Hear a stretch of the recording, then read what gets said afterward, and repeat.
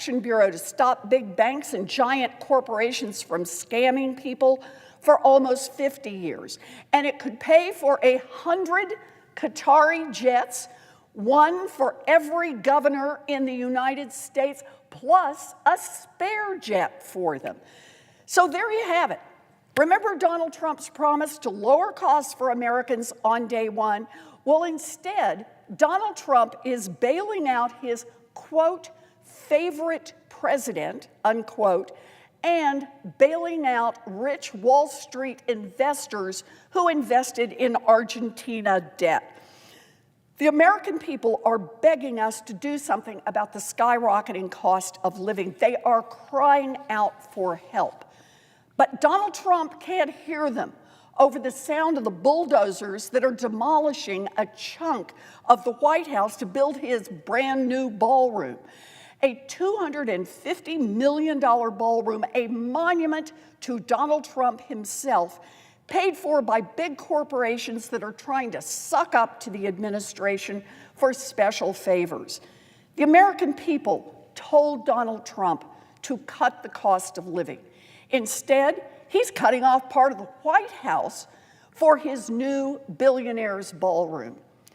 Families are missing car payments, but Donald Trump is too busy building his ballroom to notice. The price of coffee is up nearly 30%, but at least Donald Trump will have a fancy new ballroom in the White House. The price of coffee is up nearly 30%, but at least Donald Trump will have a fancy new ballroom where the White House is supposed to be. Farmers are going bankrupt, but Trump is too worried about the construction of his ballroom to help. The cost of baby strollers, or as Donald Trump calls them, the things you carry babies around in, those are going up, but Trump is too busy building his fancy ballroom to notice. So my friend Jeff Merkley is exactly right. We are not in normal times. All of us need to stand up, speak out, and push back. My question for you, Senator Merkley, is how is the fight to lower costs for families all around this country linked to the fight against Donald Trump's authoritarianism? I thank so much my colleague from Massachusetts for the question of how the price of goods around the country is linked to Trump's authoritarian undertakings. And it kind of boils down to this. And a colleague came to the floor and used this term a little while ago, a colleague from New Hampshire. And she said, in an authoritarian structure, the authoritarian believes that the people are accountable to the authoritarian. And in a democracy, the leader believes that the leader is accountable to the people. That's the difference. And so if you are in a situation where you have an authoritarian for the president, first thing they do is try to erode the checks and balances of the constitutions to concentrate more and more power in the executive. Of course, we see that in all kinds of ways we've been discussing this morning. Then they proceed to try to change the rules for elections so that they can rig the next elections. And then they start to attack any form of dissent, suppress freedom of assembly and freedom of press and freedom of speech and due process. And we see that. And then they say, now we want to free the military. But in all of that is this sense that the people are simply pawns for the authoritarian president. And then in that setting, it becomes just fine to do a bill that savages health care for the people to fund tax breaks for billionaires. It becomes just fine to do a bill that savages child nutrition to do tax breaks for billionaires. It becomes just fine to run up debt over the next 30 years, $30 trillion to fund tax breaks for billionaires. That's the way that the authoritarian personality is connected to the policies that emerge from bills that authoritarian champions. They're not bills by and for the people, they're bills by and for the powerful. I see that my colleague from Connecticut has come to the floor, and I would be happy to yield if you have a question. I am very grateful for the opportunity to ask a question and for the senator from Oregon yielding to me. And first of all, I want to thank him for his leadership, his fortitude and determination exhibited so eloquently over these last 24 hours. He's really providing a model for all of us in standing up and speaking out. Let me say, after listening to the eloquent words of my colleague from Massachusetts, that the destruction that Donald Trump is doing to the White House is emblematic of the wrecking ball he is taking to our democracy. Put aside the waste of money that could be used to improve our education system, solve food insecurity, guarantee the election integrity of this nation. The damage that he's doing to this iconic symbol of America is so costly to our image and esteem around the world. The White House is a symbol of America, and he is destroying a part of it. What he intends to build as a replacement to the East Wing is a gargantuan insult to America. And it is, unfortunately, emblematic of a lot of the other destruction that he is doing in so many other areas as we watch the norms and laws that protect our great experiment in democracy erode under his destructive actions. In some ways, it's a little bit like the frog in the pot. The water begins to heat without our noticing it. The acts seem benign when taken individually, but cumulatively, they will boil and destroy our democracy. The president has turned the Oval Office into an auction house. He has put a for sale sign on the White House lawn. Influence and power are the way to a quick profit, whether it's crypto or pardons or many of the other perks of office. He is using it for his own personal ends and weaponizing the Department of Justice against his personal opponents, his political adversaries, a violation of basic norms of the Department of Justice and of our democracy. He is prosecuting political enemies in courts that he's filled with MAGA zealots and a Department of Justice that's run by his personal lawyers, and he's punishing constituents of Democrats by canceling billions in federal programs and firing dedicated public service during a government shutdown when he simply fails to find them worthy. Last week, he announced that the administration is sending $20 billion in bailout money to Argentina, perhaps another $20 billion in private funding. And what he is doing in tariffs has been eclipsed by all the other stuff, but it hits Americans in their pocketbooks. Groceries are skyrocketing in price. Americans are finding it more difficult to put food on the table, and farmers are being crushed by these tariffs as well. Healthcare, the tax credits that make healthcare insurance affordable to millions of America, will end at the conclusion of this year because he has failed to provide leadership in extending them. And that's why the government has been shut down by Republicans, because they have refused to agree to extend those health care tax credits. But maybe most alarmingly, as is visible in the streets of Oregon, California, Chicago, Los Angeles, is the deployment of our military, our National Guard, and the senator from Oregon has spoken so powerfully and eloquently to bring a critical lens to this desecration of democracy and the impact on our military itself, because they are being used for a purpose that goes against the fundamental purpose of our military in this country. The Founding Fathers were deeply worried about the use of a standing army, potentially within the homeland. And many were opposed to a standing army because of that concern.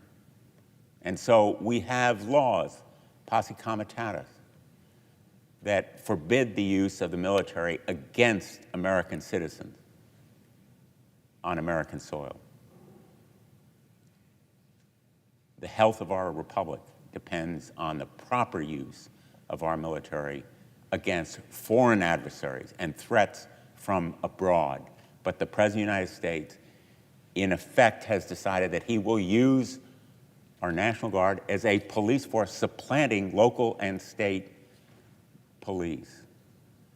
And the damage is done not only to institutions, which should be supported, and we should be providing more resources to local and state police, more training and equipment to them, so they can do the job of keeping order and maintaining our democracy, but also to the military itself, which is demoralized and potentially degraded by the misuse of these resources that are designed to support them in countering adversaries abroad. And of course, to the faith and trust of Americans in the military as they see it misused. And so I want to ask my colleague from Oregon about perhaps his personal experience as he watches this deployment of the National Guard in his state.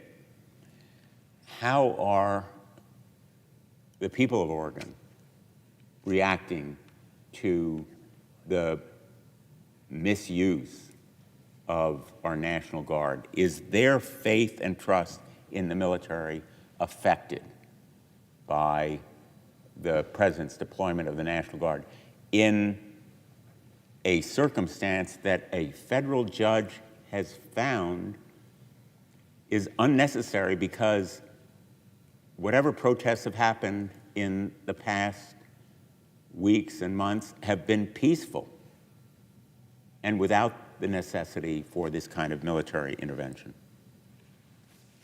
Well, I really appreciate the question from my colleague. And we're in an interesting moment right now, because unless there's a decision that has been made while I've been speaking, and that's certainly possible, given the amount of time and the shift, there has not yet been a decision by the district judge to dissolve the second temporary restraining order, and so the National Guard has not been federalized and able to deploy. But it was going to depend upon what happened at midnight last night, in which the judge had said, the district judge had said, I want to see if the circuit court decides to do an en banc panel. And that's a fancy way of saying that instead of 3 judges evaluating the situation, a panel of 12 judges, the Chief Justice and 11 other justices from the Ninth Circuit, selected randomly, would examine the issue. And if that was on the verge of happening, my impression was she was going to hold off. The other thing that was unfolding was that the Seventh Circuit, including Illinois, and of course Chicago's been really affected by this, the Seventh Circuit made a decision in support of the district court there, but that looked like it was going to the Supreme Court, and they might do a shadow docket decision very soon, any moment, which could affect also what happens. So my guess is soon. If none of those happens, my guess is that soon, in fact, the second temporary restraining order will be dissolved, and that will give the ability of the National Guard to be in their mission. And I think there has been a lot of effort put into saying, these are our Oregonians. These are our soldiers, our folks that we've gone and supported them as they've gone on missions to Iraq and missions to Afghanistan and missions elsewhere in the world. And we go and we welcome them home. And that we think that they will have a very deep understanding that whatever they're instructed to do, they will not deliberately do provocative things. The thing that would really sour the situation, and I'm putting up a little picture here that I know you can't see, but it's a picture of one of the federal agents, not the Oregon National Guard, walking up and just spraying a protester straight in the face. She had gotten out of the way as she was requested. She was giving saying she was sharing her opinion in a vocal manner, but not doing it, not in the way of anything had moved as requested. And when people see that, or other things where agents start assaulting peaceful protesters, that's when things get dicey. And so far, the Portlanders have said, this is what Trump wants. He's almost instructed people, these other federal agents, to come and provoke a riot. In fact, they even staged a fake riot last week, which was an extraordinary thing that should trouble every American. They asked the protesters to back up several hundred yards, and they did without conflict. So there was no tussle, there was no breaking the line, there was no throwing things. They backed up. But behind the line of the federal agents, probably Federal Protective Services, were videographers. And the goal was to tape a fake riot. So after they'd been backed up, on command, the Federal Protective Services threw down flashbangs, which sound like gunfire. They threw down tear gas, which big pluming smoke, and of course very irritating. And they fired pepper balls at the crowd. Well, that net result of that is the protesters scattered by being videographed so that they could look, the Trump's team could say, look, there was a riot. And I just can't believe that our government would stage a fake riot like that. But it was carefully observed and reported on by Oregon Public Broadcasting. So I have confidence in what I'm saying about what happened. I don't think anything like that will ever happen with the Oregon National Guard. I think they will be extraordinarily careful to execute their mission in a professional fashion. If they're asked to provide a little bit of encouragement for the protesters, get out of the way of the car, I think they'll do that. That's my belief, that our own Oregon National Guard. Now, there's also Oregon National Guard from California. The president said he was going to send some from Texas. That could still be possible. I just hope that they all are well-trained. That is red line, you never attack a peaceful protester. That so far, the Portland protesters have decided to engage in joy and whimsy. And they have just frustrated the hell out of the Trump team because they want riots. And no, there's the pastries and pajama team, and there's the puppy dogs for peace team, and there's the wedding taking place, and there's the unipiper doing the bagpipes on his unicycle, and there's the folks putting down candles on the ground and flowers in the air, and just basically and doing the cha-cha slide. And I have no idea how to do that, but maybe I'll learn down the road here. But this type of joy and whimsy has been terrific way to respond to Trump trying to provoke violence and failing to do so. And I think the Oregon National Guard will be extremely professional. If my colleague would yield for one more quick question. Yes, I'll yield for a question. And I think he is absolutely right to call attention to the extraordinary professionalism of the National Guard, which hopefully will avoid the provoked violence that President Trump, unfortunately, would welcome, apparently, here. But we know that the president has said that if the courts deny him the opportunity to deploy the National Guard, he will consider using the military under the Insurrection Act. And yesterday, I came to the floor in support of reforms that I have proposed to the Insurrection Act that would reduce the unbridled and unchecked powers that he has right now.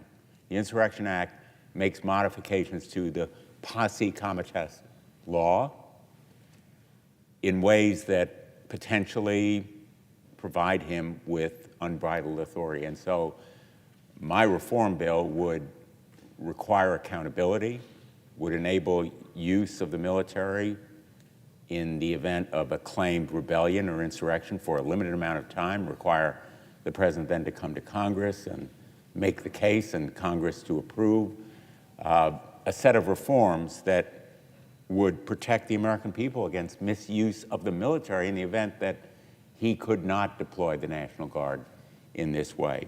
And so I want to ask my friend from Oregon, and I believe I know the answer because he has supported reforms in the past, whether these kinds of reforms to the Insurrection Act are important and necessary to protect the American people and the military itself against the kinds of misuse of powers that could occur. The reforms that my colleague speaks of are incredibly important because we have a standard under Title 10. Under Title 10, which is the federalization of the National Guard, the standard is there has to be a rebellion or there has to be an invasion. A rebellion, a sizable group, well-organized, well-armed, seeking to overthrow the government. An invasion, a significant military force coming across to attack us. They're well-understood terms. Even with that Title 10, I am very nervous because even though the law does not say give deference to the president in Title 10, two judges said you should give deference to the president, which I find absurd because what it means is these standards that were crafted in legislation here, I'm sure broadly and intensely debated and said, no, it has to be a rebellion or it has to be on the verge of a rebellion. And the understanding what that would look like. And to say it's a rebellion just if the president says there's one when there's nothing, like that type of deference, that's just throwing open the gates to say an authoritarian president can roll out the military under Title 10. That's scary as hell. But the Insurrection Act, in a way, is even scarier because it does have in it explicit deference to the executive. And so while it has a standard, it says in interpreting that standard, there should be deference. And I have read a number of analyses that say there is no way that the Supreme Court's not going to essentially say if the president interprets what's happening given the language that exists there. I mean, that was written with the belief we would always have a capable, responsible defender of the Constitution in the Oval Office, and we don't. So reforming that act and closing that loophole, absolutely incredibly important to save our republic. I thank the senator from Oregon, and I yield back now to my other colleague from Oregon. I note that my colleague from Oregon, following proper protocol here, has arrived on the floor, and I would be happy to answer a question should you have one. I thank my colleague very much. So I just want to make sure from a parliamentary standpoint, would the senator from Oregon yield for my question? I would be happy to yield for a question.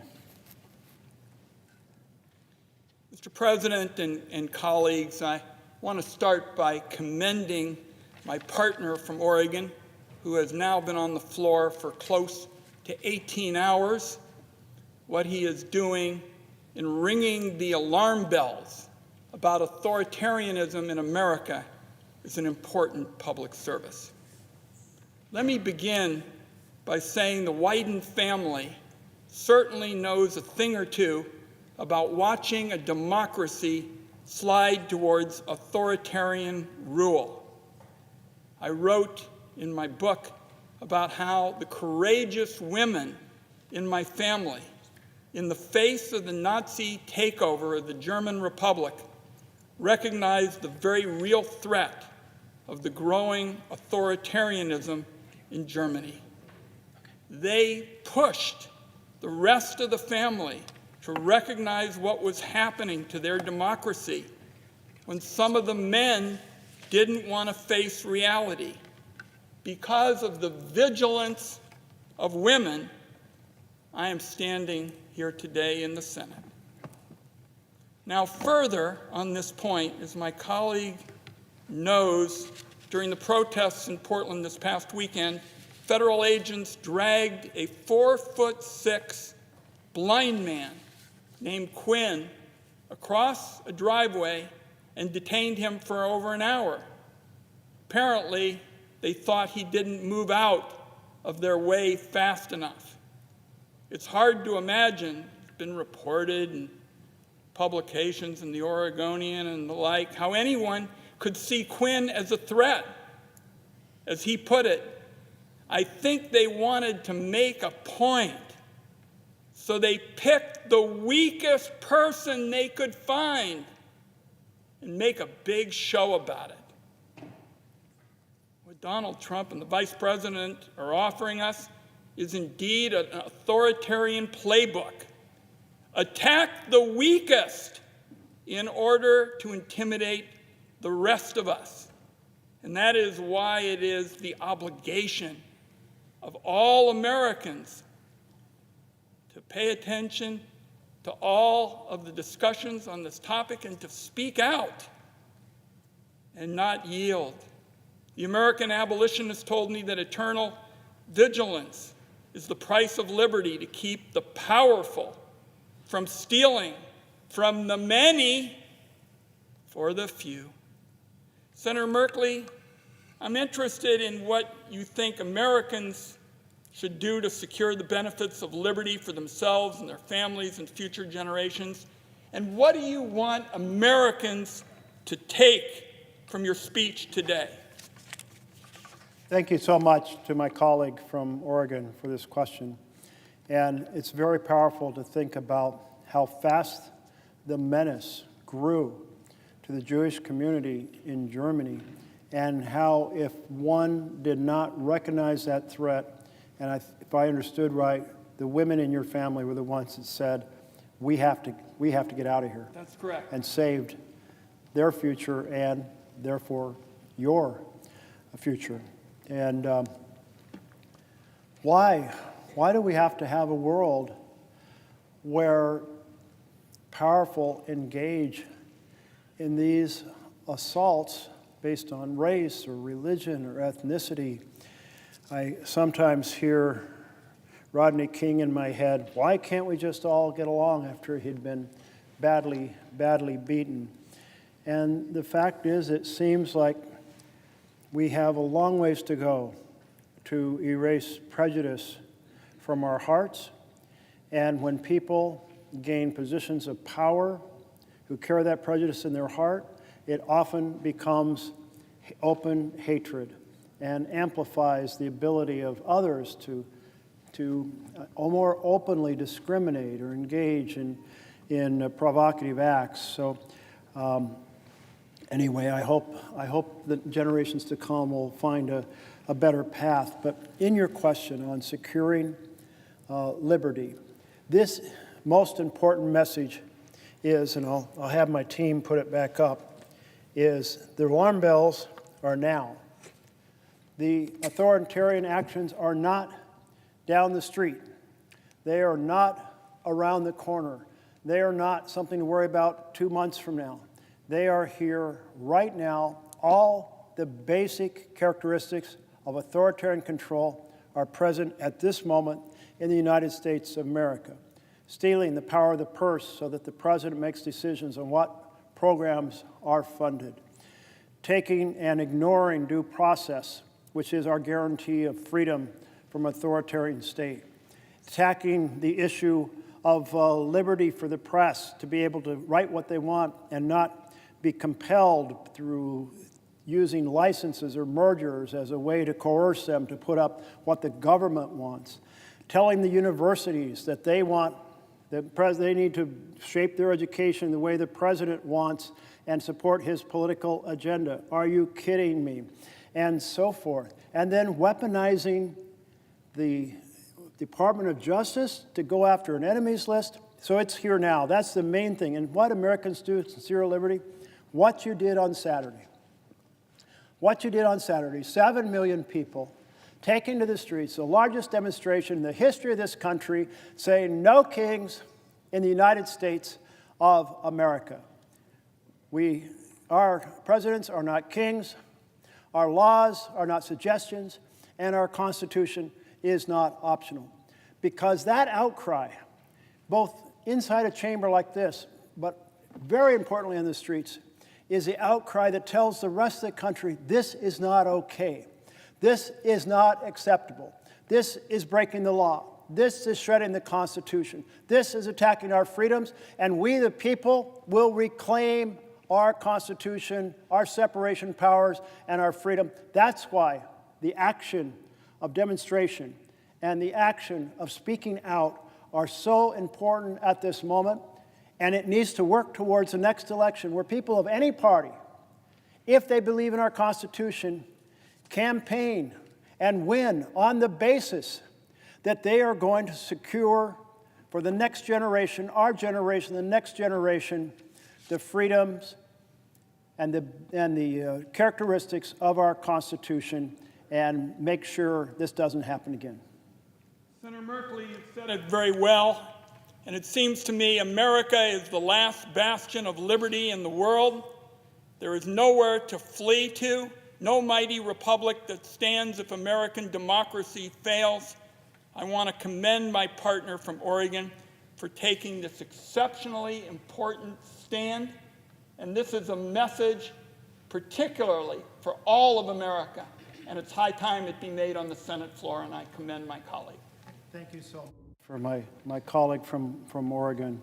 And I so appreciate so many folks coming down to echo and amplify that we have to ring the bells now of the alarm bells so the American people will be very clear what is going on. And I see my colleague from Rhode Island, and I'd be happy to yield to him for a question. Will the senator yield for a question? I think you will, sir. I will indeed yield for a Thank question. you very much. First, let me say that you are demonstrating incredible courage and conscience today and last evening as you stand here and point out the grave situation this country faces. You have clearly indicated, and I believe you're right, that the direction of this administration is towards authoritarian rule.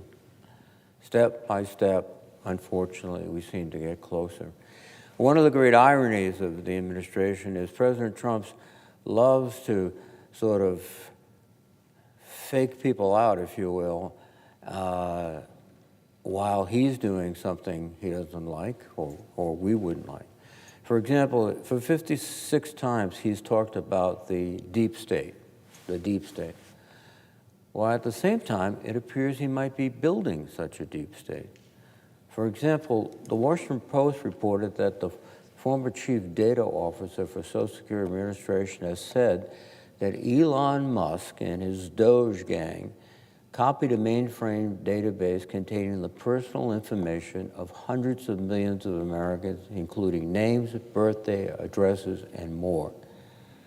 In fact, if you step back, Doge has pilfered information in every federal agency. And we're in a situation where I believe Trump is prepared to weaponize that information against the American people in so many different ways. And I just asked, did you fear my distress that Trump could use this information to attack his opponents? Could he use this information to disrupt the elections in 26 as a path to further authoritarian influence in the United States? I say to my colleague from Rhode Island that when an authoritarian president starts collecting data in this fashion, they probably have a plan for it. And that plan is not going to be one to enhance liberty for the American people. One of the things that I'm deeply concerned about, and I'm not sure if this is the same database you're referring to, but it's the collection of voter registration databases. Is that the same? Yeah, from across the country. And yes, I will yield for a question. DOGE, in my observation of the activities, has pilfered information from every major federal organization, and the Social Security Administration, a former employee, has indicated they've taken the most critical files that have detailed information on every American. And I think you're right. There's only two things you really do with this kind of data. You sell it or you weaponize it, or you do both. And the concern I think we both share is weaponization. In addition, I believe that the administration has sought from secretaries of state throughout the United States information about their voting rolls, which is specifically directed perhaps at electoral interference. But I shall wheel back. That clarification of the question. And it is absolutely concerning. You can imagine the many ways it can be weaponized.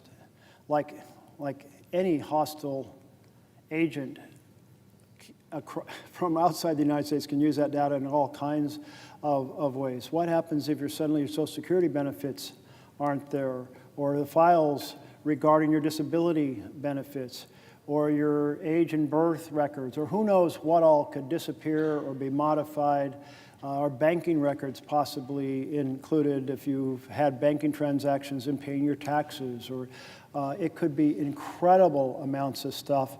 And we have had fairly protective practices of these databases, which is why when DOGE went in with laptops, there was a lot of resistance, and some people who provided that resistance, got moved aside physically to enable DOGE to access. And then there's this other database effort, which is the voting registration database effort. And the idea of collecting that, and they've been pushing the Secretary of States. Many states have said no, they're going to court, they're resisting. Well, thank goodness they are, because a national registration voter database can be used just like a state could purge names from it, which several states have done, saying, oh, these names look the same. Maybe it's like you got two Jack Ryans, or more commonly, it's done to Hispanic names. Or said, well, hey, there's the same name in Georgia as there is in Mississippi, so we'll purge this name. I mean, hostile purging that people don't know that they're no longer registered until they go to the poll to vote, and it's often too late. So I'm very, very concerned. I want our states to maintain their own independent voting registration databases, because that would be a phenomenal way to manipulate the next election. I used to, and I say used, like months ago in February, when people in my town hall would say, aren't you worried about an effort to postpone the next election or declare an emergency? And I said, no, I just can't imagine that taking place. Now I can imagine that taking place, because we've seen emergency measures abused. We've seen the president assume powers he does not have. For example, the tariff power is not delegated to the president. It's always been done by law here in this chamber and down the hall. So when the president is that authoritarian, taking powers the law doesn't grant, arguing in court, the court's giving him more power, consolidating information on voting, I am very, very worried about that. And I want to encourage the Secretary of States in every state, whether you're a blue state or a red state, hold on to your data, protect it, back it up, double secure it, and tell the feds to keep their hands off. Well, I concur. If I may raise one very brief question, that is... Yes, I yield for additional question. You see firsthand what's happening in Portland. It is outrageous. The situation has been completely distorted by the president to suggest that there is major civil upheaval, and that's not the case at all from the reports I've heard. And it also, by suggesting that military personnel can enforce the laws of the United States, violates the Posse Comitatus Act, which has been a barrier to police powers by the military since the 1870s. And I know, like myself, I assume you are particularly disturbed that he is, again, not only weaponizing data, he's weaponizing our military forces to go in and carry out civil laws. And your comments, Mr. Yes. In regard to your question, I am extremely worried about the Trump administration's effort to pave the path with the courts and with the discipline of the military to have them in the practice of being deployed to, if you will, to, well, in theory, quell unrest. But the law on Title 10 is very clear. You need to have a rebellion or you need to have invasion. And it's very clear you don't have either of those. But even then, 2 judges on the 3-judge panel in this court said, well, let's kind of give a little more flexible definition of rebellion. And by the way, maybe you should give more deference to the president's evaluation. After all, they run the building.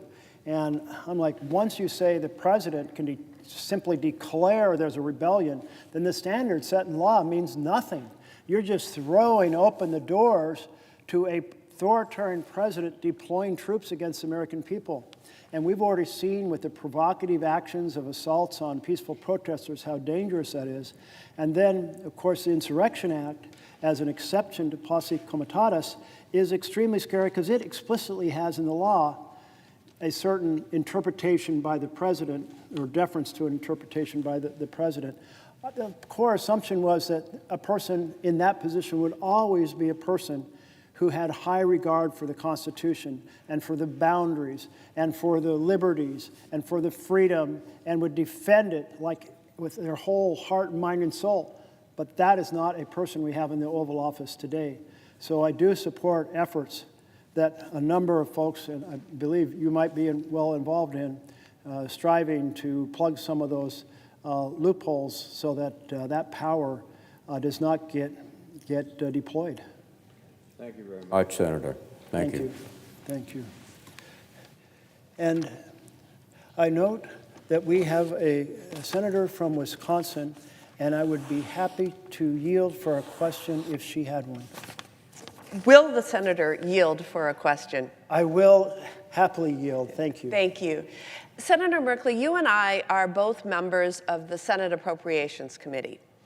And I have a question for you about how critical a functioning Congress and a functioning appropriation process is to our separation of powers, our checks and balances, and therefore to our very democracy.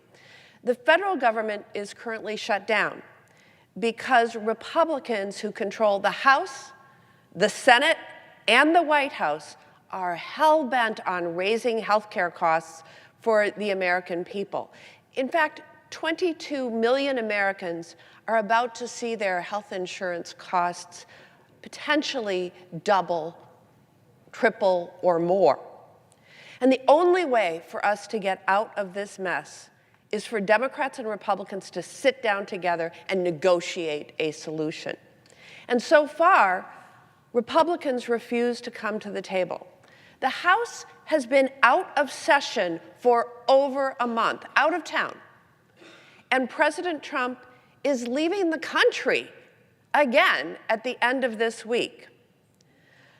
The longer this Trump shutdown continues, it appears more likely that our Republican colleagues will totally give up Congress's power, which of course is the power of the people, in the government funding process.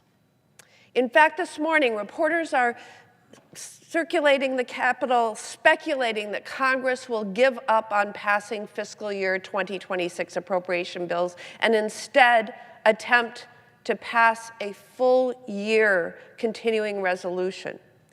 And this would be a failure on the part of the House and the Senate majority, controlled by Republicans. And really, it would be a failure on the part of President Donald Trump. And it would be a failure that undermines one of Congress's core democratic functions, setting priorities through the power of the purse.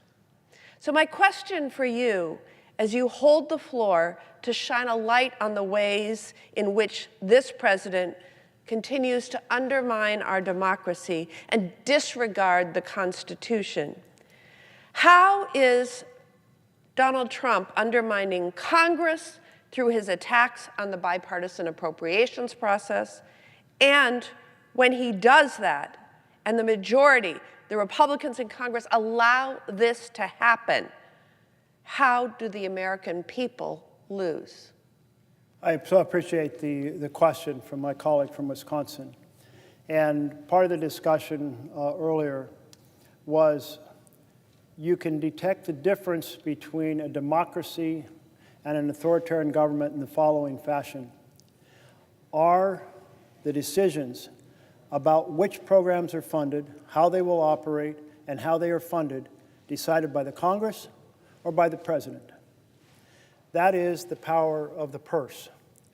And it's so clearly laid out by our founders that you put it in Congress's hands, because if you put it in the president's hands, you have a strongman, one person, not 100 people in this chamber bringing their diverse life experiences, their knowledge, their particular interests, and saying these things are important to our various parts of the country. You just have one man from New York deciding what's important, one man who hangs out with a group of billionaires deciding what's important.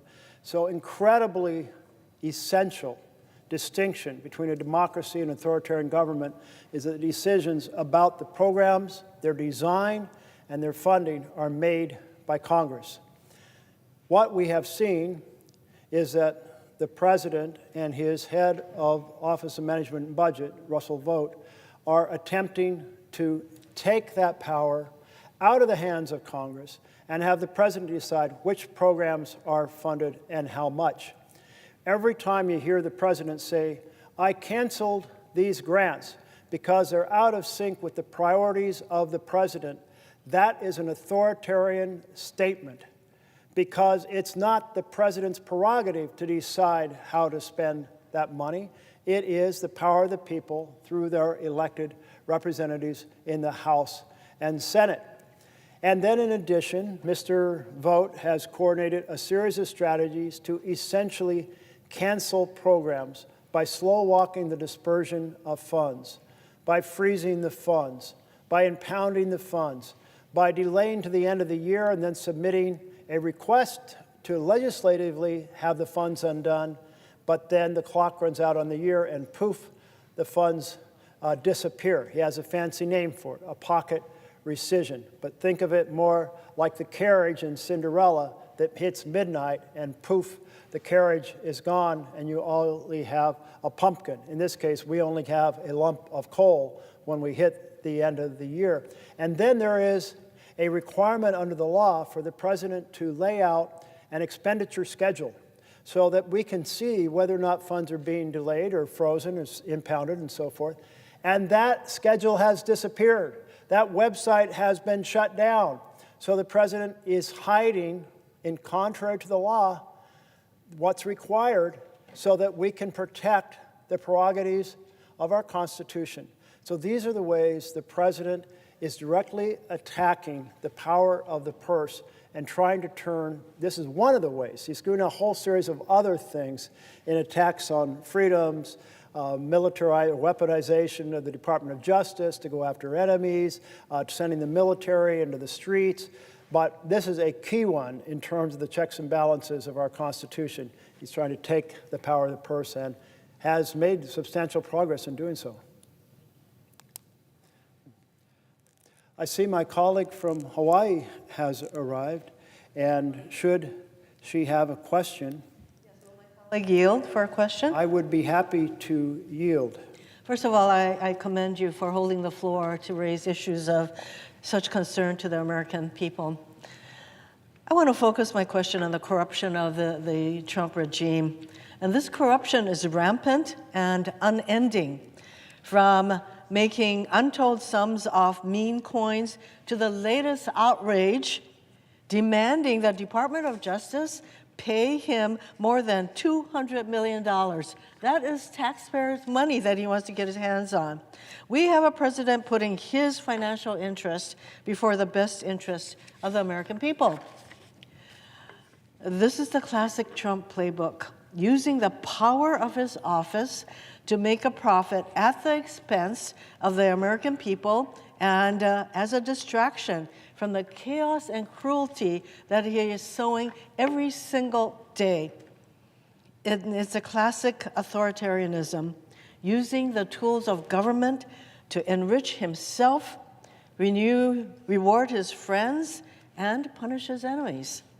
So I'm asking my colleague, what kind of threat does this blatant corruption pose to our democracy, our institutions, and the American people? If the senator from Hawaii will repeat the last sentence of her question, I would appreciate it. Certainly. So the rampant corruption of this regime. So, what kind of threat does this blatant corruption pose to our democracy, our institutions, and the American people? Thank you so much for the question. And when I hear that word corruption, and I admit I'm starting to feel a little dazed after these many hours on the floor, my head goes first to the financial corruption of the president, but there's all these other forms of corruption he's engaged in terms of corrupting the basic balanced separation of powers and the checks and balances. But let me speak first to the financial corruption. One thing that we have seen is that he's using the presidency to enrich himself and his companies and his family. And the most blatant example of this is when he said, I have this product that I want people to buy, and I'm going to hold a competition, and the people who buy the most of this product, a crypto coin, will be invited to a very special dinner at my golf club where I will be present, and you'll have access to me. So he sold access to the presidency to the people who bought the most of his crypto coins. And in that case, it was a meme coin. And that means basically the coin is a collectible. It basically has no value. But then he engaged in another form of crypto corruption, and that involved saying, we're going to have a stable coin, and a stable coin means you give me $1 and I give you a crypto token that you can use in international transactions.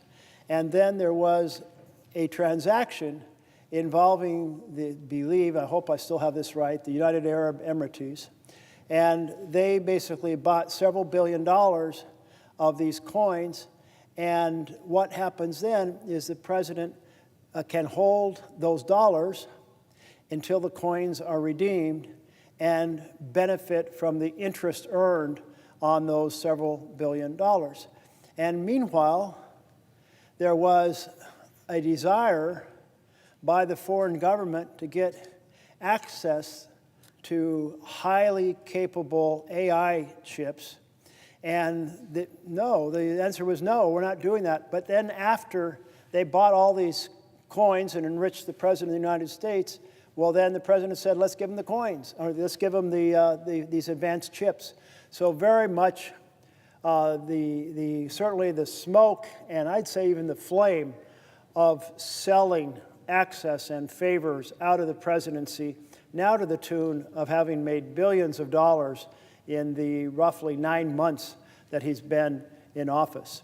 I would be happy to yield for another question if you were talking about a different type of corruption. Okay. I yield. Oh, no, I don't yield yet because I have to do this protocol right. I see my colleague from New Hampshire is on the floor, and I would welcome a question if you have one. Will the senator yield for a question? Yes, I will yield. I'm normally your seatmate, but I thought it might be easier if we talked this way. So I am down here in a different place than I usually am to ask a question. But I want you to know how much I and all of your colleagues appreciate your standing up for democracy. Because we are in a pivotal moment, as you've said, not just in this country, but globally. And I know that you care about not just what's happening domestically in the United States, but you also care about what's happening in the world, because you and I serve on the Foreign Relations Committee together. And I just came from a meeting with NATO Secretary General Mark Rutte, who shared that Europeans are now spending more on defense than the United States for the first time since President Eisenhower. And they are working together to strengthen sanctions against Putin and his bloodthirsty gangs who are wreaking havoc on Ukraine and Europe. And I have some good news that I wanted to share with you from the Foreign Relations Committee this morning, since you weren't able to be with us. And it applies to what's happening in Ukraine and Europe. Because this morning, in the Senate Foreign Relations Committee, the committee considered 3 bipartisan bills to address Russia's continued expanding aggression for the first time in this Congress. So the first time since the beginning of the year, we have actually taken action in the Foreign Relations Committee, action that you supported with your proxy votes, and I appreciate that, to take action against Russia's aggression in Ukraine. One bill will designate Russia as a state sponsor of terrorism because of what they've done to kidnap Ukrainian children. One will stop Chinese entities from supporting Russia's brutal war machine against Ukraine. And the final one will authorize a continued quarterly transfer of Russia's foreign assets that have been seized in the United States to support Ukraine. So I think all of these bills passed. They were bipartisan. They passed unanimously out of the committee. And I think it's a critical time in history for this Congress to be taking a stand on Ukraine. So, Senator Merkley, given this important moment in history, what more can we do in the Senate to support our allies and to protect the Ukrainians from further bloodshed from Vladimir Putin? I so much appreciate the good report and question from my colleague from New Hampshire, and appreciate her leadership on the Foreign Relations Committee as the top Democrat, working hard to partner across the aisle for the common cause of international security. And every time I think about Ukraine, I think about how fiercely, including the Orange Revolution, in which they did so much to say, no, we will not be taken over by Russia. We will not be put under the thumb of Russia by one of our presidents. They have said, we see the system to our north where there is no freedom, where people are not in charge of their own destiny because they are ruled by a dictator, and we reject that and will fight with our lives. And so many have, in fact, perished on the battlefield to defend our freedom. That inspires me every time I think about it. And at the moments in which President Trump has been less supportive of Ukraine and more supportive of Russia, I have tried to send him magical vibes. No, understand the difference between standing with a nation fighting for freedom and snuggling up with a dictator. We are a light to the world when we fight for democracy and support democracy. So I'm really pleased to hear about these 3 bills passing. And I hope that other factors can be worked out in the international community that will help slow down the Russian war machine. They are an incredibly large country, and they have built huge factories to produce cruise missiles. And so nightly, Ukraine is hammered with hundreds now. And so it just means more resolve by the United States, more resolve by Europe. I am surprised to hear that the Europeans collectively are spending more on defense than the U.S. I'm like, if that had been a trivia question, I would have failed, but there it is. And that certainly has been partly to recognize the threat from Russia. If Russia is willing to slice off a piece of Georgia, as they were in 2008, I believe, if they're willing to throw thousands of soldiers into a fight in Ukraine, really with no consideration, I mean, it's just like fodder to the war machine. And then we're seeing that they're overflying some of the other European countries. And these are incredibly provocative. So I think all of that goes towards hopefully forging a unity of purpose between Europe and the United States. Something you may not know, one of the skeletons in my closet is I spent a rotation working at NATO in Brussels when we were trying to develop a treaty for intermediate range missiles because of the nuclear threat, to stabilize the threat. It's the middle of the 1980s. And the United States and Europe worked so closely together. That is the type of partnership. It's the type of partnership that has taken some hits in the last few years. We want to restore that vision of that careful, detailed,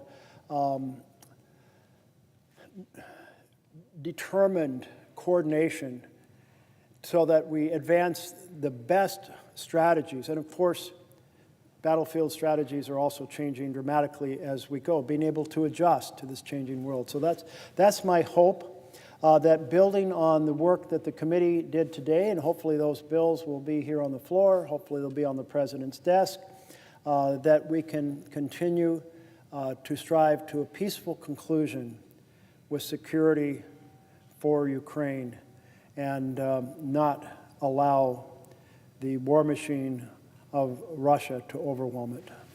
Thank you. Thanks.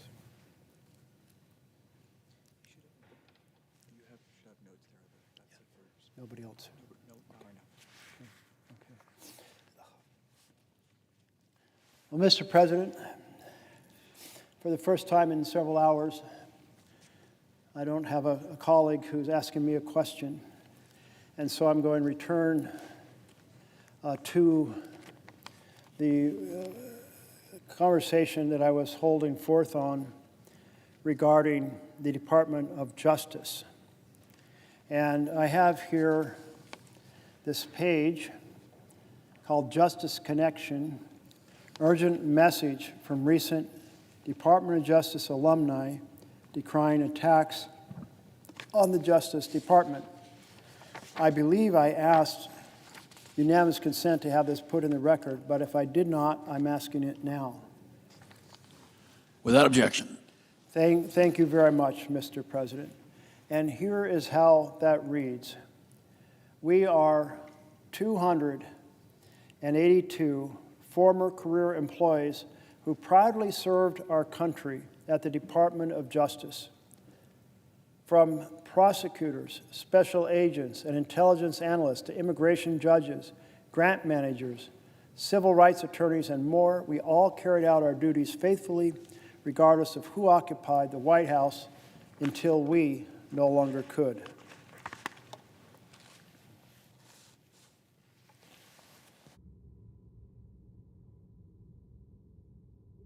Left the department either voluntarily or involuntarily because of actions taken by this administration. Our fidelity to the Constitution and our dedication to our country did not end when our jobs did.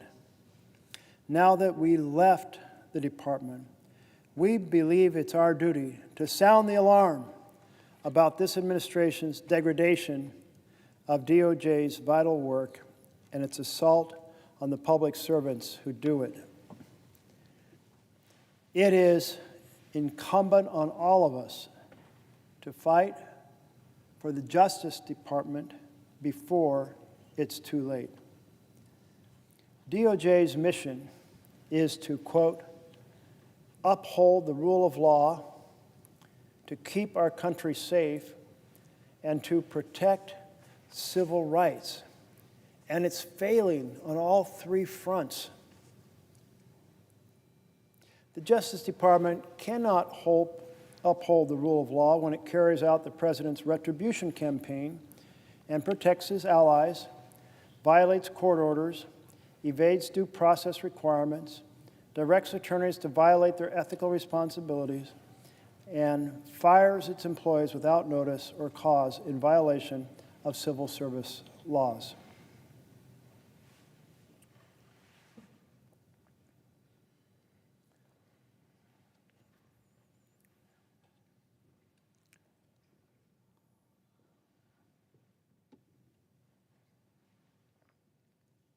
It also cannot keep our country safe when it ousts FBI employees, prosecutors, national security experts, and ATF officials, shutters offices that prevent community violence, and dismantle drug trafficking operations, purges the attorneys who enforce the laws that protect the environment, and shifts highly trained special agents away from counterintelligence and counterterrorism. And it cannot protect civil rights when it drives out 75% of the attorneys from the Civil Rights Division and refuses to enforce the nation's civil rights laws as Congress intended, using them instead as a cudgel against marginalized groups. The administration is taking a sledgehammer to other long-standing work the department has done to protect communities and the rule of law. Its plans to eliminate the tax division, which saves the country billions of dollars by pursuing tax evaders, will lead us poorer. Gutting the public integrity section and FBI public corruption squads has paved the way for government graft. Canceling hundreds of millions of dollars in grants has left at-risk communities less protected and crime victims less supported. The list could go on.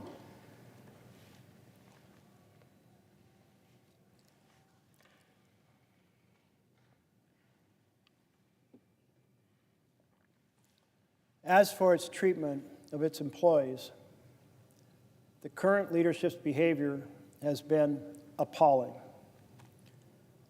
This administration lies about the deep state and exaggerates about government inefficiency, and exaggerations about government efficiency have eroded the respect our country once held for public servants. And demonizing, firing, demoting, involuntarily transferring, and directing employees to violate their ethics duties has already caused an exodus of over 5,000 of us, draining the department of priceless institutional knowledge and expertise, and impairing its historical success in recruiting top talent. We may feel the effects of this for generations.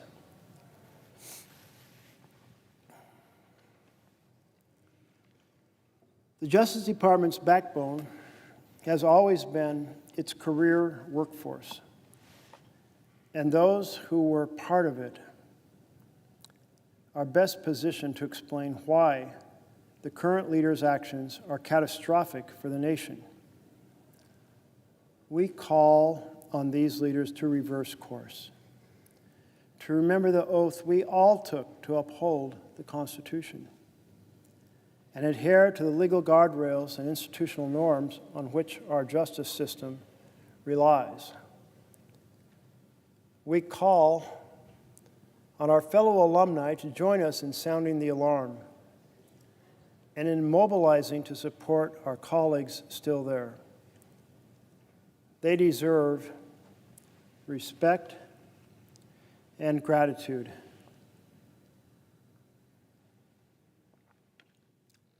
Neither of which they're getting from the administration. We call on Congress to exercise its oversight responsibilities far more vigorously. Members in both chambers and on both sides of the aisle must provide a meaningful check on the abuses we are witnessing. And we call on all Americans whose safety, prosperity, and rights depend on a strong Department of Justice to speak out against its destruction.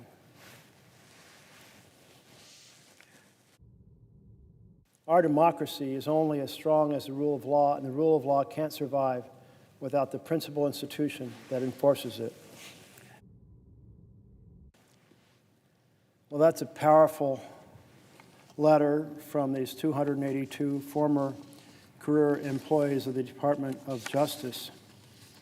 I was very struck about the phrase that says, "We call on Congress to exercise its oversight responsibilities." That came up about an hour ago in one of the conversations, that we could do so much more, and we should try to be partnering with our Republican colleagues to provide that essential function of oversight. That's one of the checks and balances, and we should be deeply engaged in making it as effective as possible. Because here is quite a list of the things going wrong in the Department of Justice. These things beg for hearings to be held, for issues to be understood, for the press to be able to report, for solutions to be able to be found, for lines that prevent unacceptable conduct to be clearly delineated. But that can't happen unless Congress exercises its oversight ability.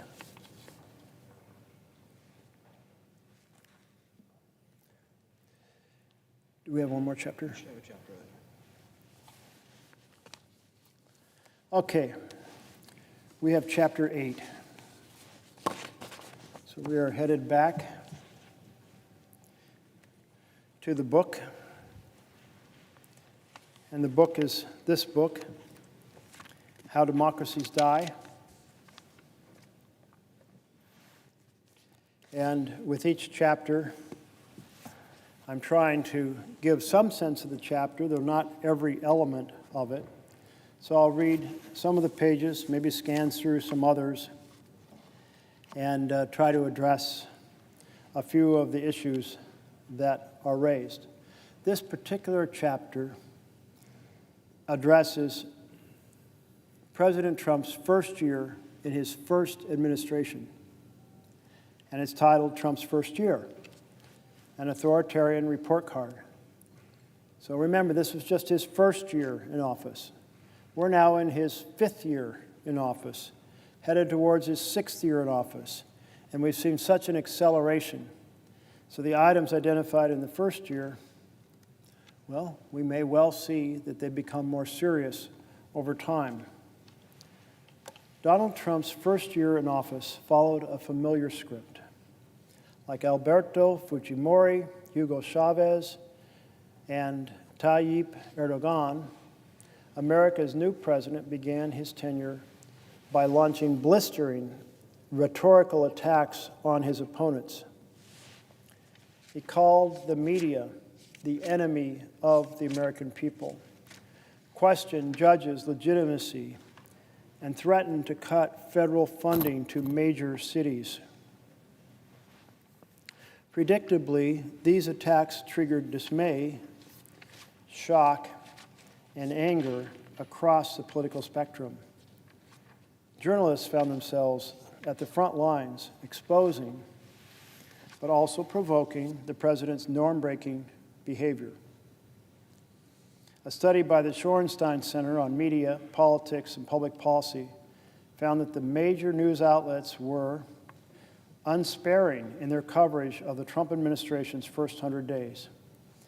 Of news reports with a clear tone, the study found 80% were negative, much higher than under Clinton, 60% negative, and George W. Bush, 57% negative, and Obama, 41%.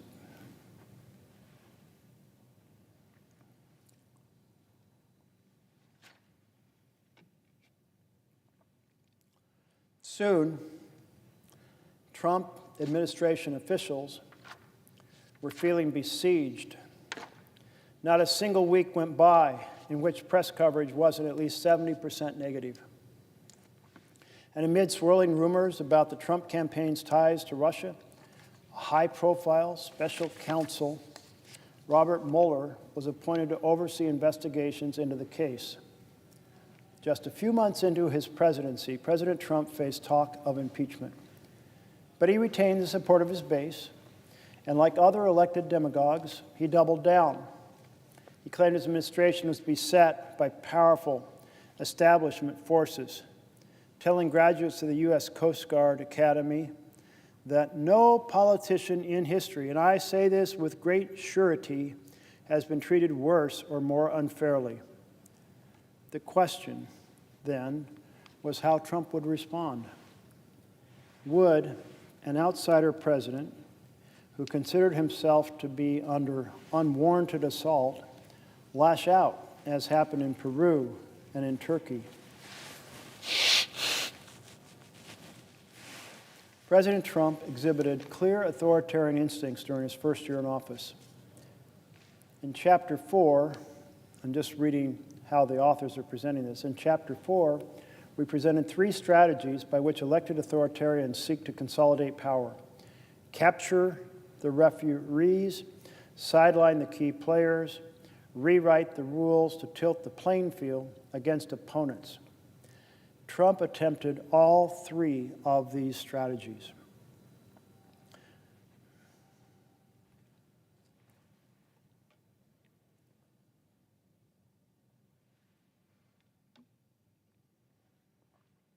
President Trump demonstrated striking hostility toward the referees, law enforcement, intelligence, ethics agencies, and the courts.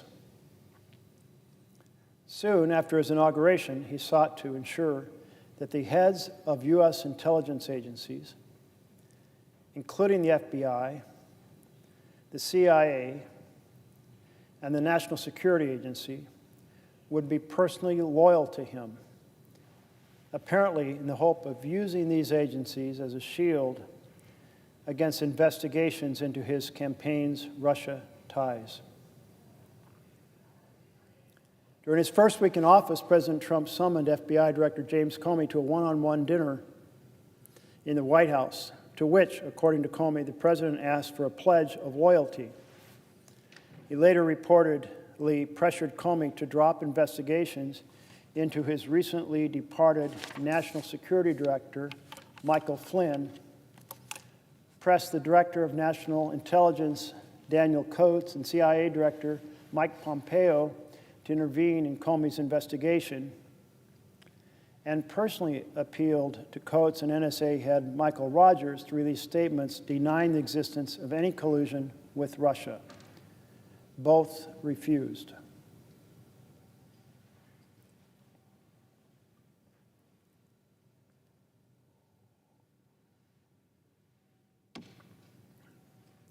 President Trump also tried to punish or purge agencies that acted with independence.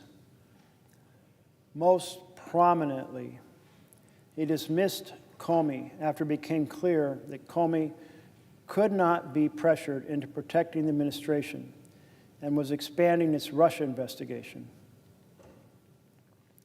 Only once in the FBI's 82-year history had a president fired the Bureau's director before his 10-year term was up.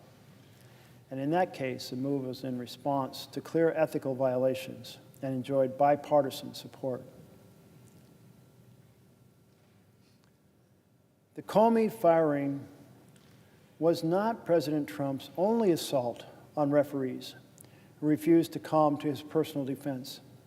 Trump had attempted to establish a personal relationship with Manhattan-based U.S. Attorney Preet Bharara, whose investigations into money laundering reportedly threatened to reach Trump's inner circle. When Bharara, a respected anti-corruption figure, continued the investigation, the president removed him.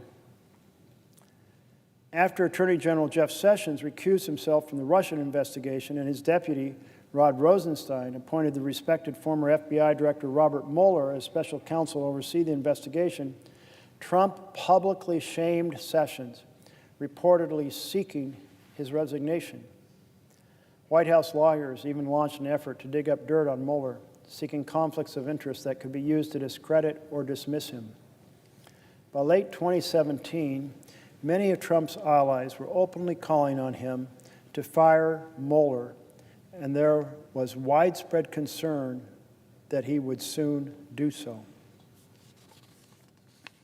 So in this section, we're hearing about all of the attack on the referees during Trump's, and this is just a classic part of an authoritarian government, attack the referees. And of course, we saw in year 5, this year, immediately Trump took out the special investigators of the various agencies and did so in order to make sure that there wasn't the type of oversight that would point out to the public or to Congress where things were going wrong. Take out the referees. That is the authoritarian strategy being laid out here. President Trump's efforts to derail independent investigations evoke the kind of assaults on the referees routinely seen in less democratic countries. For example, the dismissal of Venezuelan Prosecutor General Luisa Ortega, a Chavista appointee who asserted her independence and began to investigate corruption and abuse in the Maduro government.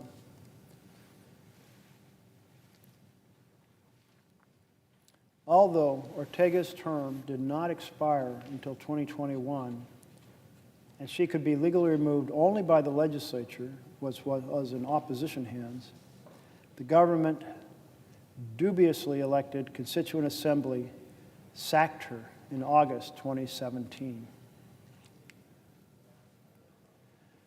President Trump also attacked judges who ruled against him after Judge James Robart of the Ninth Circuit of the U.S. Court of Appeals blocked the administration's initial travel ban. Trump spoke of, quote, the opinion of this so-called judge, which essentially takes law enforcement away from our country, end of quote. 2 months later, when the same court temporarily blocked the withholding of federal funds from sanctuary cities, the White House denounced the judgment as an attack on the rule of law by an unelected judge. Trump himself responded by threatening to break up the Ninth Circuit.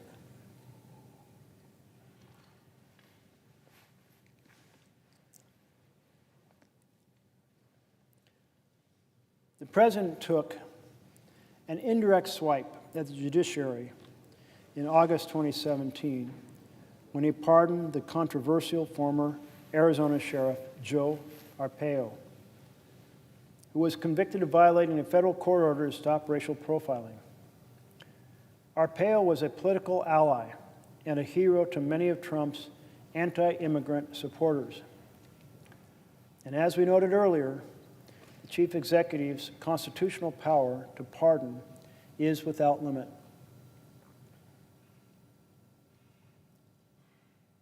But presidents have historically exercised it with great restraint, seeking advice from the Justice Department and never issuing pardons for self-protection or political gain. President Trump boldly violated these norms. Not only did he not consult the Justice Department, but the pardon was clearly political. It was popular with his base. The move reinforced fears that the president would eventually pardon himself and his inner circle, something that was reportedly explored by his lawyers. Remember, this is year one of it would have been the 2018, January 2017 through January 2018. Such a move would constitute an unprecedented attack on judicial independence. As constitutional scholar Martin Reddish put it, If the president can immunize his agents in this manner, the courts will effectively lose any meaningful authority to protect constitutional rights against invasion by the executive branch.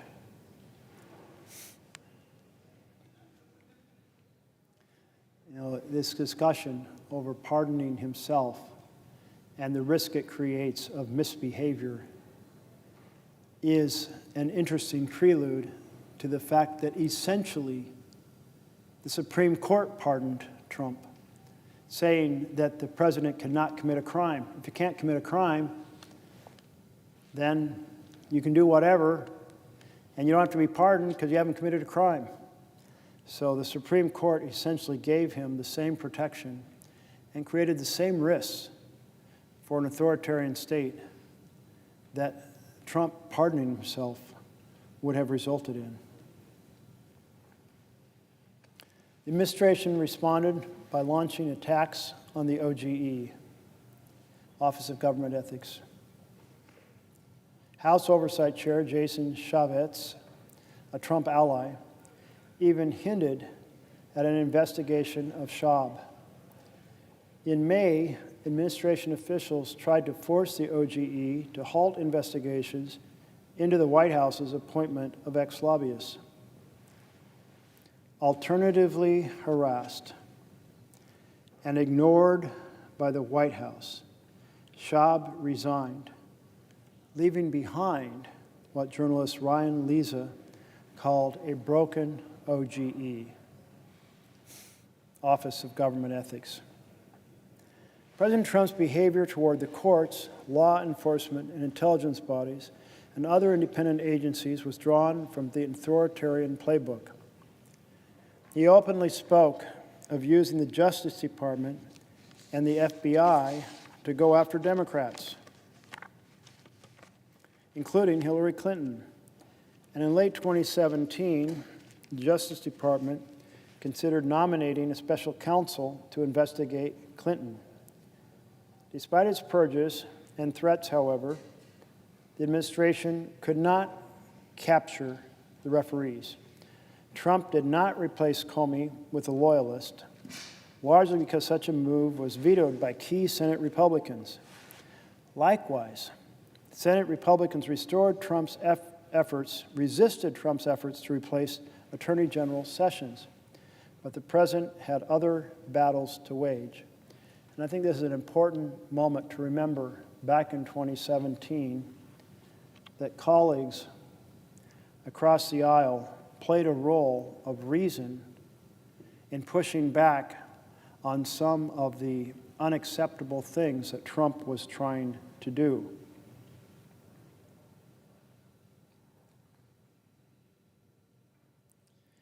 They protected Comey. As it said, Trump did not replace Comey with a loyalist because such a move was vetoed by key Senate Republicans. Likewise, Senate Republicans resisted Trump's efforts to replace Attorney General Sessions. And early in the conversation, we were talking about the importance of one of the checks and balances of the Constitution, which is for the Senate and the House to hold hearings on what's going on. The two-page letter from the 283, I believe it was, 282 former career employees of the Department of Justice, they laid out a host of things that are going wrong. It's essentially an invitation. Please hold hearings because a lot of bad stuff is happening inside the Department of Justice. And so I encourage colleagues on both sides of the aisle who serve on the Judiciary Committee to take them up on that invitation, to bring these former members and others to share what's going on, because that is our responsibility under the Constitution, to provide that type of spotlight, insight, and hopefully advice to help the administration, well, more effectively and legally pursue the enhancement of the American system of justice. Of course, this whole litany of the way Trump attacked the referees was a prelude to the absolute assault on the referees that occurred during this year in such a systematic fashion, in such an expanded fashion.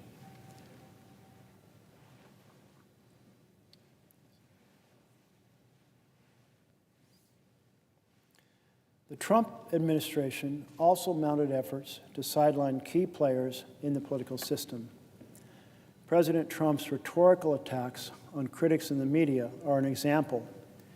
He repeated accusations that outlets such as the New York Times and CNN were dispensing fake news and conspiring against him.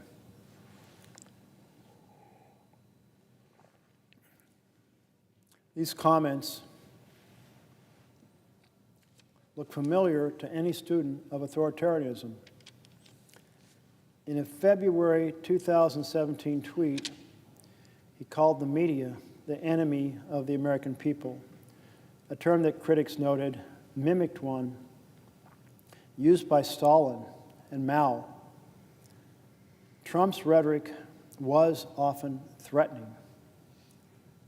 A few days after his enemy of the people tweet, Trump told the Conservative Political Action Committee, or CPAC, "I love the First Amendment. Nobody loves it better than me. Nobody. But as you saw throughout the entire campaign, and even now, the fake news doesn't tell the truth. I say it doesn't represent the people. It never will represent the people, and we're going to do something about it."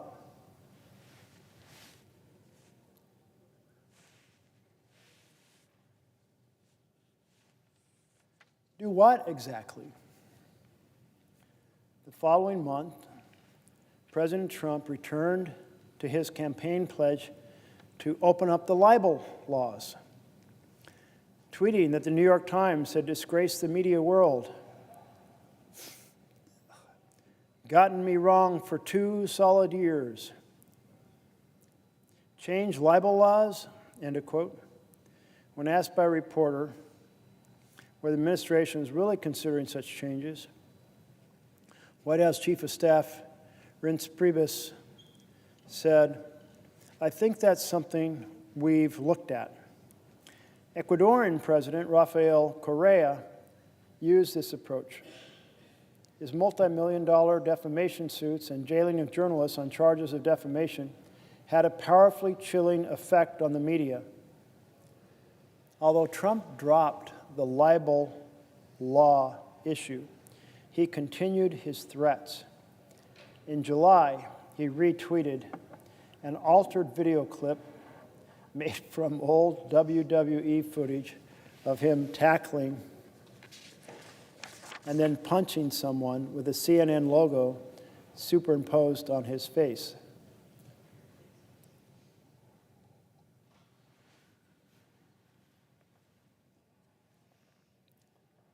President Trump also considered using government regulatory agencies against unfriendly media companies. During the 2016 campaign, he had threatened Jeff Bezos, the owner of the Washington Post and Amazon, with antitrust action, tweeting, "If I become president, oh, do they have a problem." He also threatened to block the pending merger of Time Warner, CNN's parent company, and AT&T. And during the first months of his presidency, there were reports that White House advisors considered using the administration's antitrust authority as a source of leverage against CNN. And finally, in October 2017, Trump attacked NBC and other networks by threatening to challenge their license. This is written in 2018, but you see the strategies as they're reporting on January 2017 through January 2018. You see how the strategies were being explored that have been so fiercely pursued this year. You see that here he was threatening a merger which is something he did with CBS. You see that here he was threatening libel law changes, and while he didn't do that, apparently, what he did in the most recent year was to do a lawsuit, a $10 billion lawsuit against the Wall Street Journal, because he didn't like something that they said. He also attacked, of course, 60 Minutes over them and how they edited an interview with Kamala Harris. So the strategy of attacking the press in 2017 continues up Trump re-entering office in 2025. See if we can aim it.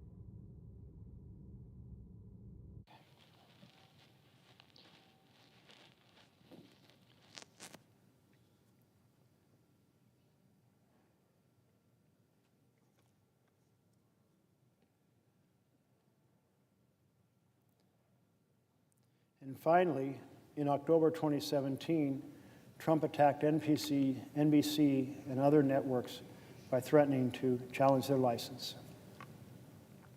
There was one area in which the Trump administration went beyond threats to try to use the machinery of government to punish critics.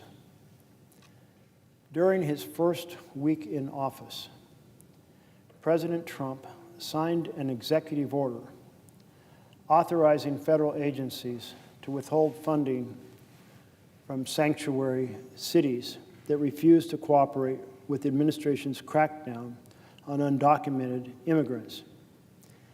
If we have to, he declared in February 2017, we'll defund. The plan was reminiscent of the Chinese government's repeated moves to strip opposition-run city governments of their control over local hospitals, police forces, ports, and other infrastructure. Unlike the Venezuelan president, however, President Trump was blocked by the courts. Although President Trump has waged a war of words against the media and other critics, those words have not yet led to action. No journalists have been arrested. No media outlets have altered their coverage due to pressure. Trump's efforts to tilt the playing field to his advantage have been more worrying.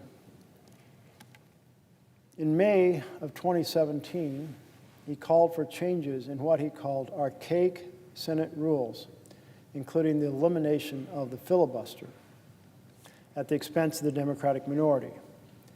Senate Republicans did eliminate the filibuster for the Supreme Court nominations, clearing the way for Neil Gorsuch's ascent to the court, but they rejected the idea of doing away with it entirely.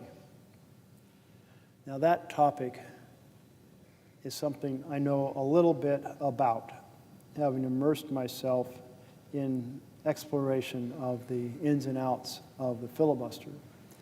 And one may wonder, why did the Senate Republican majority not proceed to eliminate the filibuster? Well, here's the reason why. Mostly, my Republican colleagues do their policy through tax bills. Tax bills can be done through reconciliation, and reconciliation is a simple majority mechanism. So, therefore, they largely don't need to dump the filibuster because they can do their policy by simple majority already. You saw that this year with the so-called Big Beautiful Bill that we called the Big Ugly Betrayal, done solely on a party line.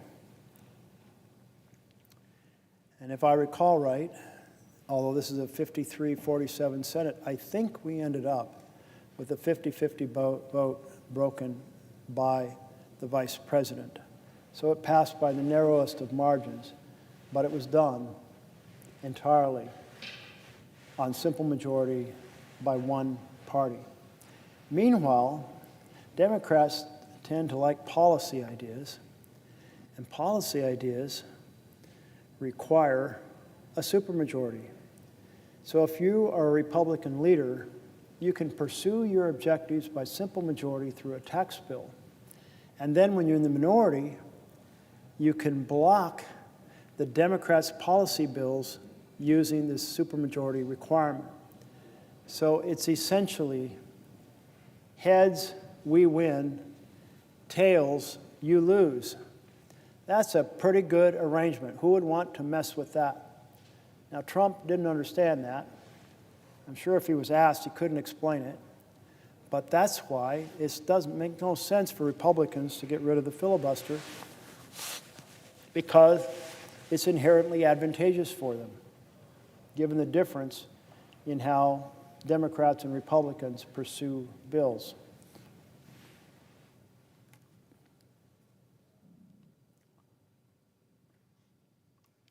Perhaps the most anti-democratic initiative yet undertaken by the Trump administration is the creation of the Presidential Advisory Commission on Election Integrity, chaired by Vice President Mike Pence, but run by Vice Chair Chris Kobach. To understand its potential impact, recall that the Civil Rights and Voting Rights Acts prompted a massive shift in party identification. The Democratic Party became the primary representative of minority and first and second generation immigrant voters, while the GOP voters remained overwhelmingly white. Because the minority share of the electorate is growing, these changes favor the Democrats, a perception that was reinforced by Barack Obama's 2008 victory, in which minority turnout rates were unusually high. Every now and then, we see the parties flip on a significant issue, and it's always kind of an interesting question to explore how that happened. So here's the Republican Party that was founded anti-slavery, Republican Party that fought for civil rights bills against the Southern Democrats who resisted civil rights bills, including filibustering them to keep them from happening.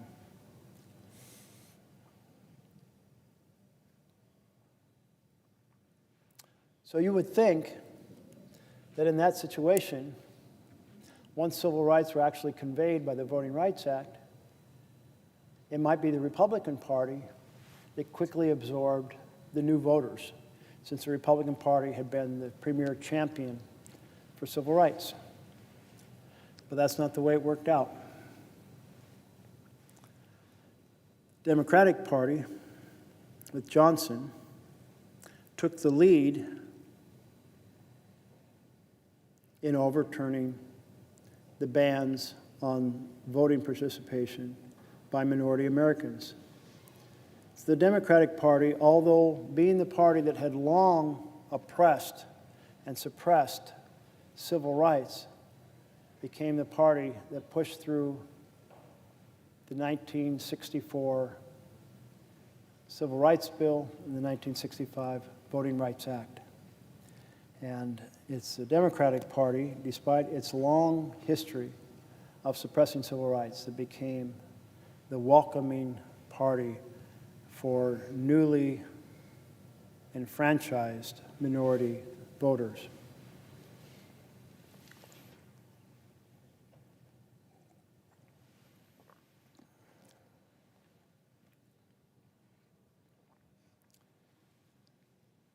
Another interesting flip in my mind is on international trade. When I came to the Senate, it was primarily Republicans that wanted the Trans-Pacific Partnership. in fact, very important trading strategy for very powerful companies. And it was mostly Democrats who opposed it. Not purely, but that was certainly the weight. But then Trump, when he ran for president the first time, he started advocating against the TPP and started advocating for bringing factories back to America, including using tariffs to make American factories more competitive. And so the Republican Party, after his election, became the party that was driving against the TPP, and it was more the Democrats who still had folks who were supporting it. Anyway, another flip worthy of thinking about as over time special events take place that change the direction. The first special event was the passage of 64 and 65 bills led by Democrats that converted the anti-civil rights party into the pro-civil rights party. And the flip on the Trans-Pacific Partnership being driven by the Trump's effort as a Republican candidate to become an opponent of the TPP rather than the traditional position of the Republicans to be for it. Perceiving a threat. Some Republican leaders came up with a response that evoked memories of the Jim Crow South. Make it harder for low-income minority citizens to vote, because poor minority voters were overwhelmingly Democratic. Measures that dampen turnout among such voters would tilt the playing field in favor of Republicans. This would be done via strict voter identification laws, requiring, for example, that voters present a valid driver's license or other government-issued photo ID upon arrival at the polling station. The push for voter ID laws was based on a false claim that voter fraud is widespread in the U.S. All reputable studies have concluded that levels of such fraud in this country are low.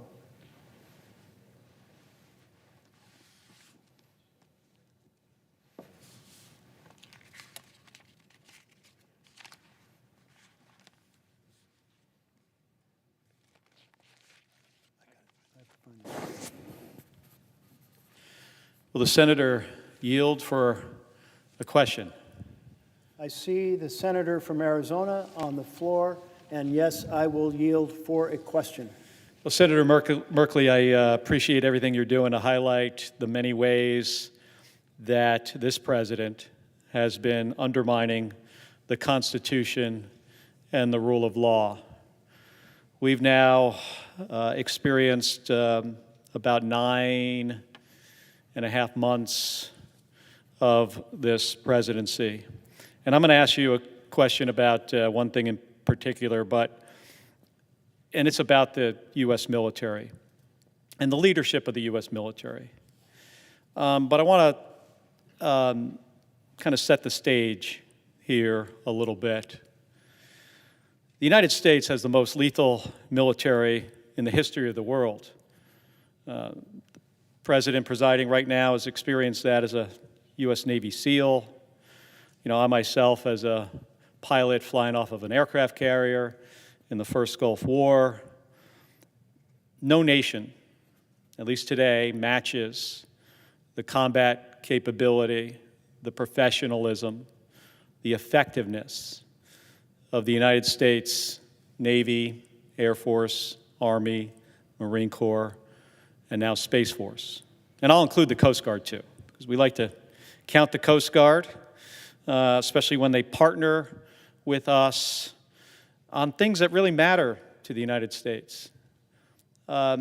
One of those I'd like to discuss, where we should see more involvement from the Coast Guard, is what we are currently seeing in the Caribbean with regards to drug trafficking, which is a problem and presents a clear and present danger to the citizens of this country. And it's something we need to do more about. I was on one of the cable shows last night talking about this specific issue. So to date, there's been about 6 or 7 strikes in the Caribbean that have killed 32 people. And, some of those were trafficking drugs. Those routes, by the way, Senator Merkley, are used generally to traffic cocaine and marijuana through the Caribbean to Caribbean islands and onto Europe. They are not the routes that traffic fentanyl to the United States. And over the last 6 weeks or so, we have conducted kinetic strikes against these boats without what I recognize as the legal authority to do so. It's not something I've seen in my experience in the United States Navy. I spent 25 years in the U.S. Navy that I've seen during my career. I'm now retired. But during my career, I never saw a president command the Department of Defense to do things that I felt were outside the boundaries of what we would consider legal action against, illegal action against people. We have traditionally done this with the United States Coast Guard, sometimes in conjunction with the United States Navy, where in a partnership, they do what we would call law enforcement. And members of the Coast Guard come aboard Navy ships. We interdict drugs that are coming through the Caribbean, or more often on the Pacific side, on the western side of Mexico, up into California. And we interdict those drugs, and then we prosecute those individuals. And in my view, I think the administration has not made a case to the U.S. Congress and to the American people as to why this is a legal action. A couple of weeks ago, when we were being briefed on this, I felt that they were pretty much tying themselves into a knot in trying to inform us on why this is allowed under the law. Now, here's one of the things I really worry about. I worry about these young sailors or naval aviators or drone operators that are the trigger pullers, the guys who are dropping the small diameter bombs from airplanes, could be a F-18 or an F-35 or some other weapon system, or folks that are operating an MQ-9 drone. If you're the guy that is pulling the trigger in a combat operation, you typically expect that the people above you have done all the due diligence necessary to make sure that you are not going to be in some kind of legal jeopardy. And I really worry about that today. There might be some young Navy lieutenant out there, or Marine Corps captain, or Air Force, for all I know, MQ-9 operator, that might someday find out that they have done something that is not consistent with the law and are now in legal jeopardy. And that's a big problem. I never saw that during my 25 years in the United States Navy. The 2 ships I sunk in the Persian Gulf, not for 1 second did I feel like I was getting some bad information from the battle group or from anybody above in the chain of command, whether it was General Schwarzkopf or Colin Powell or the President of the United States, George Herbert Walker Bush. It was not a concern of ours. It is a concern today. And I can tell you, as I watch this from my vantage point on the Intelligence Committee and on the Armed Services Committee, there are members of our military that are now in some sort of potential future legal jeopardy. And it's because we have a president that I believe doesn't do his homework, doesn't follow norms, and possibly is making decisions that are not legal. We've seen the politicization of the United States military over the last 9 months that really disturbs me. The speech in Quantico,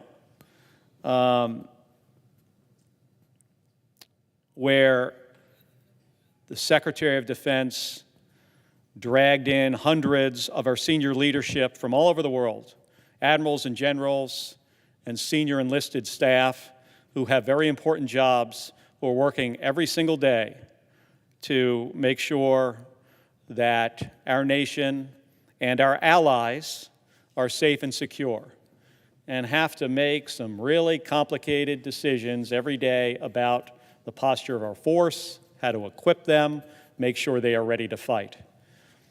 And the Secretary of Defense, for some reason, decides that he needed to give a TED Talk about gym clothes and PT and other stuff that has no bearing on whether or not we are a capable military. And I don't know why he feels this way, but in my experience, from the time I first put on the uniform in 1986 to the time I took it off in 2011 and then beyond, since I've been retired from the United States Navy, our effectiveness has never been diminished. Our innovation and our professionalism and our ability to train well is something that really makes us stand out. And I've got experience with some of our allies, but I also have a little bit of experience with our adversaries. While I was at NASA, flying the space shuttle, over a decade, my first flight in 2001 to my last in 2011, every one of my missions, I had a lot of interactions with Russian cosmonauts. And most of these Russian cosmonauts, not all of them, but most of them were members of the Russian Air Force, pilots, some of them test pilots. I flew with these guys. They weren't the best pilots in the world, I have to admit. I was shocked the first time I flew with a guy who I will not share his last name. His first name was Vladimir. But I was really shocked that this guy, who was a MiG-25 pilot, could not fly formation in an airplane. Something so fundamental and basic to a military pilot, that they did not train enough to be capable enough to do something that was so fundamental to be an effective fighter pilot. And then after, that was early in my NASA career. Later, as I started flying in space with these guys, I realized that Russians, and the Russian military in particular, because that's where my experience was with these military guys, they were motivated by different things. It explains a lot of what I see out of Russia today. Now, as Americans, whether you're in the United States Navy, whether you're a naval aviator, in the Air Force, Army, Marine Corps, Space Force, even in U.S. industry and in organizations in the United States, and I don't think this is unique to us, but everybody doesn't share this value. Americans are usually and most motivated by mission success. We care about the mission first. We care about the mission before ourselves. We care about the mission more than anything. I think it's true for American companies, too, that they've got a set of goals and they have a plan and they're going to execute the plan. Not true of our Russian adversaries. Took me a while to learn this, but I found that they were motivated primarily by a couple things. One was the appearance that they were in charge. That mattered to them more than anything else. That I look like I'm in charge of whatever this operation is, not mission success. The second thing would be, who could I blame if things go wrong? Where to place the blame? And the third thing, which was really interesting, was what can I steal from my employer? That to me, was three principles I saw in my Russian cosmonaut colleagues. They talked about the stealing. I wasn't so sure they were actually stealing anything from the Russian Space Agency or not. But they talked about it as something that's fundamental to their system and their economy. And I bring this up because I often feel that we're unique as a service, as a fighting force in the world. Our allies, some of them are really, really good. But there is nothing that I have found in my experience in my career, I'm 61 years old, that is as professional as U.S. service members and as motivated by mission and doing the right thing and making moral and ethical choices. And that's all at risk. You know, in Senator Merkley's state in Portland, they're sending armed, uniformed soldiers to do what we traditionally feel is police work,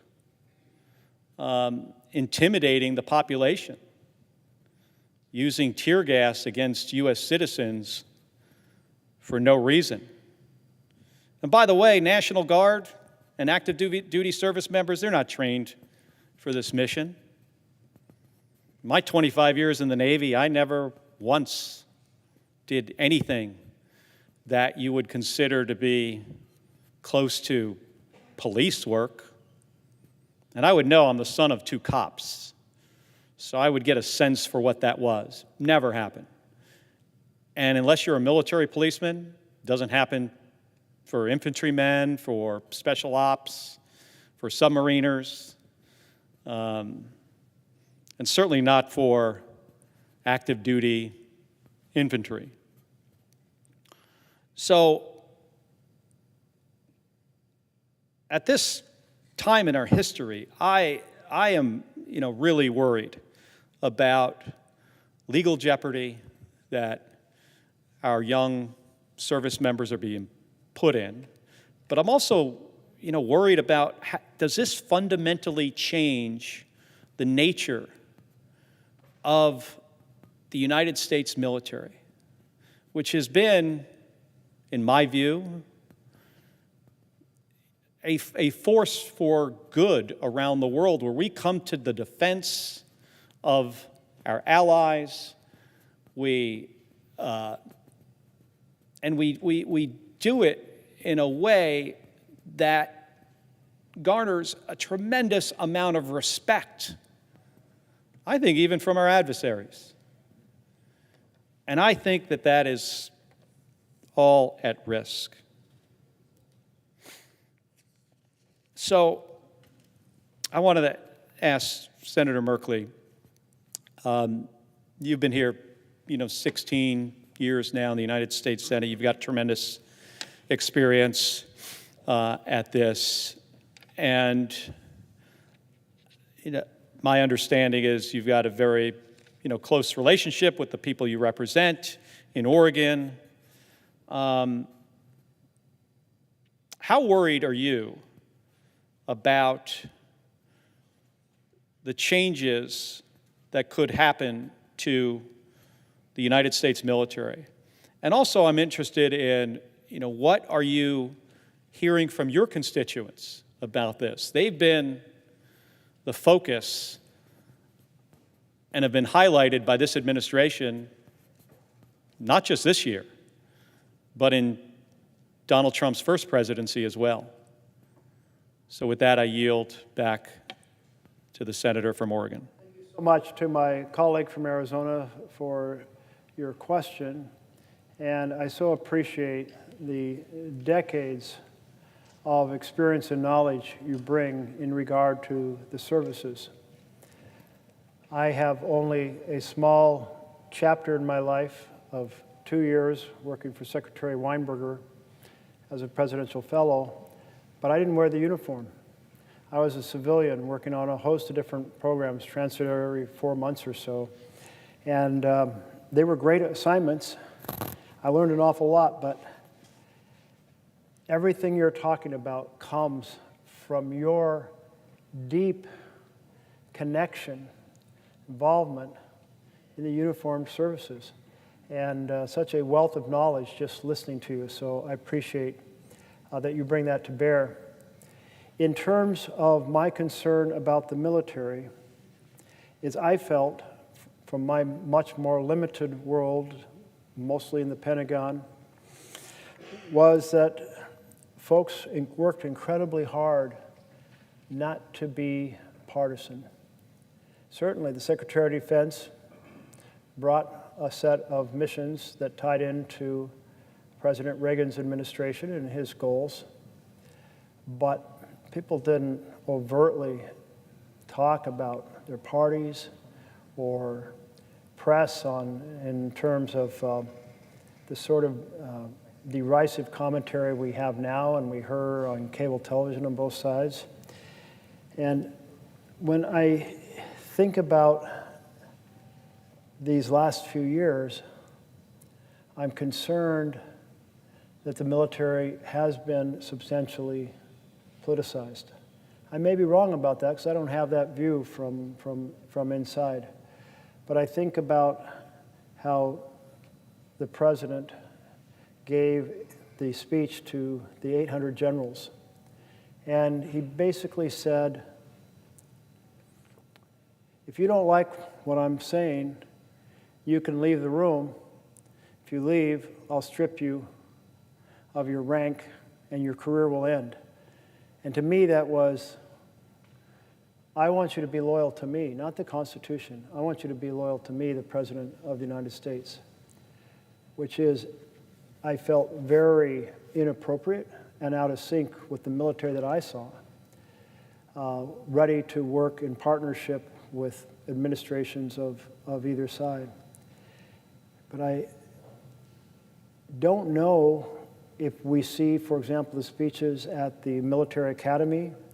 I recall some story about folks cheering and clapping for what was a partisan set of political points being made. I don't know. I'm going to leave it to your analysis because you have a much better sense of that.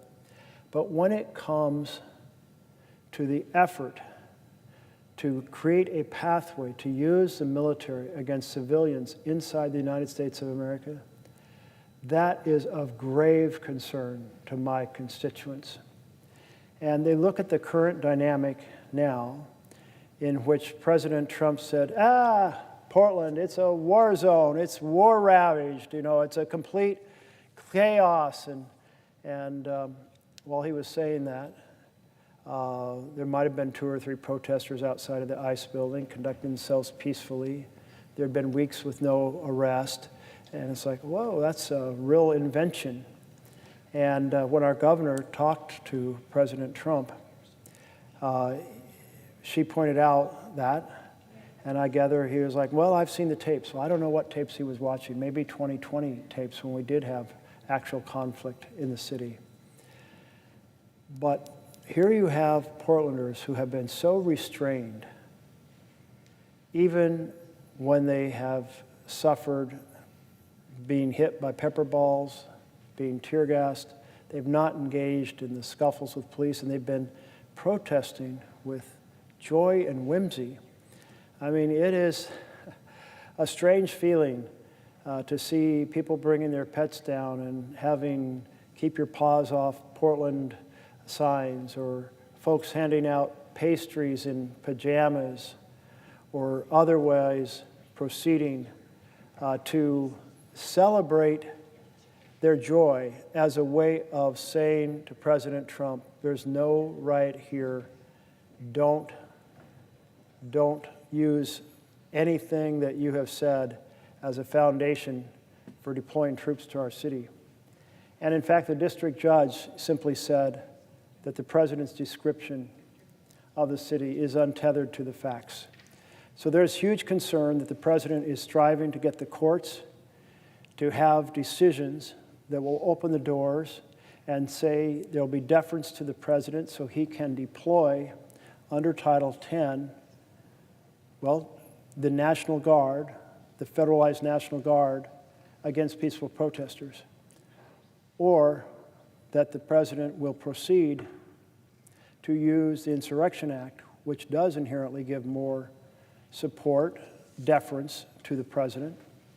So a lot of concern to my colleague from Arizona about what's going to unfold. Meanwhile, I am delighted to see my colleague from New Mexico on the floor, and I would welcome a question if you have one. Senator, yield for a question? Yes, I will yield for a question. Well, first I want to begin by thanking our friend. And I say our friend because it's more than my friend, Senator Merkley. Friends from across our nation's capital and across America.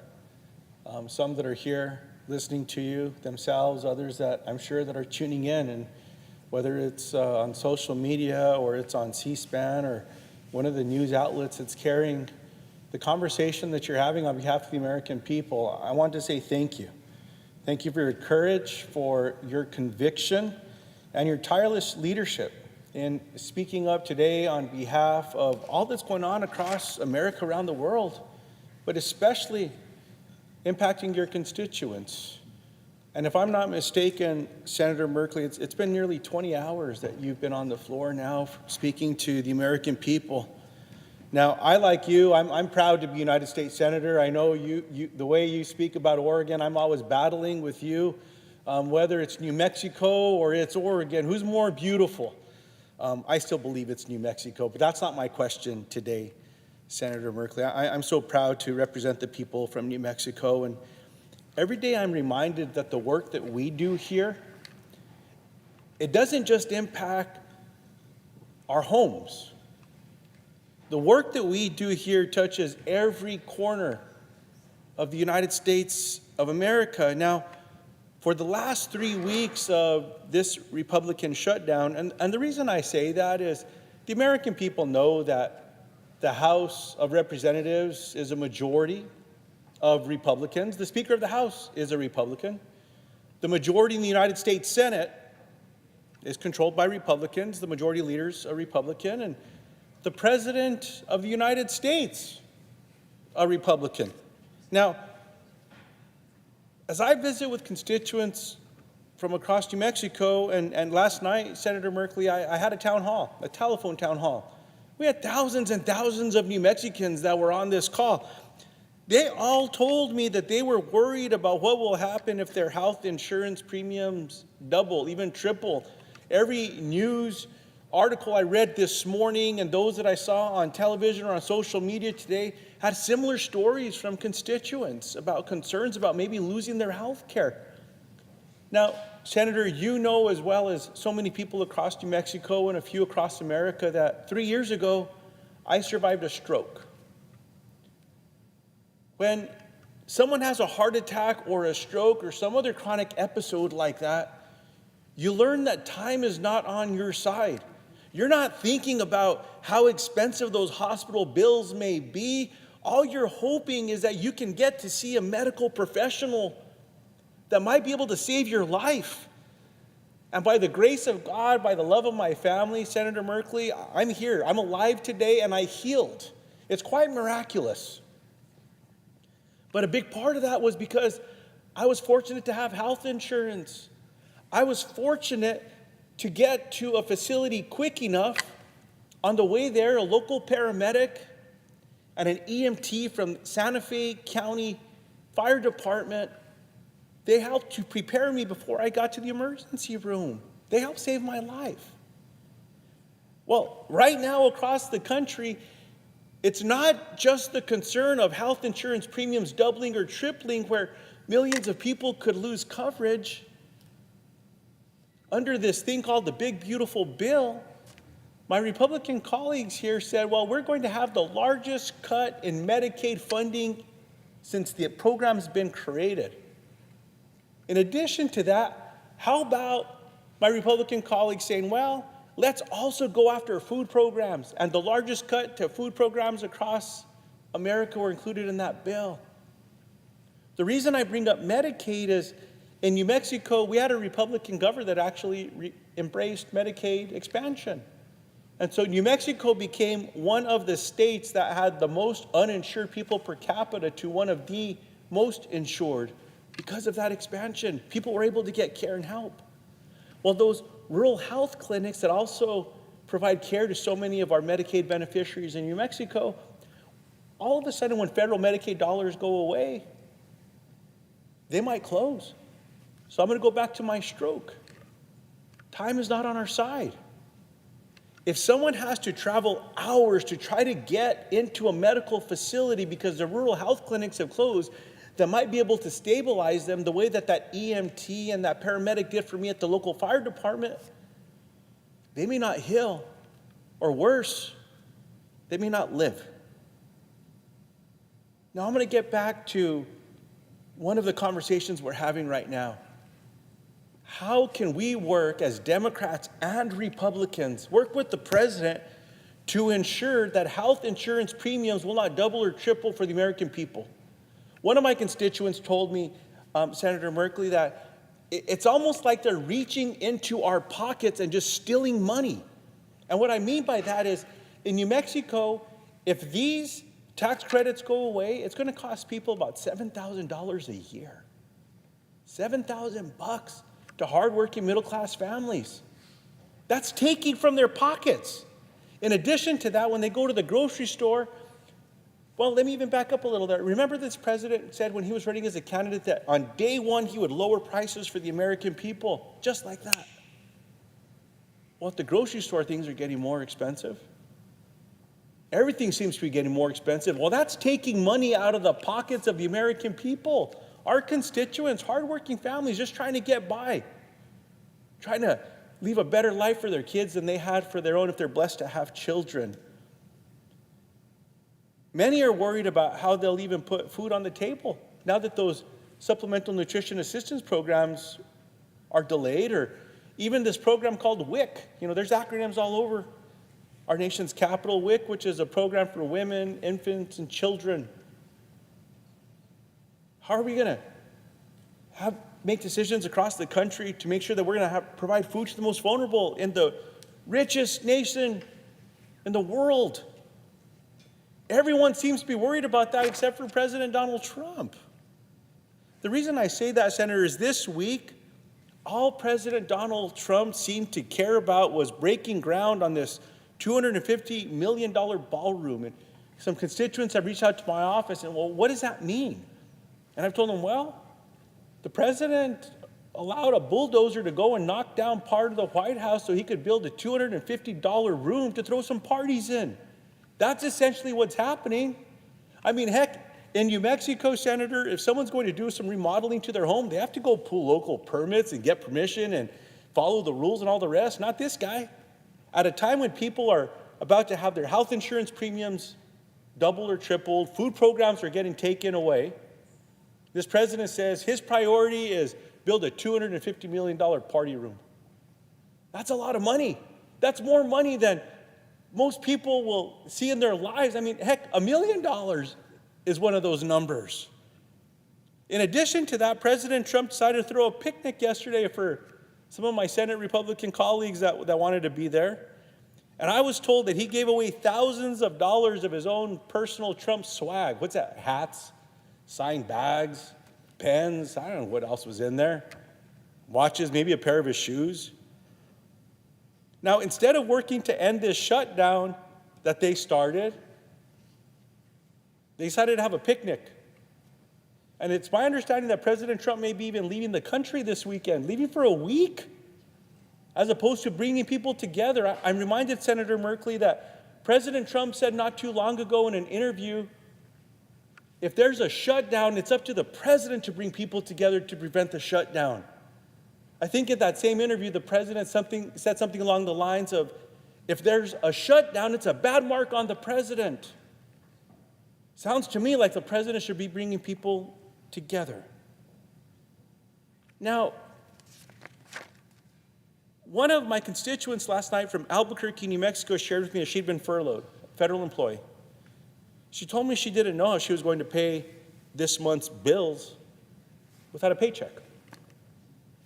She felt that President Trump was doing nothing to end the shutdown, and she didn't know how she could continue handling all the stress of not being paid, because that's something else that we're not talking about here. All the stress, mental health challenges that families are going through. One of my constituents in Las Vegas, New Mexico, has 4 children, a mortgage to pay, and his family lives paycheck to paycheck. He said with all the stress and hurt that is being caused by the Republican shutdown, he doesn't know if people will be able to afford their health care if it's taken away. This week, people across America are watching Donald Trump tear down the east side of the White House, making room for that $250 million ballroom. And then there's a story that I just saw coming in, Senator Merkley, that said President Trump, it looks like he's trying to shake down the Department of Justice to get $230 million for himself. And here's the kicker. The person that would actually have to sign off on giving President Trump $230 million in taxpayer money from the Department of Justice is a guy named Todd Blanche. Anyone that knows who this person is knows that Todd Blanche was President Trump's personal defense attorney. He didn't do so well because he got convicted, but he's the guy that would have to sign off. So I'll sum it up this way, Senator Merkley, and I have a question for you, sir. My colleague from Hawaii said it perfectly yesterday. Here's the quote. There is enough money to bail out Argentina with $40 billion. By the way, for people that don't know what that means, to all the ranchers, cattle ranchers in America, President Donald Trump said he's going to go bail out Argentina by $40 billion of their beef. And what is that going to do to American cattle producers? So anyhow, back to the quote. There's enough money to bail out Argentina with $40 billion. There's enough money to buy Kristi Noem, who's the Secretary of Homeland Security, a $173 million personal jet just to fly a little more comfortably. There's enough money to renovate that ballroom, $250 million, but there isn't enough money for you, the American people. It seems to me the priorities are clear. So will the senator yield for a question? Yes, I'm yielding for your question. Senator Merkley, how are Americans supposed to trust an administration that seems so focused on giving things to themselves when Americans are worried they won't be able to afford basic necessities like food and health insurance? I yield to the senator. Yeah, thank you so much for your question. And you've laid out so many points here about kind of the mismanagement of America's funds. And we could add a few more to them. The craziness of spending more money than it costs to buy a presidential jet to rehab a jet that was given to the president so that he could actually send it on to his personal library after he leaves office.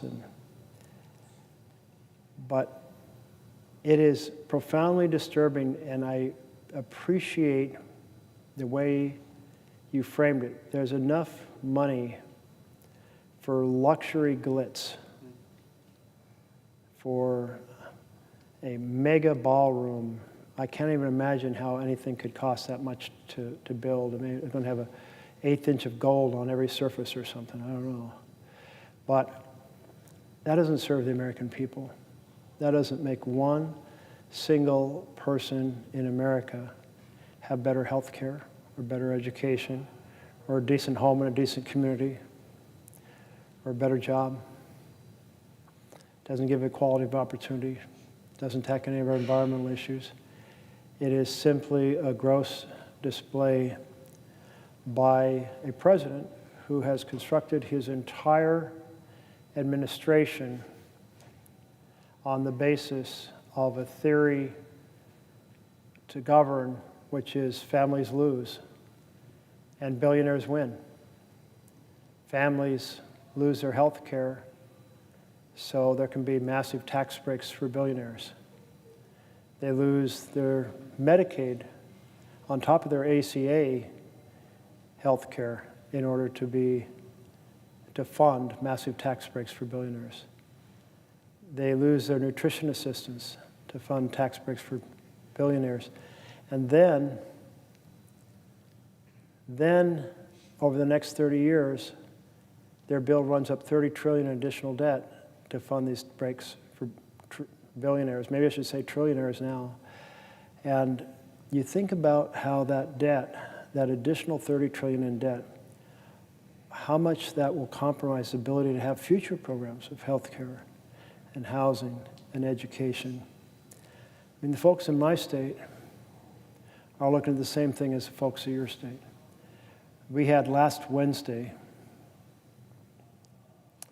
the information come out a week ago so people could look on the exchange and see what their policies were going to cost. And we don't have a new comprehensive analysis. The pre-analysis, the projection, was that the average cost would go up not 5% or 10% or 15%, but about 68%. And that's because the premium goes up, the tax credits come down, and you massively more expensive.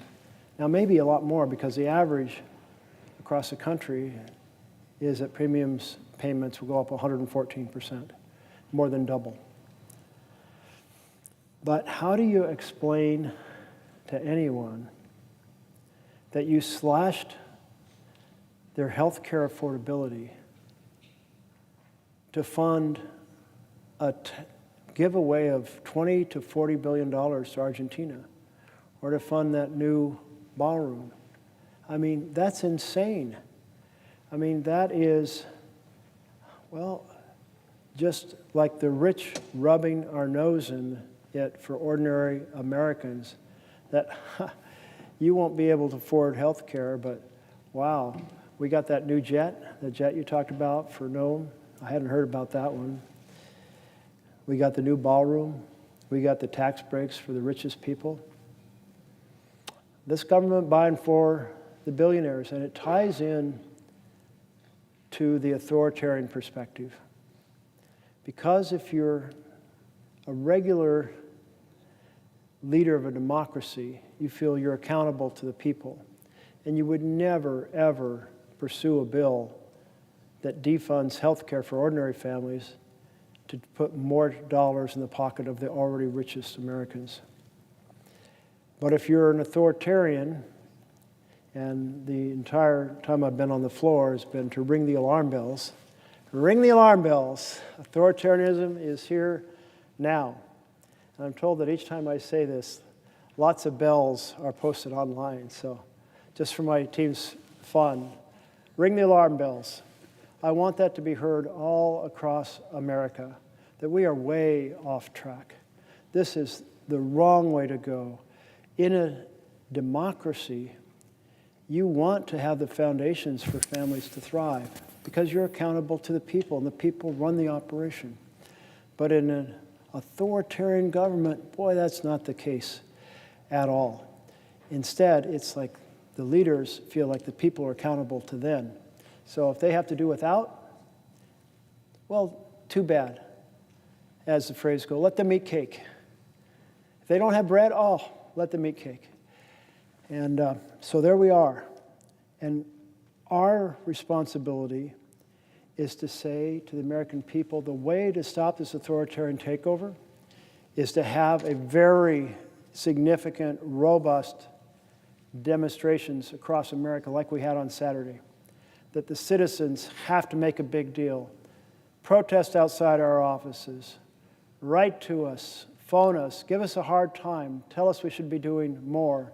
It's that feedback that really caused me to say I need to try to do more to ring the alarm bells about where we're headed, and thus to be up here all night and now through the morning and into the afternoon. I'm getting a little unsteady on my feet,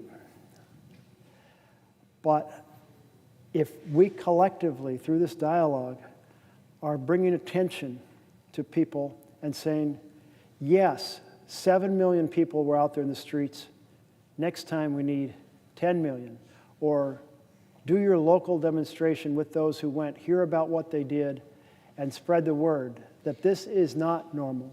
This destruction of our rights, this weaponization of the judiciary to go after political enemies, the effort to open the doors so that the president can deploy with court's approval the military into our cities when there is no rebellion, no insurrection, and no invasion. So that is our responsibility, to call it out and to carry the fight. And I believe the American people are starting to understand just how much their freedoms are being crushed. And that's what we need to be in partnership with, to steer this country back and save our republic. Will the senator from Oregon yield for a question? I see the senator from Washington State is on the floor, and I would very happy to yield to a question. I thank the senator from Oregon, and first let me just commend you for what you are doing here throughout the night, throughout today, calling attention to a really critical issue in this country. So many people come up to me, and you know, because we go back and forth to the West Coast all the time, how many people walk up to us and say, what can I do about this? And each one of us has to say, here's what I can do. And I want to thank you for doing what you are doing today, because you're going above and beyond to point out to people that, as your chart says, authoritarianism is here, and it is here now.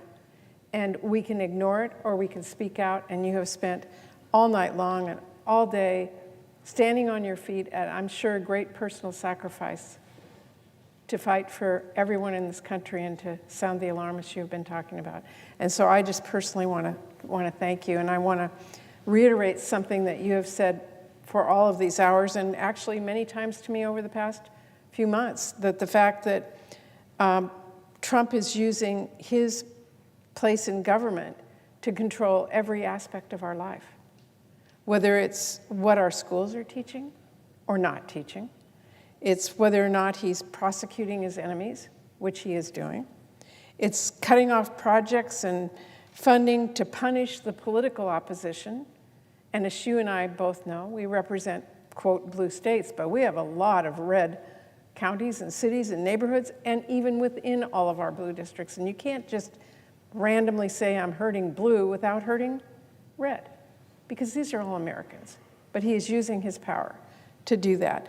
We are seeing him, as you know well, in your home state, deploying troops to intimidate Democrats. And I listened to you late last night talk about what is happening in Portland, and the misuse of this kind of power should be frightening to every single American. And we need to stand up and we need to call it out, which is what you are doing today. And even dictating what late night TV host is doing is part of this whole picture that you've been describing. But I came to the floor today as your partner on the Appropriations Committee. We serve on that together. And we all know in this body how important that committee is, because we decide where the funding is going to go in the country. Now, I've been out on this floor, I've been at home, I've been everywhere talking about the power of the purse, which sounds kind of like this quaint little phrase. But it is really important. For anybody who has a family, you know that the person who writes the checks in the checkbook decides where the money's going to go. Well, that power of that checkbook, that power of the purse, as it is called, lands in this side of the aisle, on this side of the White House and Congress. We have the power of the purse. Why is that? Because we represent our constituents from across the country. I'm from Washington State, you from Oregon, people from Illinois and Alabama and Florida, all come here to be a voice for their constituents on where their taxpayers are going to go. And within this country, the power of the purse means we have the ability to decide where the money is going to go because we represent our constituents. That's what they call on us to do. And I am seeing Trump do an all-out assault on Congress's power of the purse. So I wanted to come here today and ask you your thoughts on how this president is undermining the power of the purse and how it plays into your ringing the bells about authoritarianism. Ringing the alarm bells for the authoritarian takeover. And the power of the purse is one of those fundamental ways that, in fact, the president is concentrating his power. The difference between a democracy, in a democracy, the legislature says, here are the programs, here's how we want to run them, and here's how we're going to fund them. And it brings together the collective wisdom of a large group that comes from every portion of the nation, like we do here, our 100 senators from 50 states. And we not only bring our geographic differences, we bring our life differences and our life skills, and all of that helps us form a pretty complex set of decisions about the programs that need more support because of the challenges we're facing as a nation at that moment, and those that can do with less support. And that's our responsibility, but all those voices together are just so central to that. In an authoritarian nation, all of that responsibility, design the program, fund the program, choose whether the program will live or die, is all transferred to the executive. So if we're thinking authoritarians over here, power of the purse with the executive, democracy over here, power of the purse with the legislature. So Russell Vought, the current head of OMB, he's a well-trained, clever man, and he's saying, well, let's see how we can actually take the power of the purse. You passed a bill for fiscal year 25, and now we're not longer in fiscal, but let's say we were. Well, maybe I can just slow walk the funds for the programs I don't want to fund. That way the decision is transferred to the executive. Maybe I can freeze them. Maybe I can impound them, basically permanently take them off the table. See if I can get away with that. Maybe I can send over a request to have Congress formally undo the programs that they have funded. And they did send one of those over, and it was voted. It needed a majority vote in both chambers. But the problem with that is you have a bipartisan vision to serve the entire, these desks to me are now representing the geography of the United States, to serve the entire breadth and depth of our nation with all of our differences. And then on a partisan basis, meaning half the room, they decide what programs to cut. And that means a deal was done in the beginning between Democrats and Republicans, and then it was undone. And the programs that were cut were the programs, by and large, that Democrats had advocated for. How do you do the next deal in that situation? And then we have Mr. Vought saying, what I'll do is pretend I'm going to spend it, but then in the last 45 days, I'll send a notification that I'd like Congress to undo it, but there is a waiting period, so therefore I know what I have done is set it up so that before those 45 days are out, the end of the fiscal year comes, and that bucket that goes to that program goes poof into thin air. And that's the fancy term he's used for the pocket rescission. And so here we are saying to our Republican colleagues, if you're negotiating in good faith to serve the interests and concerns that all 100 senators bring here, then a bill forged in that bipartisan manner can only be undone in a bipartisan manner. And we do rescissions in a bipartisan manner. We do undo funding. We take 1 year, 2 year, 3 year funding that turned out not to be needed or better spent elsewhere, and we pull it back and we put it into a different program. But we do that readjustment in the same bipartisan way we did the initial program. So we're saying to our colleagues across the aisle, if the power of the purse means something, and it does, the difference between authoritarian government and a democracy, then work with us to defend our Constitution, defend that what we have done together cannot be undone by the executive. And so far, we have not received a yes, we will defend the Constitution. And what I hear is mainly, yeah, President Trump would never go for that. When you hear that, you know you're trapped in an authoritarian, because the vision of our nation is that we, the Congress, will forge these programs and decide how to fund them, how much. And when it's like, can't do that because the Trump would be upset. Well, that just confirms we are in authoritarianism now, and it's not just the power of the purse, of course. It's attack on due process. It's attack on free press. It's attack on freedom of speech. It is the weaponization of the Department of Justice. It is the ignoring the laws that apply to the executive completely, like firing all the IGs, getting rid of all the referees. In the book that I really spent the night trying to use as a framework in order to say, hey, experts who have studied how democracies die, they don't die with people with guns anymore. They die, people get elected, and then they follow the authoritarian playbook on how to basically undo the checks and balances and amplify the power. And another piece of that we should be very concerned about in the Northwest right now, more Portland, but who knows what happens in Seattle, is trying to carve a path in which Trump has court decisions that say he can put troops into the street whenever he wants. And that is a massively dangerous amplification of authoritarian power. And that's why what we do this year makes such a difference, that we have to protest and say this is not normal. We have to ring the alarm bells. We have to praise the 7 million people who got out there and said, no kings in the United States. And that's such a beautiful short way of saying no authoritarianism. We want our republic back, and we're willing to fight to make that happen.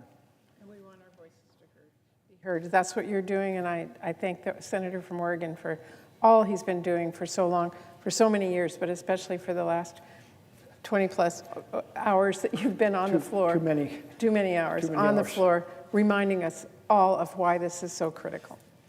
I note that my colleague from Delaware is on the floor. I would welcome a question if you have one. Will the senator from Oregon yield for a question? I will yield for a question. First, let me say thank you, Senator Merkley, for your tenacity, your energy, your compassion, and your love for this country. I mean, really, that's what this is about. That's why you have been standing on this floor for over 20 hours. And I want to say thank you on behalf of the American people. And I want to say, Mr. President, we are now 21 days into this Republican shutdown and well over 200 days into the Trump administration. Costs for housing are up, food prices are up, energy costs have gone up, and we are about to see our health care costs skyrocket for millions of Americans, all while the president pushes this country to a literal brink of a constitutional crisis. So let's recap. The Department of Defense is trying to censor the press. This administration is offering deals to universities to teach Trump priorities, taking away independence and academic freedom. They tried to push dissenters off airwaves, but this is America. And Senator Merkley, you and I know here the people have the power, and the power of the people matters. Here the voices of our communities hold weight, and that's why I stand with you as you ring the alarms. The people are standing up, they're speaking out, and they're saying enough is enough. What does that look like? It looks like journalists from MSNBC to Fox News handing in their DOD press badges, choosing to stand up for their First Amendment rights rather than bowing to the whims of the Secretary of Defense. It means universities are refusing to play ball, declining the offer. It means Americans use their power of their purses to say you will not silence someone like Jimmy Kimmel, and he was reinstated. But it doesn't stop there. It's an unprecedented move by federal judges appointed by Democrats and Republicans alike that are speaking out on an impending judicial crisis over the Supreme Court's emergency orders. State governments are joining compacts to protect access to public health for citizens as this administration rips away access to vaccines. Airports across America are refusing to play this administration's propaganda videos, and perhaps most importantly, millions of Americans from across our country have made their voices known and heard. 7 million Americans did what I think was truly a part of the American spirit by using their voices in a peaceful way, assembling, doing it in a way that was both joyful but also patriotic, and demanding that we in Congress also stand up. So we are standing up for our communities, and thank you again, Senator Merkley, for doing so. And we are fighting for families across America who are about to see their health care coverage go up or maybe even be eliminated. In this moment, we don't need a king. The people need a president for all of the people. Not a $20 billion bailout for Argentina, not a new White House gold ballroom when people can't even afford to pay their rent or to buy a home on their own, and not a Justice Department bailout.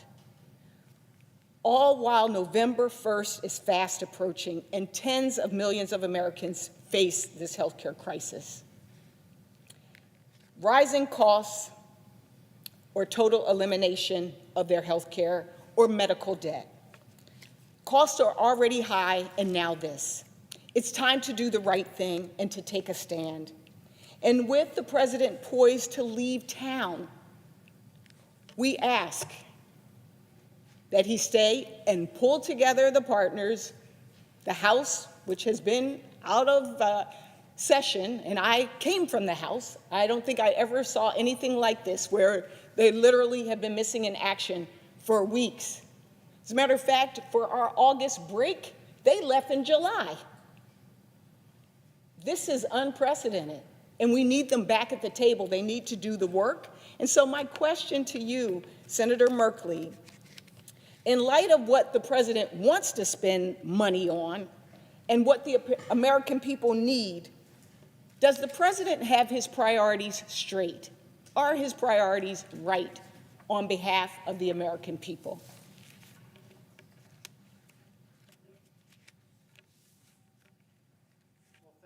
So much to my colleague from Delaware.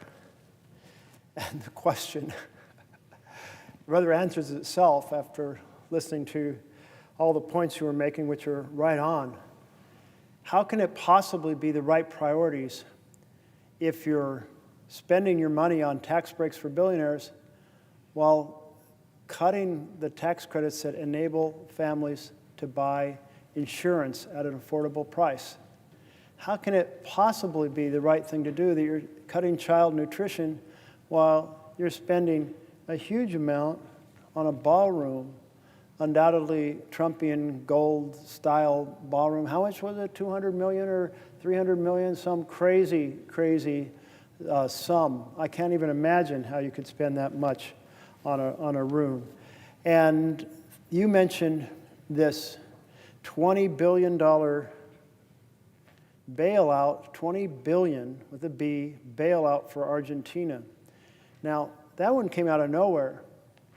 I don't remember a bill on the floor here saying that we're passing a spending bill that has in it 20, and the president said it may be as much as $40 billion bailout.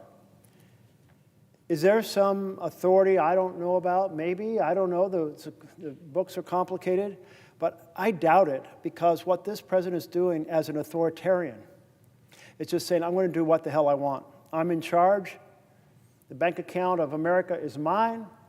Hell, I'm going to, build a glitzy ballroom, and I'm going to try to refurbish a jet for an Air Force One that will only be workable for a few months, if that, before I send it off to my presidential library. Huge waste of our money. And this bailout, though, for Argentina, earlier talking to a colleague from Washington State who said, a lot of soybeans are shipped through Washington State, but they're normally bought by China. Well, China isn't buying a single bean this year because of the tension and the argument between our two nations over tariffs. One moment the president's put a 50% tariff on China, and the next moment they're saying they're not going to send out any strategic minerals, critical minerals. Next moment, well, I'll put a 100% tariff on you. I mean, nobody makes an investment in the United States of America, a factory here, when we're in tariff chaos.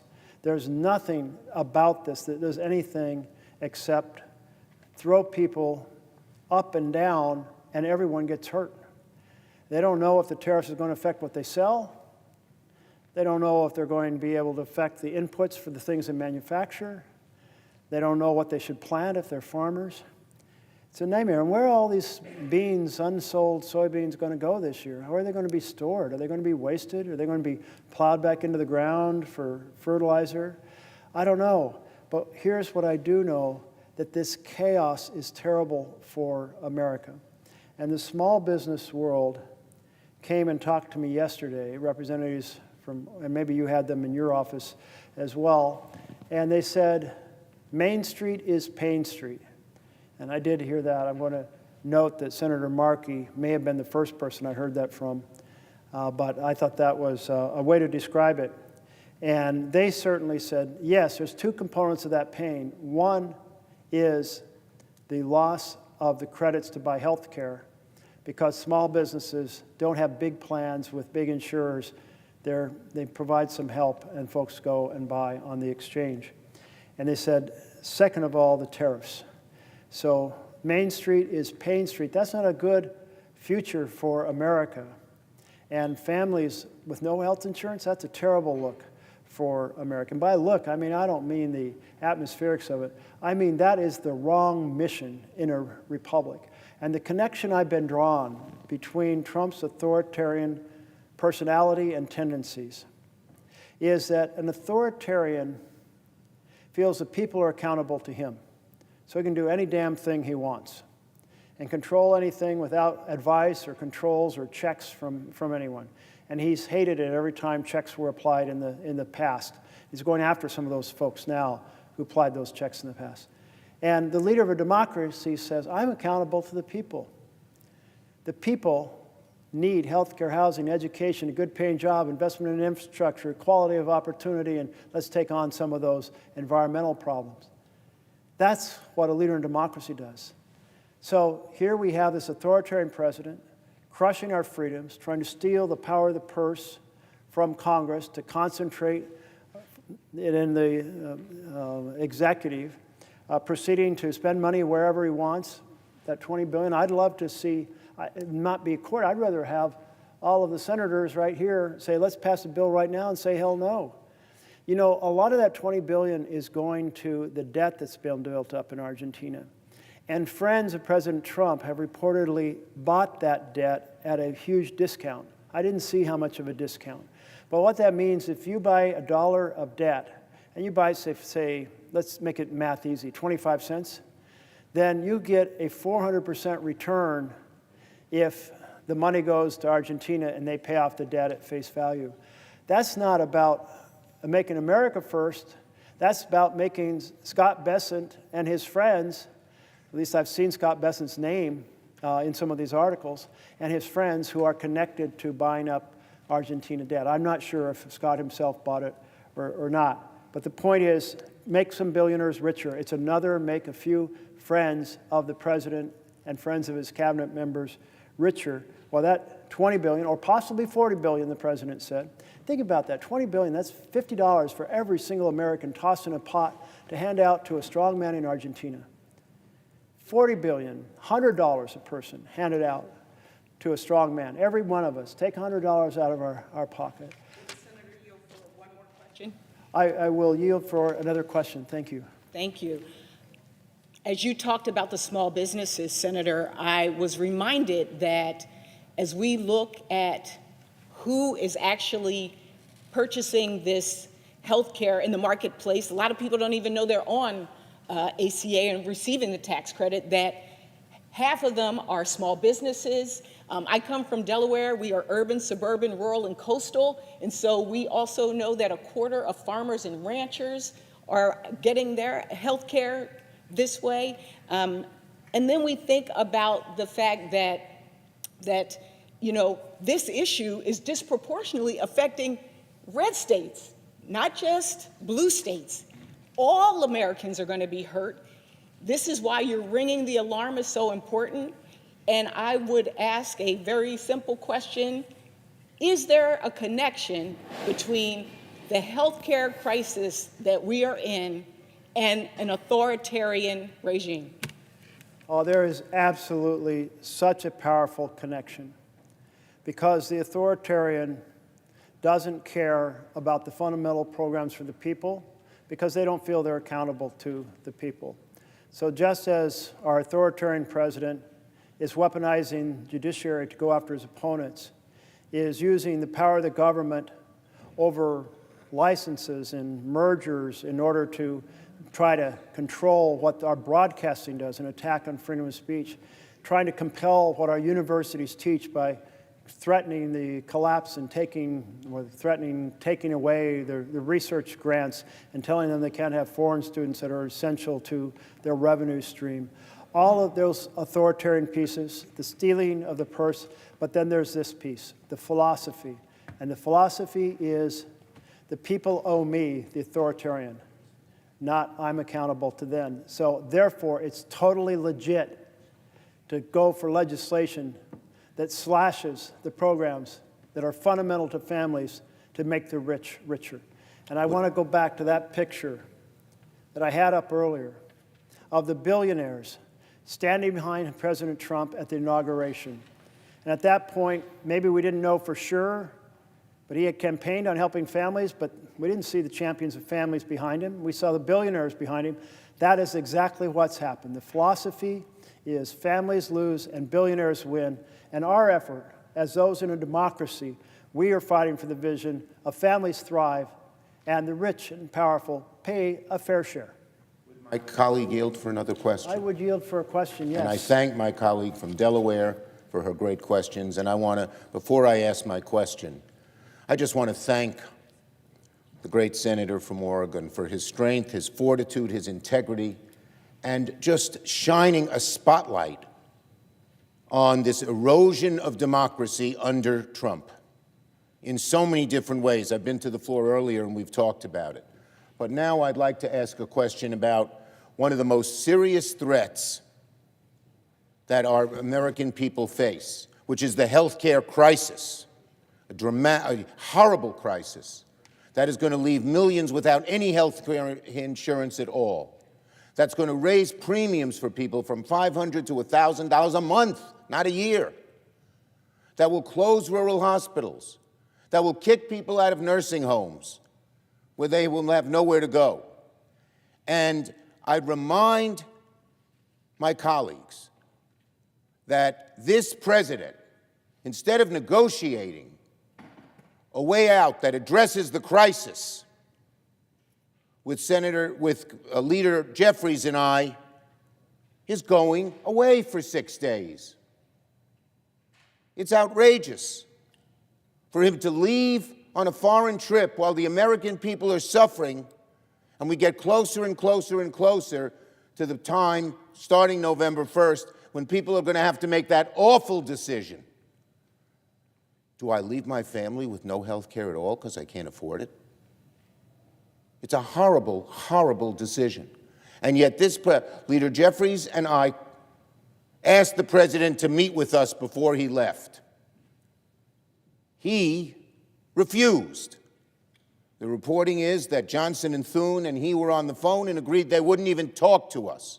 And instead he's going away while people are suffering. He ought not to do that. And what is he spending his time on instead? Eroding our democracy. doing these faux ads,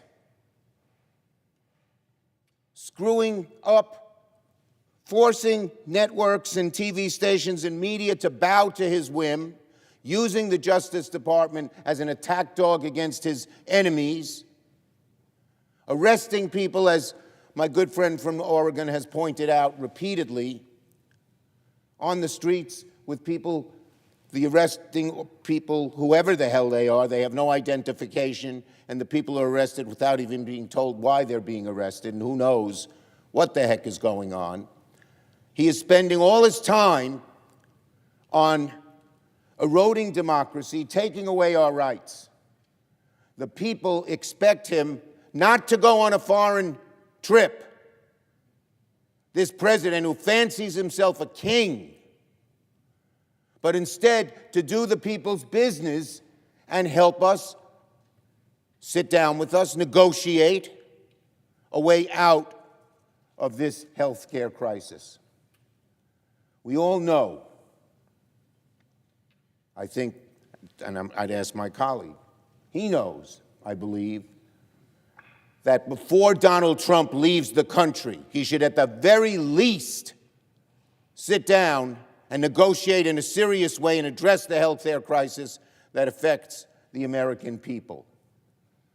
Shouldn't we be working to lower people's premiums, to keep rural hospitals open, to prevent people from being kicked out of nursing homes, to ensure that research that saves lives continues?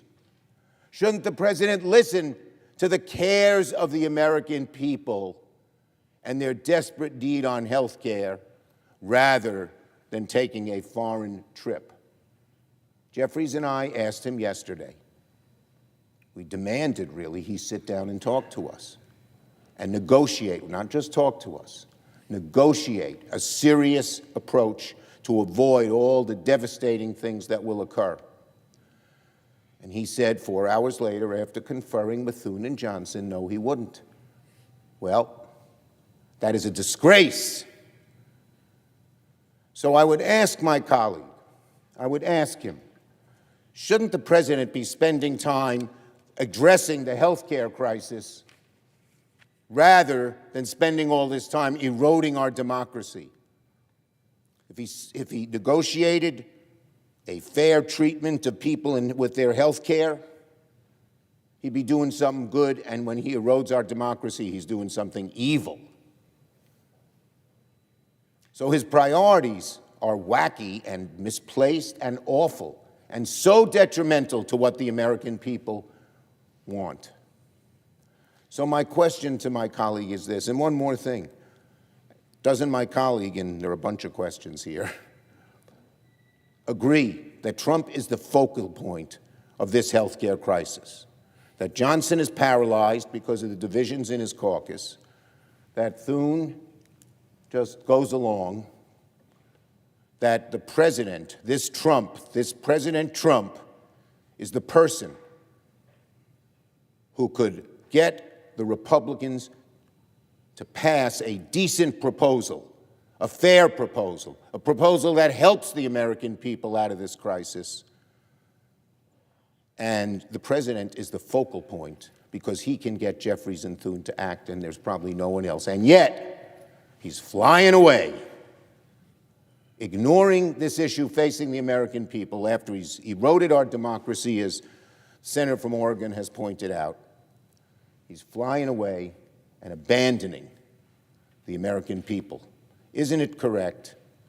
Does my friend from Oregon agree that the president's priorities are so detrimental to the American people, are really perverse, in that he seems to enjoy eroding democracy and doesn't even give a damn when the American people are suffering? So I'd ask my colleague to answer that series of questions. My colleague from New York, the minority leader, is absolutely right. The Trump priorities are absolutely perverse.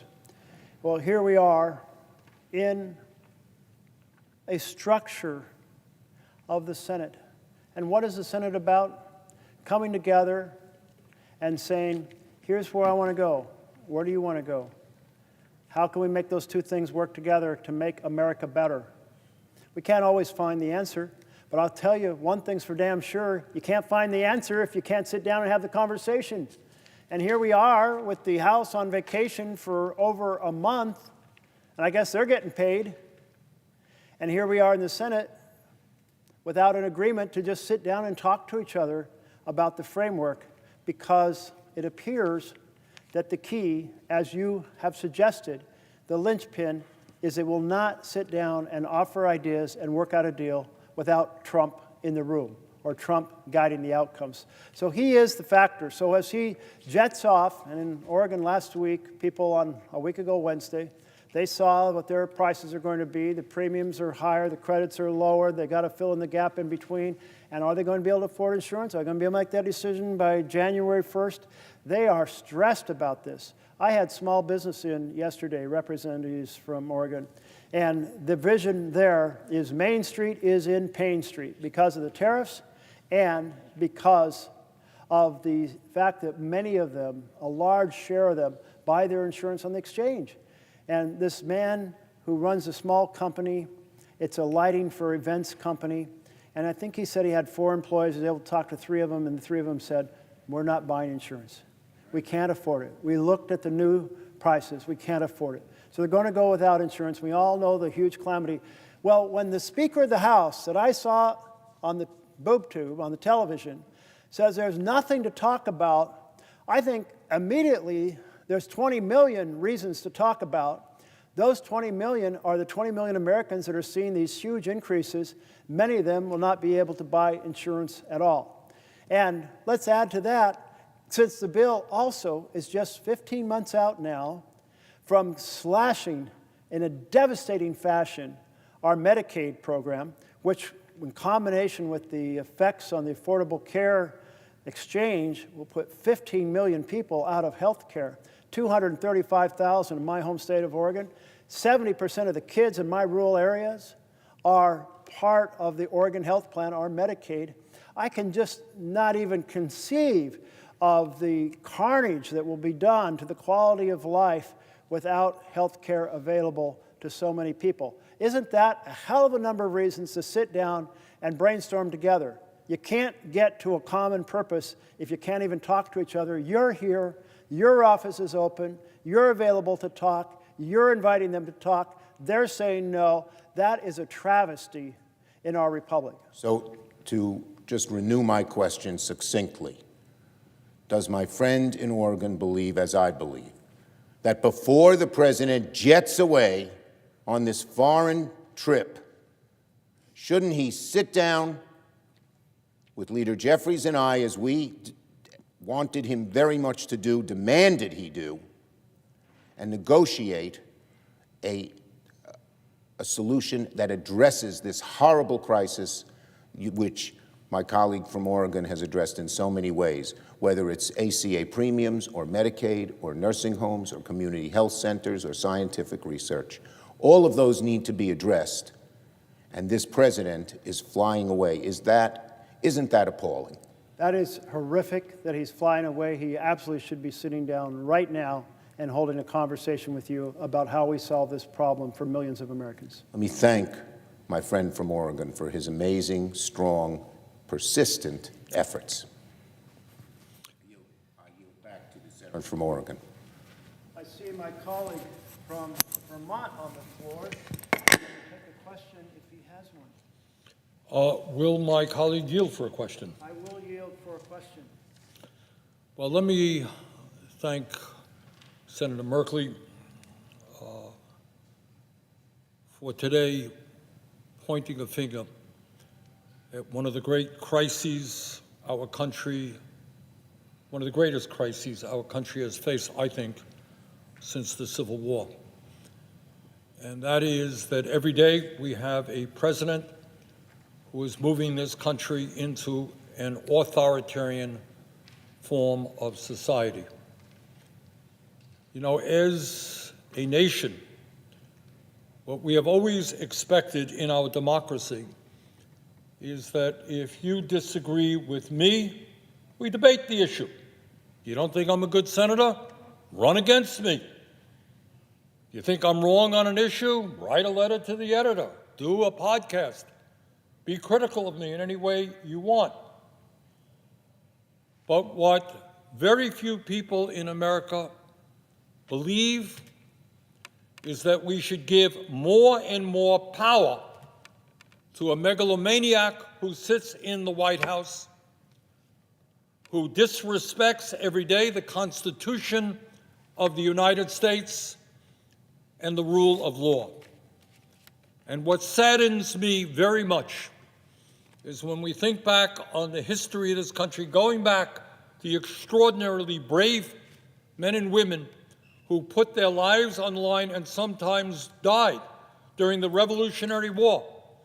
Tens of thousands of Americans took on the greatest military power on earth, led by the King of England, in order to say, we are tired of your rule. We want to rule ourselves. And then in 1789, these brilliant people came up with a constitution, and the essence of that constitution, having learned their lesson from the King of England, who had absolute power, is what they said: we are going to create a constitution that will never give absolute power to any one person or one entity. So they created an executive branch, the president, legislative branch, Congress, House, and the Senate, and a judiciary whose function is to provide checks and balances on each other. Rather extraordinary document, 1789. And since then, we have had so many millions of men and women putting their lives on the line and sometimes dying in order to defend that Constitution, to understand that what freedom is about is the right to disagree, that we do not have to live under the control of one person. And in an unprecedented way, and I know my colleague from Oregon has been talking about this, every day there is another attack on basic American freedoms. The First Amendment, not the second, not the third, First Amendment to the Constitution is freedom of the press. And that was not an accident. They understood that in order to maintain a free society, you had to have the right of people to express their point of view, to write what they wanted to do, to rally people around their point of view. And yet we have, in an unprecedented way, a president who has sued one major media after another, ABC, CBS, Meta defunded PBS, defunded the NPR. This is a president who does not want to be criticized. Well, guess what, Mr. President? In a democracy, you will be criticized. I will be criticized. Senator from Oregon will be criticized. That is what a democracy is about. And if you don't like criticism, get out of the White House. Get out of politics. We're not going to sit back and allow one media after another, intimidated, frightened that if they stand up tomorrow and run a story critical of the President of the United States, oh my God, they may be sued. And you got an FCC chairman, I think, I say to my friend, during the Jimmy Kimmel episode, was now threatening to rescind licenses of networks if the White House did not like some of the content that was coming out. That's not the America that we love, not the America that we are prepared to defend. But it's not just the media. You got a president who was suing law firms. And what was the crime of these law firms? What did they do that was so terrible? Well, they had clients who went to court against the president. Gee, last that I heard, that's what happens in a country. You know, people go to court. And we don't then try to blackmail and intimidate law firms by saying, we're going to sue you. You better not have clients who are going to attack me.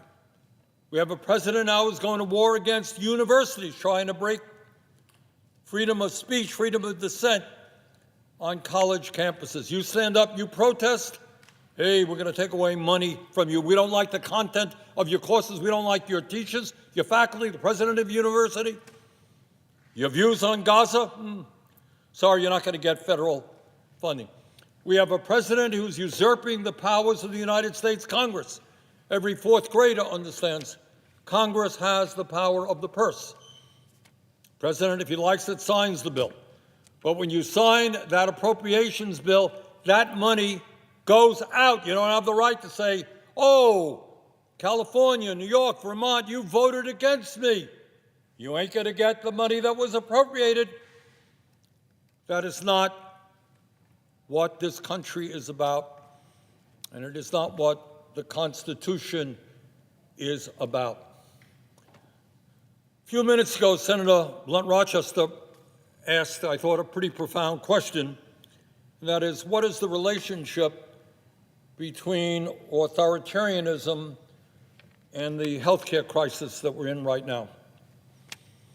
And as the senator from Oregon has mentioned, when Trump was inaugurated, sitting right beside him, right behind him, were the three wealthiest people in the world. Remember that, the senator from Oregon? It was Mr. Musk, Mr. Bezos, and Mr. Zuckerberg. And right behind them was some 14 or 15 other billionaires. Oh, there's, all right, thank you, Senator. All right, there's Mr. Zuckerberg, Mr. Bezos, Mr. Musk, and a couple of other billionaires there as well. And I was thinking, I was at the inauguration, kind of up front, and as I listened and I saw what was going on, heard Trump's speech, I was thinking about Abraham Lincoln in Gettysburg and one of the pivotal battles of the Civil War to end the abomination of slavery. And Lincoln gets up a few days, I think, after that terrible war, blood still on the ground. And he says to the American people, a few days after that battle, he said, these brave soldiers, in so many words, did not die in vain. Because they died in order to maintain a government of the people, by the people, and for the people, not as Trump would have us, a government of the billionaire class, by the billionaire class, and for the billionaire class. And when Senator Blunt Rochester asked the question, what is the connection between authoritarianism and healthcare? Well, I'll tell you what the connection is. Right now, under the Trump administration, the billionaire class has never, ever had it so good. These guys, sitting right behind Trump in his organization, are now combined hundreds of billions of dollars richer. They donated to Trump's campaign. They've given him gifts since. They are doing phenomenally well, while at the same time, 60% of our people, working class people or income people, are struggling to put food on the table, pay for childcare, send their kids to college, pay for the basic necessities of life, pay for housing, etc. Billionaire class under Trump never, ever had it so good. And then we got a working class in America struggling to survive. And in particular, let us never forget, and I know the senator from Oregon has mentioned it many times, that the reason that Trump and his Republican friends made $1 trillion in cuts to Medicaid, to throw 15 million people off the health care they currently have, and studies, by the way, suggest that when you throw 15 million low-income and working-class people off of their health care, some 50,000 people a year will die unnecessarily. So why did Trump and his friends do that? Well, the answer is obvious. In that same terrible bill, they gave $1 trillion in tax breaks to the 1%, to the people sitting right behind the president when he was inaugurated. Does anybody in America really believe that it makes sense to give $1 trillion in tax breaks to the richest people in America and at the same time throw 15 million working class people off of their health care? And then, as the senator from Oregon indicated, right now in Vermont and all over this country, people are receiving notices from their insurance companies. In my state, a few days ago, southern part of the state, it wasn't a doubling of their premiums, it was a quadrupling of their premiums. So at a time when we are already paying the highest prices in the world for health care by far, people are going to look at these bills and say, it's insane. And again, in Vermont, we're seeing now families going to be paying 45, 50%. I say to my friend from Oregon, 50% of their incomes on health care. How do you survive? When you're spending 50% of your income on health care, what do you have left for food or for anything else? What the connection is between authoritarianism and oligarchy is that these billionaires not only don't want to pay their fair share of taxes, they want tax breaks. Not only do they want to, with impunity, be able to break unions and throw workers out on the street, but they want, in many ways, what existed in the 1700s, what our forefathers fought against. They want the divine right to rule. All right? King of England thought that they had a God-given divine right to rule. These guys think that as multi-billionaires, they have the right to do anything. No accountability. They're bringing forth hundreds of billions of dollars right now investing in AI and robotics, which will, if we don't deal with it, have a devastating impact on the working class of this country.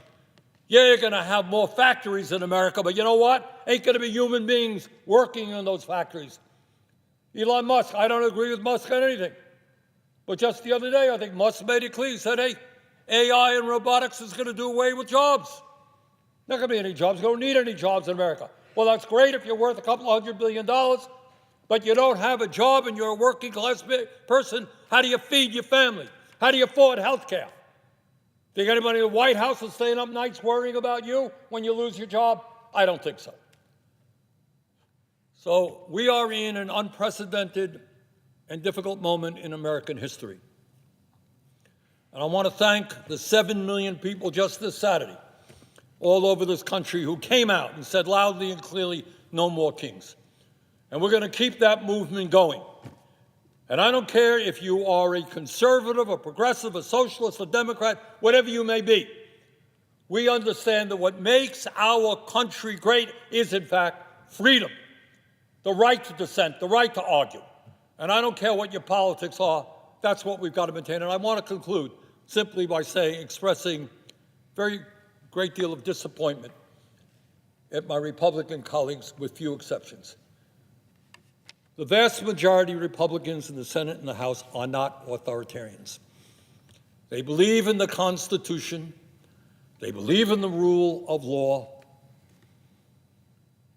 But they, at this moment at least, with very few exceptions, simply do not have the courage to stand up to this authoritarian president. How many times has the senator from Oregon and me heard that our Republican friends believe in small government, in federalism, in the right of the local government? They don't want that big, bad federal government overruling the needs of cities and towns and states.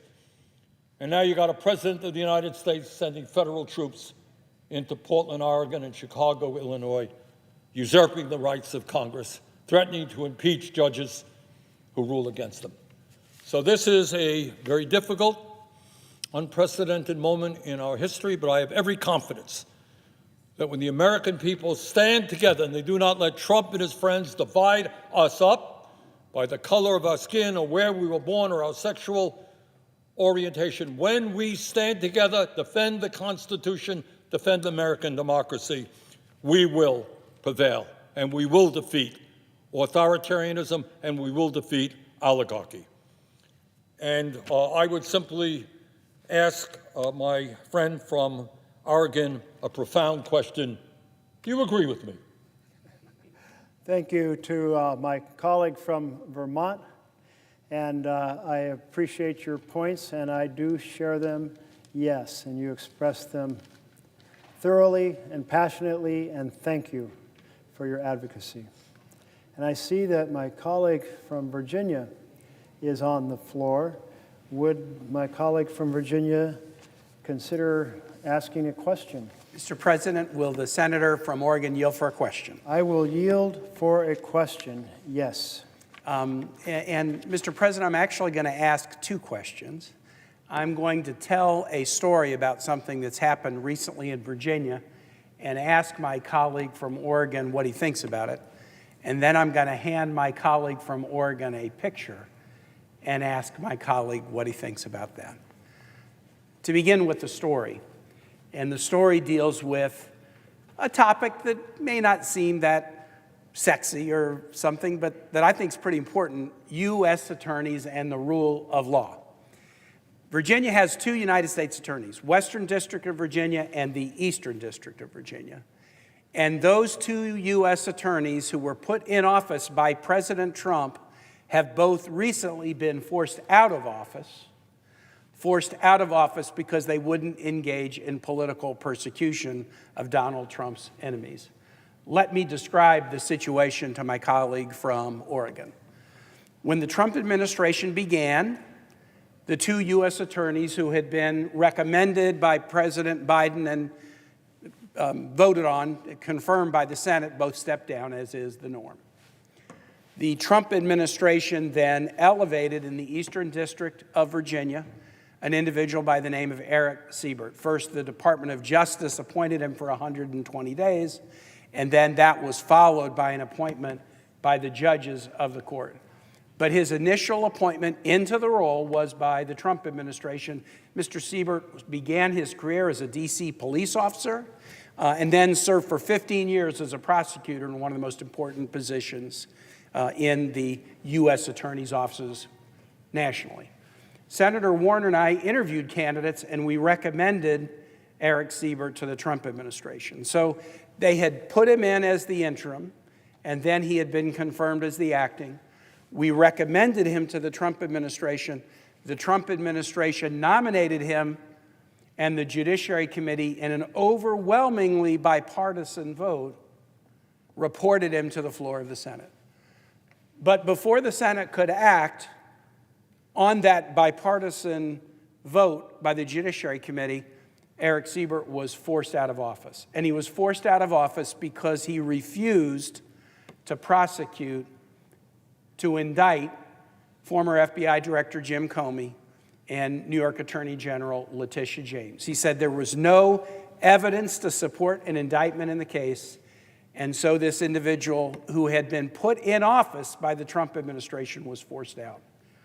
In the Western District of Virginia, which covers more of Virginia's landmass, but a smaller portion of the Virginia population, Senator Merkley, we had a process like you do in Oregon, and Senator Warner and I recommended two candidates to the White House, and one was a gentleman named Todd Gilbert. Todd Gilbert was a Republican member of our House of Delegates from Shenandoah County, Virginia, who was the leader of the Republican caucus in our House of Delegates, a strong supporter of President Trump's, and he had even been Speaker of the House when the Republicans held the majority in the Virginia General Assembly. A very solid individual, very much with Republican bona fides in supporting President Trump. But he applied to be the U.S. attorney. He had been a local prosecutor, but also a local defense attorney. President Trump installed him as the interim and nominated him for the position.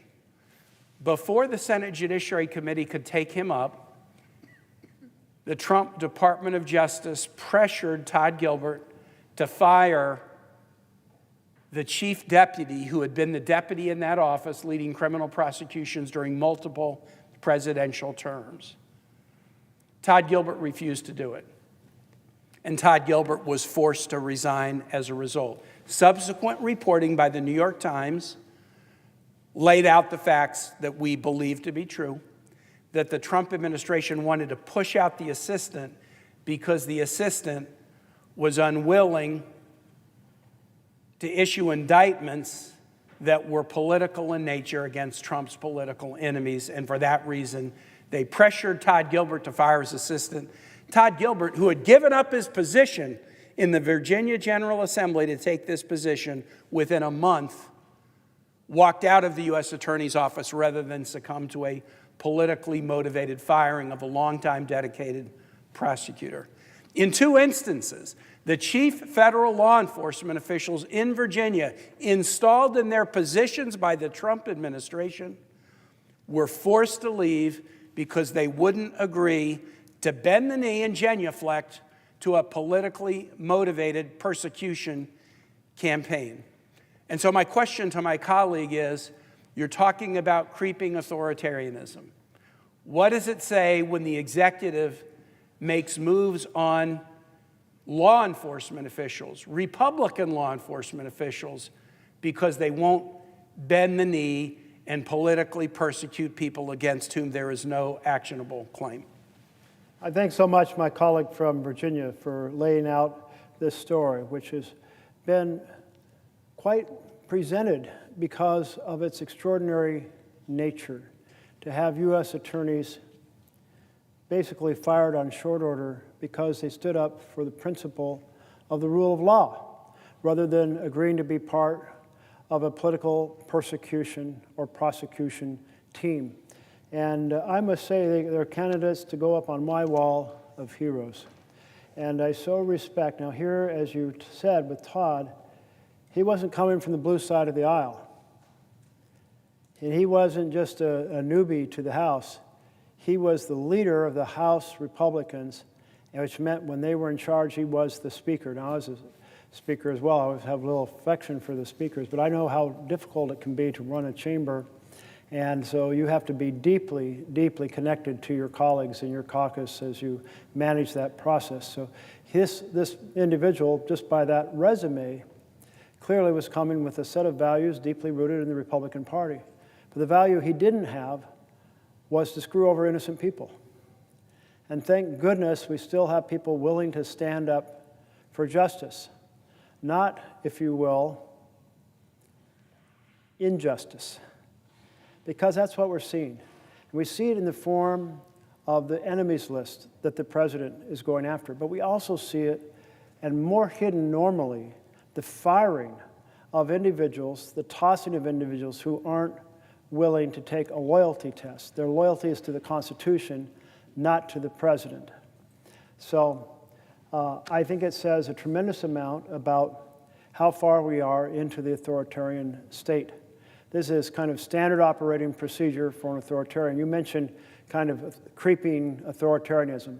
I would say we're on full stream authoritarianism because so much is happening in terms of the firing of employees who are failing the loyalty test, the decimating of programs at the whim of the president rather than by laws being passed here, the ignoring of laws that apply to the executive, like the fact that you can't fire inspector generals unless they for cause in 30 days, the attack on due process and free speech and free press, the weaponization in general of the Justice Department, of which this is kind of a facet of it, and then the effort to get court decisions that enable the president to deploy the military in the streets when there is no insurrection, no rebellion, and no invasion.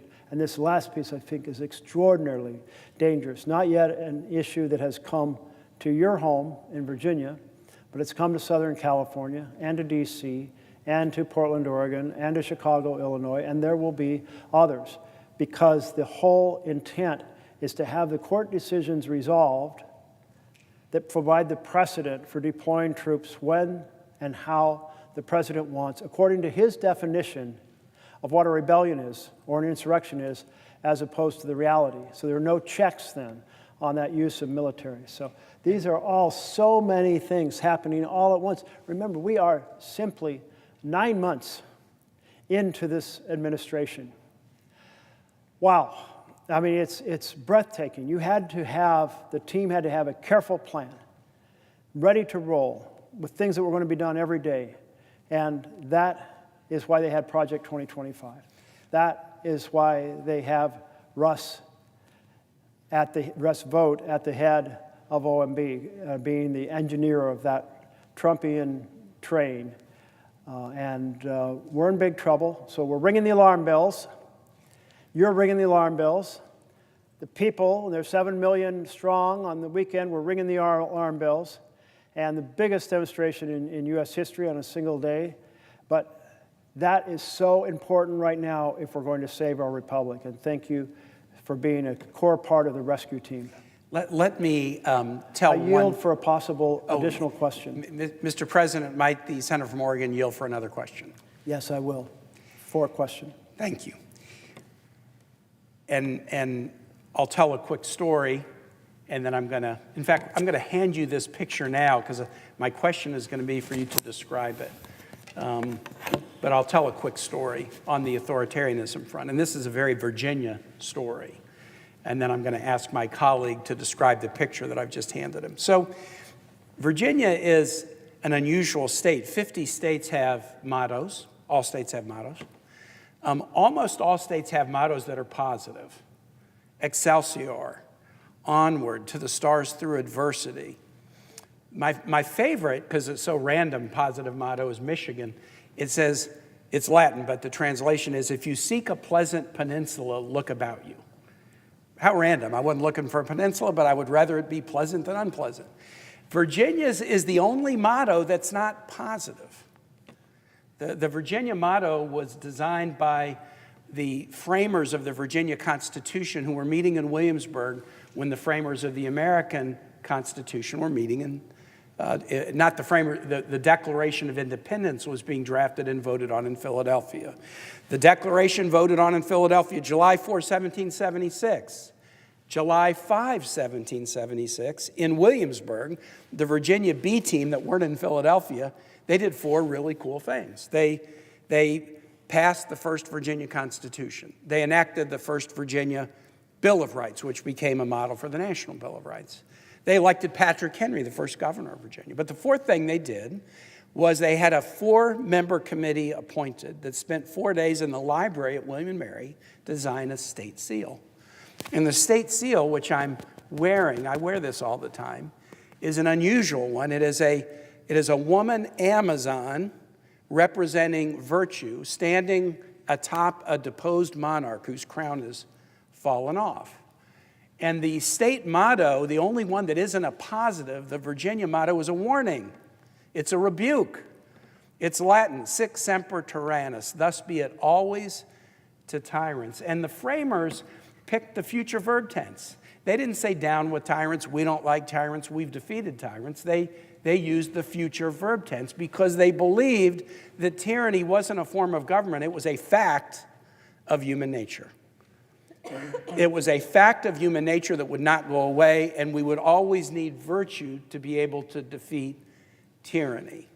And so as you're talking about authoritarianism and where we are, I'm just reminded of the fact that Virginians predicted in 1776 that the nation would need to always be on guard against tyranny. And in the formation of the Constitution, and my colleague has done a great job of looking at provisions of the Constitution, we invested a lot of power in the hands of an executive, but then we put checks, Congress, the courts, a free press. You shouldn't go to war without a vote of Congress. The appropriations power was for Congress, not the president. We put all these checks in place to stop the reality of tyranny. And as we round the corner into 250 years of American democracy, we are a nation looking in the mirror and asking ourselves the question of whether we still believe in democracy over tyranny. Do we still believe it? In 1776, 30% of Americans were for monarchy. When we tell the story of the revolution, it wasn't that 100% of Americans believed in democracy. 30% were for tyranny and monarchy. It was what they knew, or they had a financial tie, or a family tie to England, or maybe they were worried that democracy would be too messy. It wasn't a foregone conclusion that democracy would be the choice. Every generation has to answer the question for itself. Do we still prefer a democracy over tyranny? And as we face this 250th anniversary of the nation's birth, we're confronted with that. I've handed my colleague a photo. I had hoped to have it on a poster, but the photo was taken today. And I didn't have time to turn it into a poster. But I want to ask my colleague from Oregon to describe what it is you see in that photograph. Well, thank you for the question. I thought when you were going to hand me this, I was going to have a Rorschach test or something of that nature. But I knew within seconds what this was. As soon as I realized it was machinery and not parts of a bridge. But this is the demolition at the White House to prepare for some $300 million ballroom. At least that's what I'm nominating as my answer. And I would yield you a question if you would like to follow up. I would love to ask a follow-up question if the senator would allow. I will indeed. Question. You know what a metaphor is. A metaphor is something that not only stands for itself, but it stands for something else. As you look at that picture of the White House being demolished today, at the very time as you were standing on this floor talking about authoritarianism hurting the institutions that were put in place 250 years ago, what is your feeling about the true significance of this demolition project going on at the other end of Pennsylvania Avenue? You're asking such a cerebral and philosophical question here as I'm in the 20-whatever-hour days. But here we have evidence of the president tearing down a symbol of our republic and building a symbol that is really a symbol about authoritarian power, about a government that serves the rich. Just the fact that we're spending money on a $300 million ballroom, which I can't even imagine how it could cost that much, when at the same time the president will not come as requested by the minority leader in the House and the minority leader in the Senate and sit down and work on, and I'm sure they're willing to go to him, and sit down and work on the fact that we are facing 20 million people who are going to have their health care costs doubled. But instead of addressing that, the president's tearing down part of the symbol of our republic, a president, and building a symbol of a king. With that, Mr. President, I yield, and I thank my colleague from Oregon for this important conversation and for your stamina and patriotism. My stamina is getting a little shaky. Oh, and I see my colleague from California standing behind me, so I will get out of the way. And I would ask if you would care to ask a question. Yes, would the senator yield for a question? I will yield for a question. Thank you. I thank the gentleman for yielding and for your extraordinary speech and all that you have elucidated today, and for your powerful advocacy on behalf of our democracy. I think there are any number of signs of when a democracy is in trouble, when a country is descending into a kind of dictatorship. And books have been written about this subject. No one account, I think, can comprise all of the elements of the deterioration of a democracy, but there are certain telltale signs that I think we are seeing all too clearly. And my question goes to some of the things that we are witnessing that I think are hallmarks of the decline of a democracy, and that ought to be sounding a three-alarm fire for the American people. And let me begin with a few of them. First is the misuse of the military at home and abroad. When a president begins to use a military for impermissible purposes, when a president deploys American forces in violation of the law to American cities, when a president assembles top leadership, flag officers, generals, admirals, and tells them that our cities are to be military training grounds, that there is an enemy within, it is as sure as anything a sign of a democracy in trouble, of a democracy in decline. When troops are rappelling from Black Hawk helicopters, not in Somalia, but in Chicago, it is the most visible sign of a democracy in trouble. This is, as we all know, in violation of the law which prohibits the use of our military for domestic law enforcement purposes. Likewise, the misuse of the military abroad without the authorization of Congress, another sign of the deterioration of our democracy, when a president arrogates to himself the power to blow ships up in the Caribbean or now in the Pacific without any authority, in violation of law and Constitution. It is another sign of the president arrogating the military power to himself, to the person of himself, not to the Constitution, not to his core responsibilities, but to himself. Number two, among the dozen or so most virulent signs of the decline of our democracy, of the risk of an authoritarian regime taking hold in this country, are the attacks on our universities. We see this in Hungary and elsewhere, when rulers start to attack the independence, the academic freedom of our universities. It is a sure sign of a democracy in trouble when a president tries to dictate by withholding federal funds, the lifeblood of research universities, withholds those funds unless an academic institution agrees to adopt its cultural agenda or to fire certain faculty or to allow it to have some kind of a monitor, some kind of a big brother overseeing what takes place in our universities. It is a sign of a democracy in decline. Number three, when an administration, when a ruler goes after the right of representation by attacking lawyers, law firms, legal professionals, and saying, "Thou shalt not represent this cause which is deeply unpopular to me.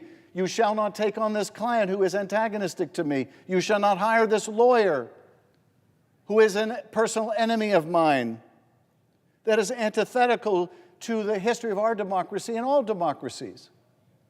John Adams, prior to becoming president, took on one of the most unpopular cases in American history, representing British soldiers who participated in the Boston Massacre. And why did he do that? Why take on such an unpopular cause? Because he understood the importance to a democracy of the right of representation.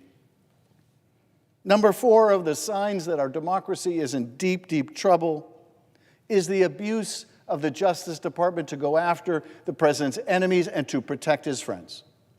It is in actions like in the state of Virginia, the firing of a U.S. attorney who believes that a prosecution is not warranted, notwithstanding the personal injunction of the president that thou must prosecute these people. That prosecutor is fired and another brought in to implement the president's will to go after his enemies. But it is also likewise a sign of the loss of democracy when the powers of the Justice Department can be used to protect the president's friends. When a Justice Department can be told, "You shall not look further into the $50,000 in bribe money taken from a top White House official. Close down that investigation. You shall look no further into the corruption of the mayor of New York. Close down that investigation because that mayor is useful to the administration politically." That is as sure a sign as anything that we no longer have an independent Justice Department, but one in the thrall of the White House. Number five, suppression of free speech. Suppression of free speech, something not just in any amendment, but in our First Amendment. When an administration uses its power to coerce an ABC to pay him personally, or coerces a CBS to pay him personally for the right to continue its broadcast license, or for the opportunity of its parent to have a merger. These are overt efforts to censor the press when it uses its regulatory power and threats to to try to take off the air a comedian or two comedians. It is a sure sign of the loss of press freedom. And equally, we see in other repressive regimes an effort to concentrate power, to concentrate the media itself in the hands of friendly oligarchs, or to create a kind of state-run media, which we are deeply at risk of, and we see in the development of TikTok and the coercive power of the government to decide who the future owners of TikTok will be, to make sure that they are of the same political persuasion as the president, or we see reflected in the oligarchic control of Twitter, now X, or we see in organizations that are buying up stations like Sinclair and using its mass power for the purpose of censorship. Next, in a declining democracy, in a budding autocracy, we see the demonization of vulnerable communities. And what could be more visible in America today than the demonization of immigrant communities by this administration? The demonization of the other, the false portrait of people who come to this country as all murderers and rapists and drug smugglers. The demonization of some of the most vulnerable people in America, also in the LGBT community and the trans community. We see this time and time again in history, in countries becoming dictatorships, that they build their power on the backs of people they dehumanize. We're seeing at home another powerful sign of a budding authoritarianism, of a growing authoritarianism, and that is the use of propaganda, the use of taxpayer money for propaganda. You see banners with the president's glowering face now on public buildings in violation of law. You see Kristi Noem doing Hollywood-looking produced ads that are played at airports, falsely blaming Democrats for the shutdown, political propaganda paid for by you, the taxpayer, or highly produced immigration videos featuring Kristi Noem thanking the president, more political propaganda. Another sign of the decline of our democracy, of the growth of our authoritarian regime, is the corrupt use of government power for self-enrichment. This we saw from the very first days of this administration.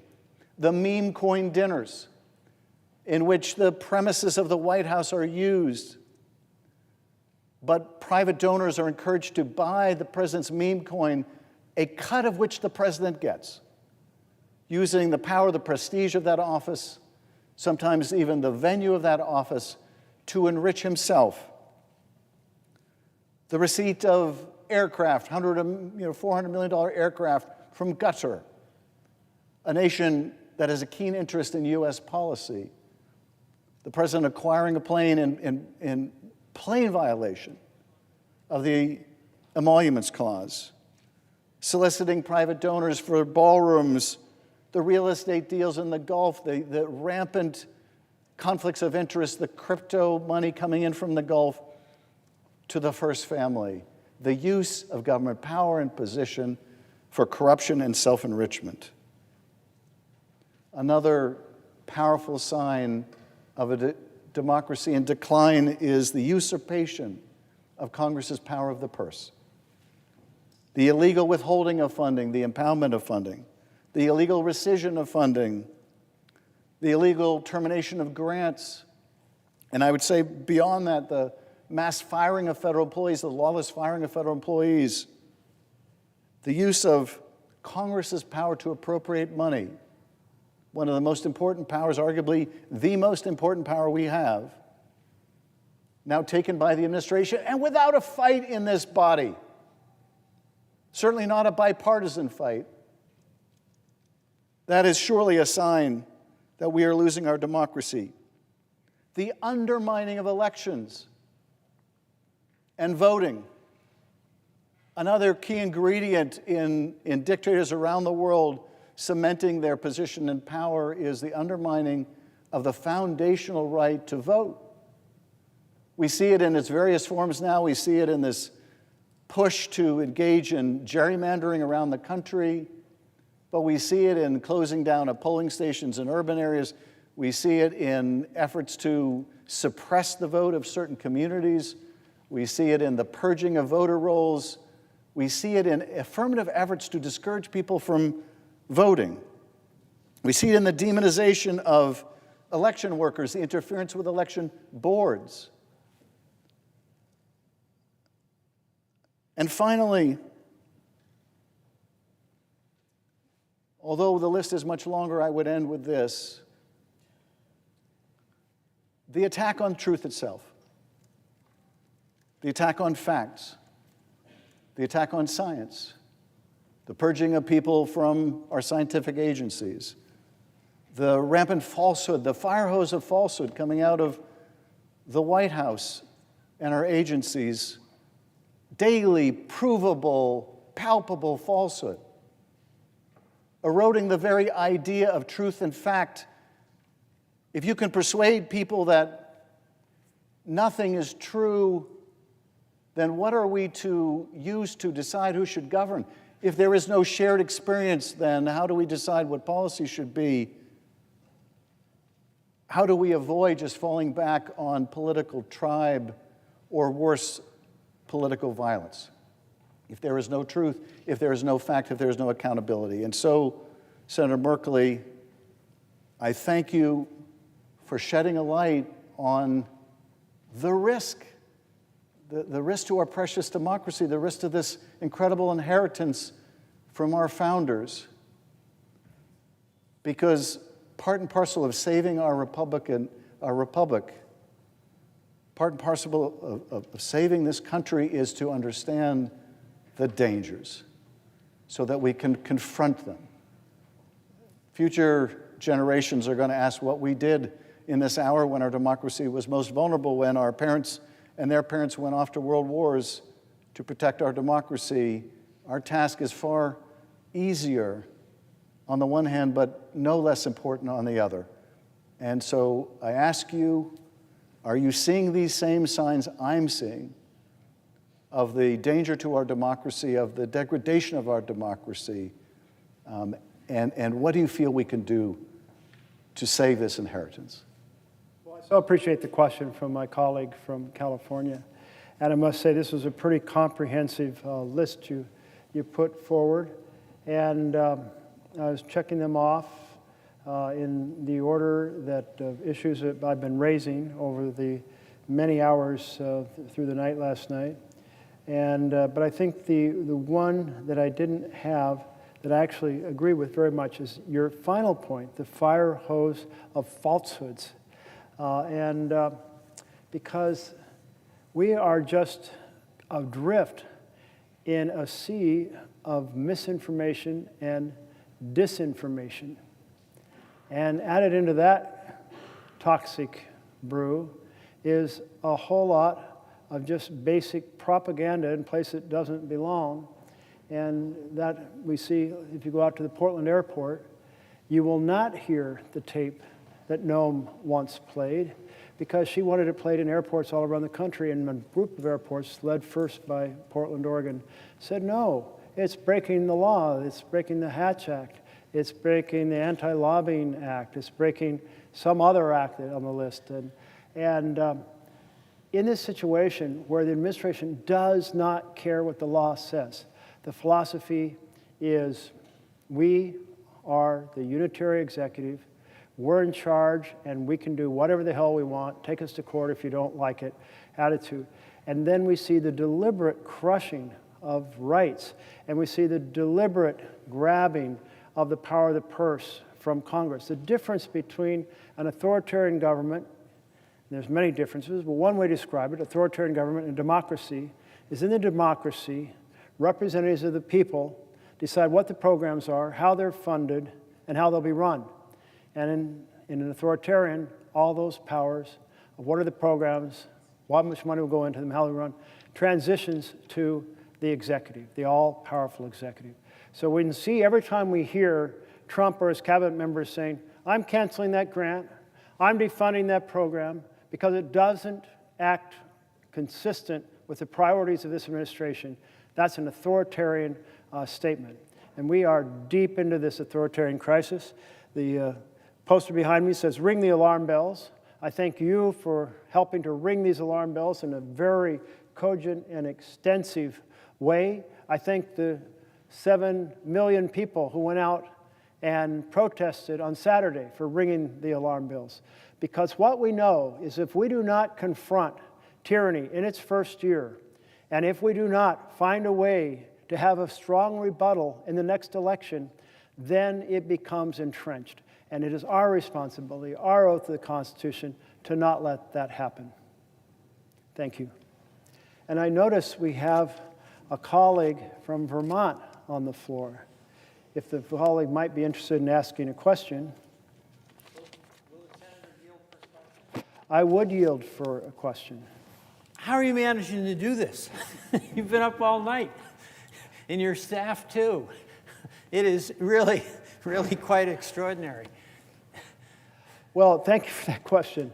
I am on the verge of and the staff falling over, but I've got an hour more before we're going to wrap up this effort. I am so pleased that so many have been able to come from the caucus and help ring the alarm bells, because this is the most perilous moment for our republic since the Civil War. And never did I expect it to be in my time. I thought, yes, we argue over housing policy and how can we best have a decent home and a decent community. And yes, we argue over education policy and how can it be a pathway for every child to have a full and productive life. All these foundations. Oh, another question. I would yield for another question. Yes, I would. All right, well. Make it a long one. I'll make it a longish one, but I want to join in my colleagues in expressing to you our gratitude for this incredible physical effort that reflects not just your intellectual engagement, but your deep passion and the care you have for the Oregonians that you have been serving so well for so long. It's really been, just for me, a wonderful opportunity being a new member of the Senate.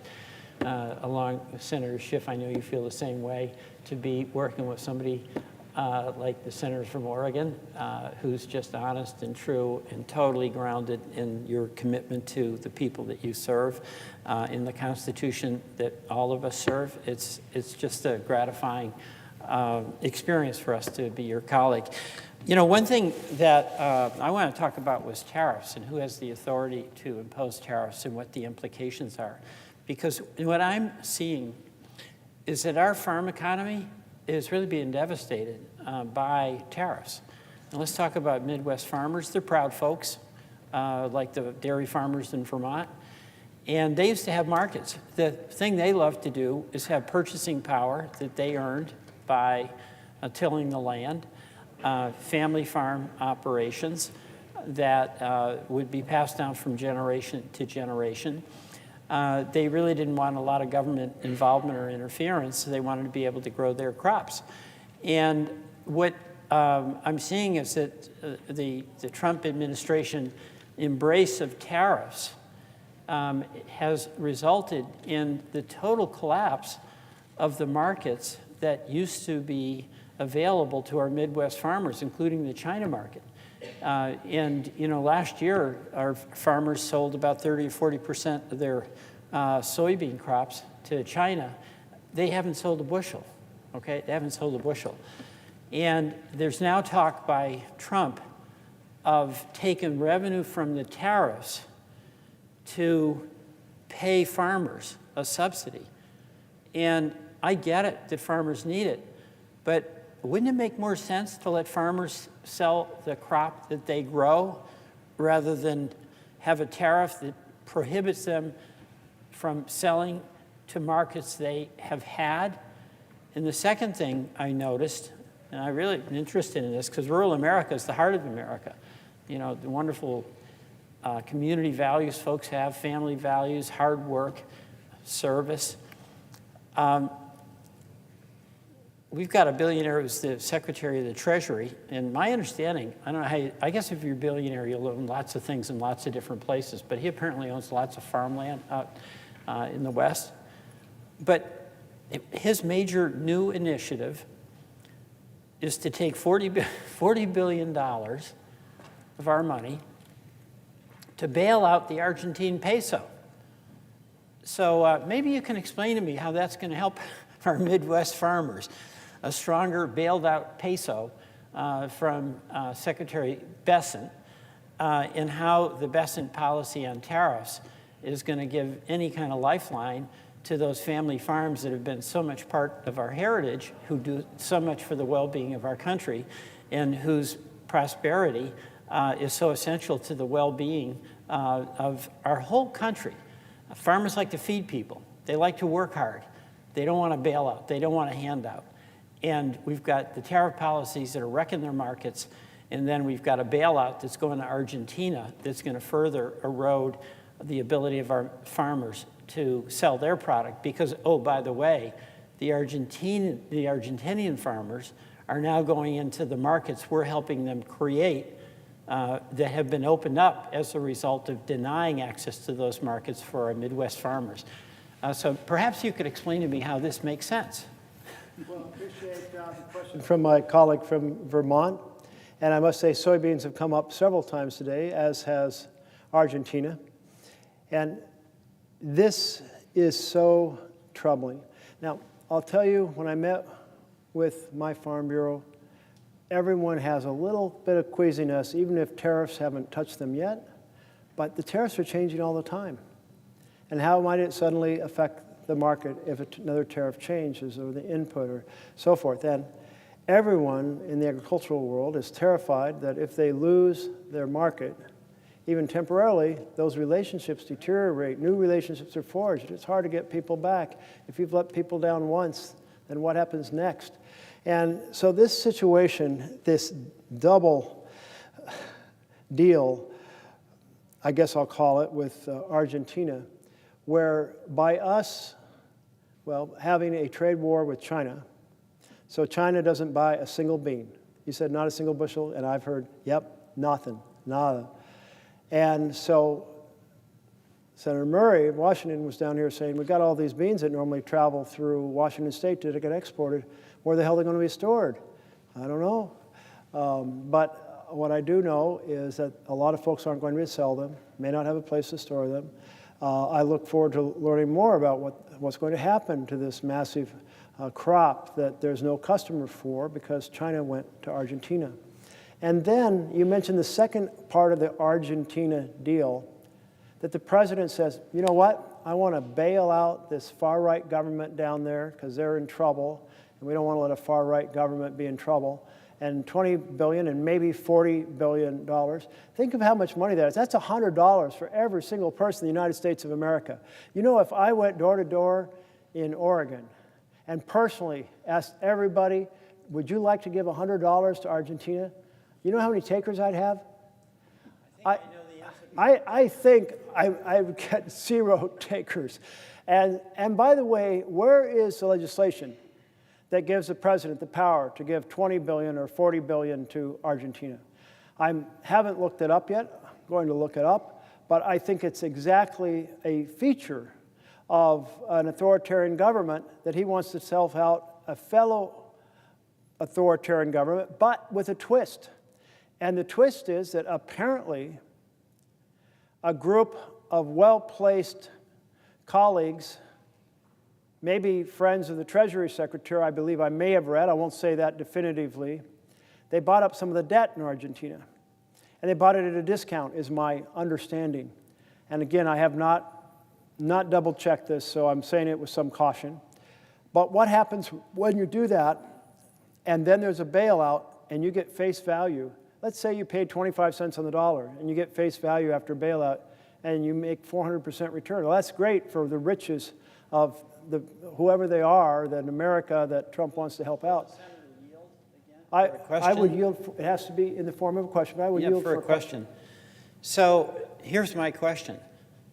Is this really a bailout for the financiers on Wall Street who bought this debt at 20 cents on the dollar, but may get paid $1 on $1? Or is this just flat out enrichment? They didn't lose. They're winning as other people suffer. So is this really a bailout or just a flat out, hey fellas, here's $40 billion. I love you, Donald Trump. Well, thank you for that question. And I must say, it reminds me of a town hall because every now and then I realize I'm way over my head in what I actually know to be the facts. So I'm going to stop before I dig a digger hole because I have not personally researched it, read up on it. I've heard a variety of comments, almost in passing, from colleagues who are so disturbed about this arrangement, disturbed about what's going to happen to soybeans, disturbed that China's buying them from Argentina, disturbed that so we're sending a bailout to Argentina, and disturbed that they have heard that a lot of that money may come back to some very rich people in the United States of America. But I do not know the details. And I'm going to leave it as a bit of a conjecture. And when we talk soon, I'll have the answers. Well, I appreciate that. And I'll yield back to the senator. Thank you. I notice my colleague from Illinois has returned to the floor. If he would like to, I'd be happy to entertain a question should he have one. First, I thank my colleague from Oregon for his endurance and determination. Hang in there. You're bringing up a critical issue and subject for America at a critical moment. And I'd like to return to an issue we discussed this morning when I was visiting, and that's the issue of the militarization of our federal government and its impact on states like yours, Oregon, and mine of Illinois. What I'm finding as I read the newspaper accounts is that the ICE operation from the Department of Homeland Security in Illinois continues to intimidate people who live in the city, in their neighborhoods and all around, and really bring fear. There are parts of the city of Chicago, Little Village and Pilsen are the ones most well known. I'm going to interrupt you for just a moment. Because the protocol team is not sure whether you asked me if I would yield for a question. That's a legitimate point. Will you yield for a question? I will yield through the for chair. a question. Thank you. So the point I'm trying to make is that there are areas of the city of Chicago, and I'm sure in your state of Oregon, where the intimidation factor has reached a point where people are worried about literally going to church, going to work, taking their kids to school. It's a genuine problem. Just last week, an individual took his child to daycare, left the motor running in his car, and took the little toddler into daycare, came out the door and was arrested and detained and removed from that scene specifically while the motor was still running in his car. That's the kind of thing that is happening. It isn't as if they're targeting criminals. They're after people who look like they're Hispanic. And there are many who live in our city, and I'm glad to have them. They're wonderful people. So I'd like to ask in your state what kind of intimidation, if any, has taken place through this military operation of the president? Well, thank the senator from Illinois for the question. And as you're telling this story, I was thinking about a story from Oregon in which a woman who has been there for a long time, she has legal status in the United States. Her mother visits from Honduras, and her sister lives in Canada. So there is a park on the border between Washington State and Canada where people can go into the park, meet, and they have to leave by the same entry they came in. And they've done this before, and so her mother gets to be with her, and then with her sister, the three of them, and 4 children, 7-year-old triplets and a 9-year-old, I believe. And so, and the children are U.S. citizens. So they do what they've done before. They go up to meet the Canadian sister in this park, and while they're hugging, she gets arrested. Arrested why? For smuggling her sister into the U.S., but they're in this park that is set up for that purpose. And she is still being held. The children were released, and they are with a family friend. But the grandmother was released, the mother's mother. But the mother, Jackie, the mother of the 4 American children, she's still being held. And we keep protesting, writing, calling, and she's still being held. The case against her was dropped. Why? Because you can't arrest somebody for hugging in a park set up for that purpose. This is my understanding of the case. But think about how that story says everyone's at risk all the time. Everyone's at risk. And so there is fear and trepidation.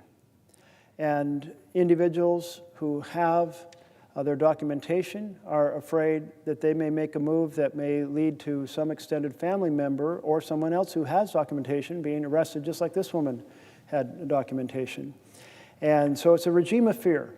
And the argument Trump made was that when someone is here and undocumented and they do a violent act, they're going to be deported. And I don't think many Americans would argue with that. But we should also recognize that our immigrants commit violent acts at a lower rate than native-born Americans. Like portraying immigrants with this false story of criminals, rapists, murderers, and so forth is simply, well, to quote a district judge on a different topic, untethered to the facts. And we are in a deeply disturbing period where more children are being separated, communities are being terrorized, and I think how you have brought forward time and time again that we needed to resolve the status for Dreamers in a more solid way and put bills forward, and we just fell short time, and how many times? 6 times? I'm not sure, or more.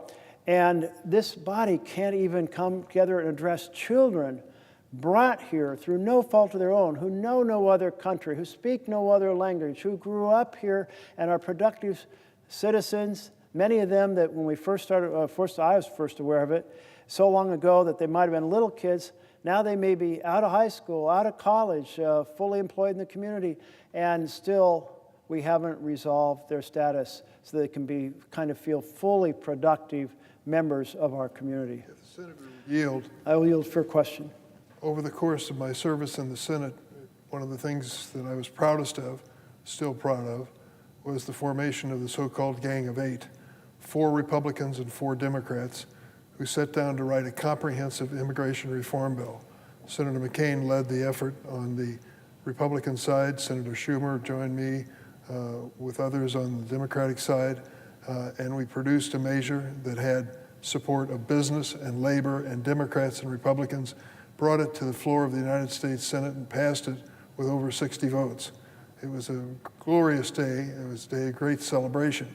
What was it all about? It was all about the 11 million undocumented people in the United States coming forward and registering with this government, who they are, where they live, and they pay a fine for coming to this country without documentation.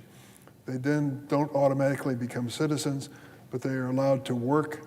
They wouldn't be deported, and they can live a normal life paying their taxes and doing what people who live in this country do normally. It was an attempt to try to regularize the situation, to account for the 11 million, and to say that that was going to be an accounting which would give us some stability in this country on the issue of immigration. And the fact was, it would have done just that. And unfortunately, it was never taken up by the Republican leadership in the House of Representatives. So we passed it here in the Senate. It included the DREAM Act, and it was a step forward. I contrast it today to what we're faced with. Full-scale battles and war going over immigration in cities across this country. It's unnecessary. There are ways to resolve this fairly, humanely, and in an American fashion.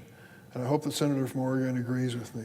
It's time for us to sit down and do this. Hiring more ICE agents is not going to resolve the issue of immigration. Having a law that is enforceable and rational and humane and American in its nature is the best way as far as I'm concerned. And I ask the senator for his reaction.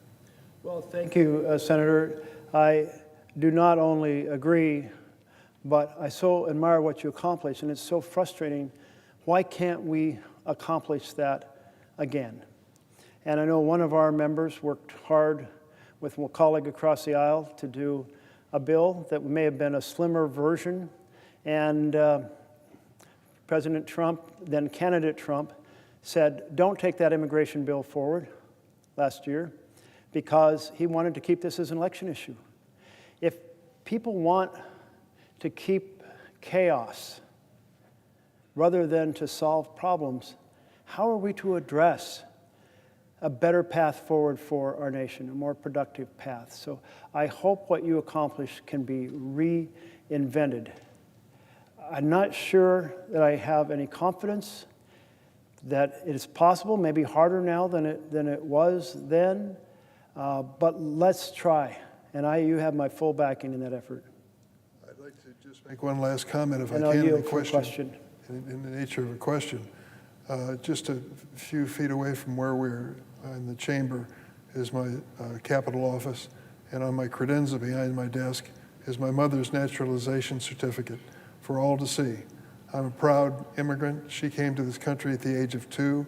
Her mother did not speak English, but brought 3 children on a boat from Germany to Baltimore and ultimately to Illinois, where I grew up and my mother spent her life. It was an indication of the American dream as far as I'm concerned. Her son not only got a government job, but was elected to the Senate. And so good things happen.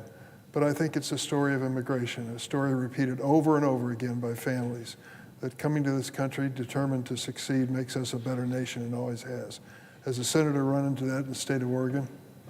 Well, I must say, Senator, I don't think there is an individual that we have in the Senate who is not the descendant of immigrants. And so shouldn't we all be able to identify with our family stories and bring those to bear to solve this challenge and actually restore a framework? I think about, just let me take one piece of this. The process for being able to have an asylum hearing has a backlog of about 6 years. Well, that's a piece that we can find a rational way to address that. The Dreamers, we can find a rational path to bring the Dreamers fully into our society as you have laid out in the past. We can proceed to, I think, find a deal on border security, what we pay. But there are many pieces that will never get solved unless people are sitting down like you did with your Gang of 8, bringing people together and say, let's iron this out. And so that's my hope and prayer. In the nature of a question, I asked the senator from Oregon, is he aware of the fact that we have approximately 700 immigration judges facing that backlog you just described, and the Trump administration has dismissed 100 of them? So instead of adding more judges so we can expedite the hearings and resolve them, the opposite has been the case. Was the senator aware of that? I was not aware of that, no, and that's insanity. Certainly is. I'd also ask the senator, when it comes to... I yield in the nature of a question. Nature of a question. When it comes to the issue of due process, the question is whether or not we can in this country offer due process to the people who are asking for their fate to be resolved. That has been part of our Constitution, applying not only to citizens, but those who are in our country petitioning to become citizens. Does the senator agree with me that due process is a critical part of our democracy? Absolutely. Well, we face this reality now with children. I just described it earlier, and this is the question I would ask you is this. I yield for the question. Does the senator believe that these unaccompanied children need to have humane treatment at all times? You told the story earlier of going down to the border and watching what happened under previous administrations. Would the senator recount that story at this point? Well, yes. I think you asked me to recount the story. And the story involved the fact that I read a speech by Attorney General Sessions. And Attorney General Sessions was delivering this speech at, I think it was called Freedom Park in Southern California on the border. And as I read the speech, I said out loud to people around me, it sounds like he's planning to separate children deliberately from their parents in order to have that trauma be a deterrent for people coming. And I said, there is no way any American administration, not blue, not red, would ever deliberately harm children as a political policy strategy. And a member of my team said, there's one way to find out. Go down to the border. And I checked, and I had that weekend free, so I was down to the border. And I go into this warehouse, and in this warehouse, there are all of these, basically what we'd call in Oregon, cyclone fence cages, wire cages. And I stop in front of one of them, and it has a group of boys lining up from the smallest to the tallest. And the smallest was just knee-high to the grasshopper, as we say, just a little tyke, maybe 4 years old. And I see these kids looking out across the warehouse because in other cages inside that warehouse were groups of women or men, and my impression is they were looking to see, where did my mother go? Where did my father go? Where is my sister at? And I said to the Customs and Border Protection agent, I said, were these children separated from their parents? And he said, yes. And I said, where do you do that? He said, we bring the family in through that door. The door was maybe 25 feet away. And we say, children, come with me. Parents, go with that person. And boom, separated. And they stay separated. And what happened as that unfolded is administration, this is under Trump 1, said they were keeping careful records of the children to be able to have a reunion with their parents. But they were not. So we ended up with extraordinary efforts, including tons of volunteer lawyers and researchers trying to get children back unified with their parents. A few, 100, I believe, were never reconnected to their parents, could never be found. Whether they returned to a small village in a faraway country, I don't know. But it was profoundly disturbing. I went outside, and the press had a little huddle. They said, what do you see? And I said, children being separated from their parents. And of course, this story immediately blew up. And then I went up the road. I heard that there were hundreds of boys being held in a former Walmart. And my team member was like, well, we asked, but we didn't get permission to get in. I said, well, let's go knock on the door. And so we go up, and he's doing a live feed. What's that called anyway? One of those social media, Facebook feeds. And I go up and I knock and I say, yes, who I am. And we were in the area and we heard there were a lot of operations here. Can you give us a tour? Can you have the executive director come out? And they got back to me. And by the way, since I was doing a live feed, and I said, call me on my phone number went out to the entire world at that moment. And so I enjoyed having hundreds or thousands, it felt like thousands of people call for weeks about this. But they didn't come out. What they did is they called the police to have me arrested. And the police declined to arrest me, but did escort me and my staff member off the campus. They did not want there to be a tour. And I had been told there might be, I think it was 1,000 boys, and there were some almost 1,500 boys in this.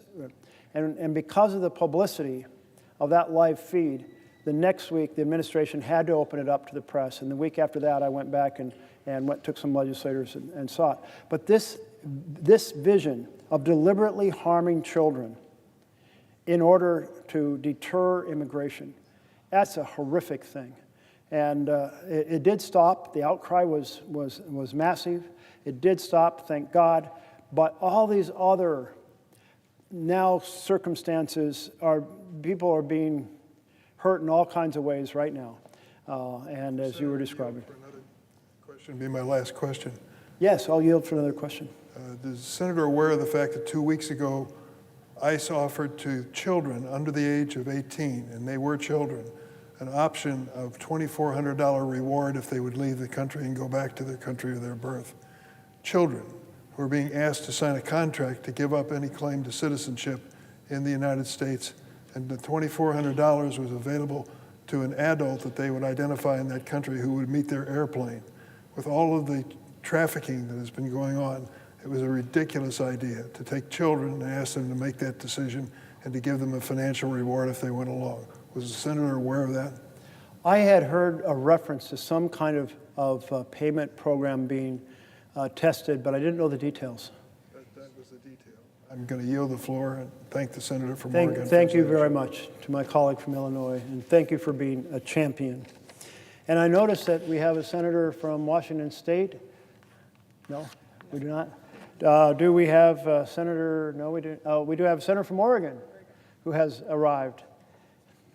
And would the senator from Oregon like to ask a question? I know you have to ask permission. I just want to say that today has been an extraordinary day for Oregon and for the country. We look forward to continuing this discussion, and I thank, and would the senator yield? Yes, thank you for the protocol. Was just checking. Thank you for asking me, and yes, I would yield for question. Would the senator be willing to continue this discussion in the days ahead? Because I think this has been extraordinary. It has begun to lay out the implications of what this is really all about in terms of authoritarianism. It's important for our state. It's an important debate for the country. Would the senator be willing to carry out further kind of discussions? Might not necessarily be here on the floor of the Senate, but elsewhere as well. Thank you to my colleague, and as long as that discussion is not taking place in the hours I might be sleeping tonight, absolutely. And I do feel like this is so fundamental to our nation. That's why everyone who has come down to the floor, everyone here has asked a question today and made solid insights as they prepared their question. And we are collectively ringing the alarm bells. We're ringing the alarm bells because authoritarianism is not down the road or around the corner or next month or next year. It is here right now. And it has been so astounding to hear all the dimensions that have been highlighted by individual senators about how this tyranny is taking shape. And in every possible way around the world where authoritarians have developed a strategy, they are all being done here. It's like all of them. Rig the next election. Yes. And then proceed to pressure the newspapers. Yes. And pressure the broadcasters on what they can put out. Yes. And weaponize the Justice Department. They are doing it. And the list goes on and on. And for us in Oregon, certainly the one that is on everyone's mind is striving to have a pathway to legally send in the military when there is no rebellion, no insurrection, and no invasion. And that one terrifies me. That administration is hell-bent on getting judicial thumbs up, green light to be able to move troops where they want in this country when none of those things are happening. My colleague has richly earned a few hours of sleep tonight, but I'm going to make sure that here in the Senate and across the country, people understand that this is the beginning of further discussion, not the end. And I want to thank my colleague for taking this time today to lay out what this is really all about in terms of this issue. We still have 25 minutes. I'm checking. More colleagues would like to ask a question. Senator, the senator from Michigan. Would the senator from Michigan like to ask a question? Well, I would. Thank you, Senator Merkley, for yielding to me. I do have a question for you. And certainly, I appreciate all that you have been saying over all of these hours. You're right. We are in a real crisis here in this country. Before you go any further, can you just say these magical words? Would you yield for question? And I will say that I will yield for question. Would you yield for a question? I will yield for question. Yes. Well, thank you. I appreciate that. And again, thank you for bringing this to the attention of the American people in such an eloquent way. First, I'd just like to ask my colleague about how President Trump is pursuing dangerous and authoritarian practice of basically picking winners and losers in government. Clearly, he's like a king. As we've seen, he's picked winners and losers by illegally refusing to spend money that Congress has directed. He's picking winners and losers by withholding federal grant funding for programs, disaster relief, and medical research unless people basically bend the knee to his draconian demands.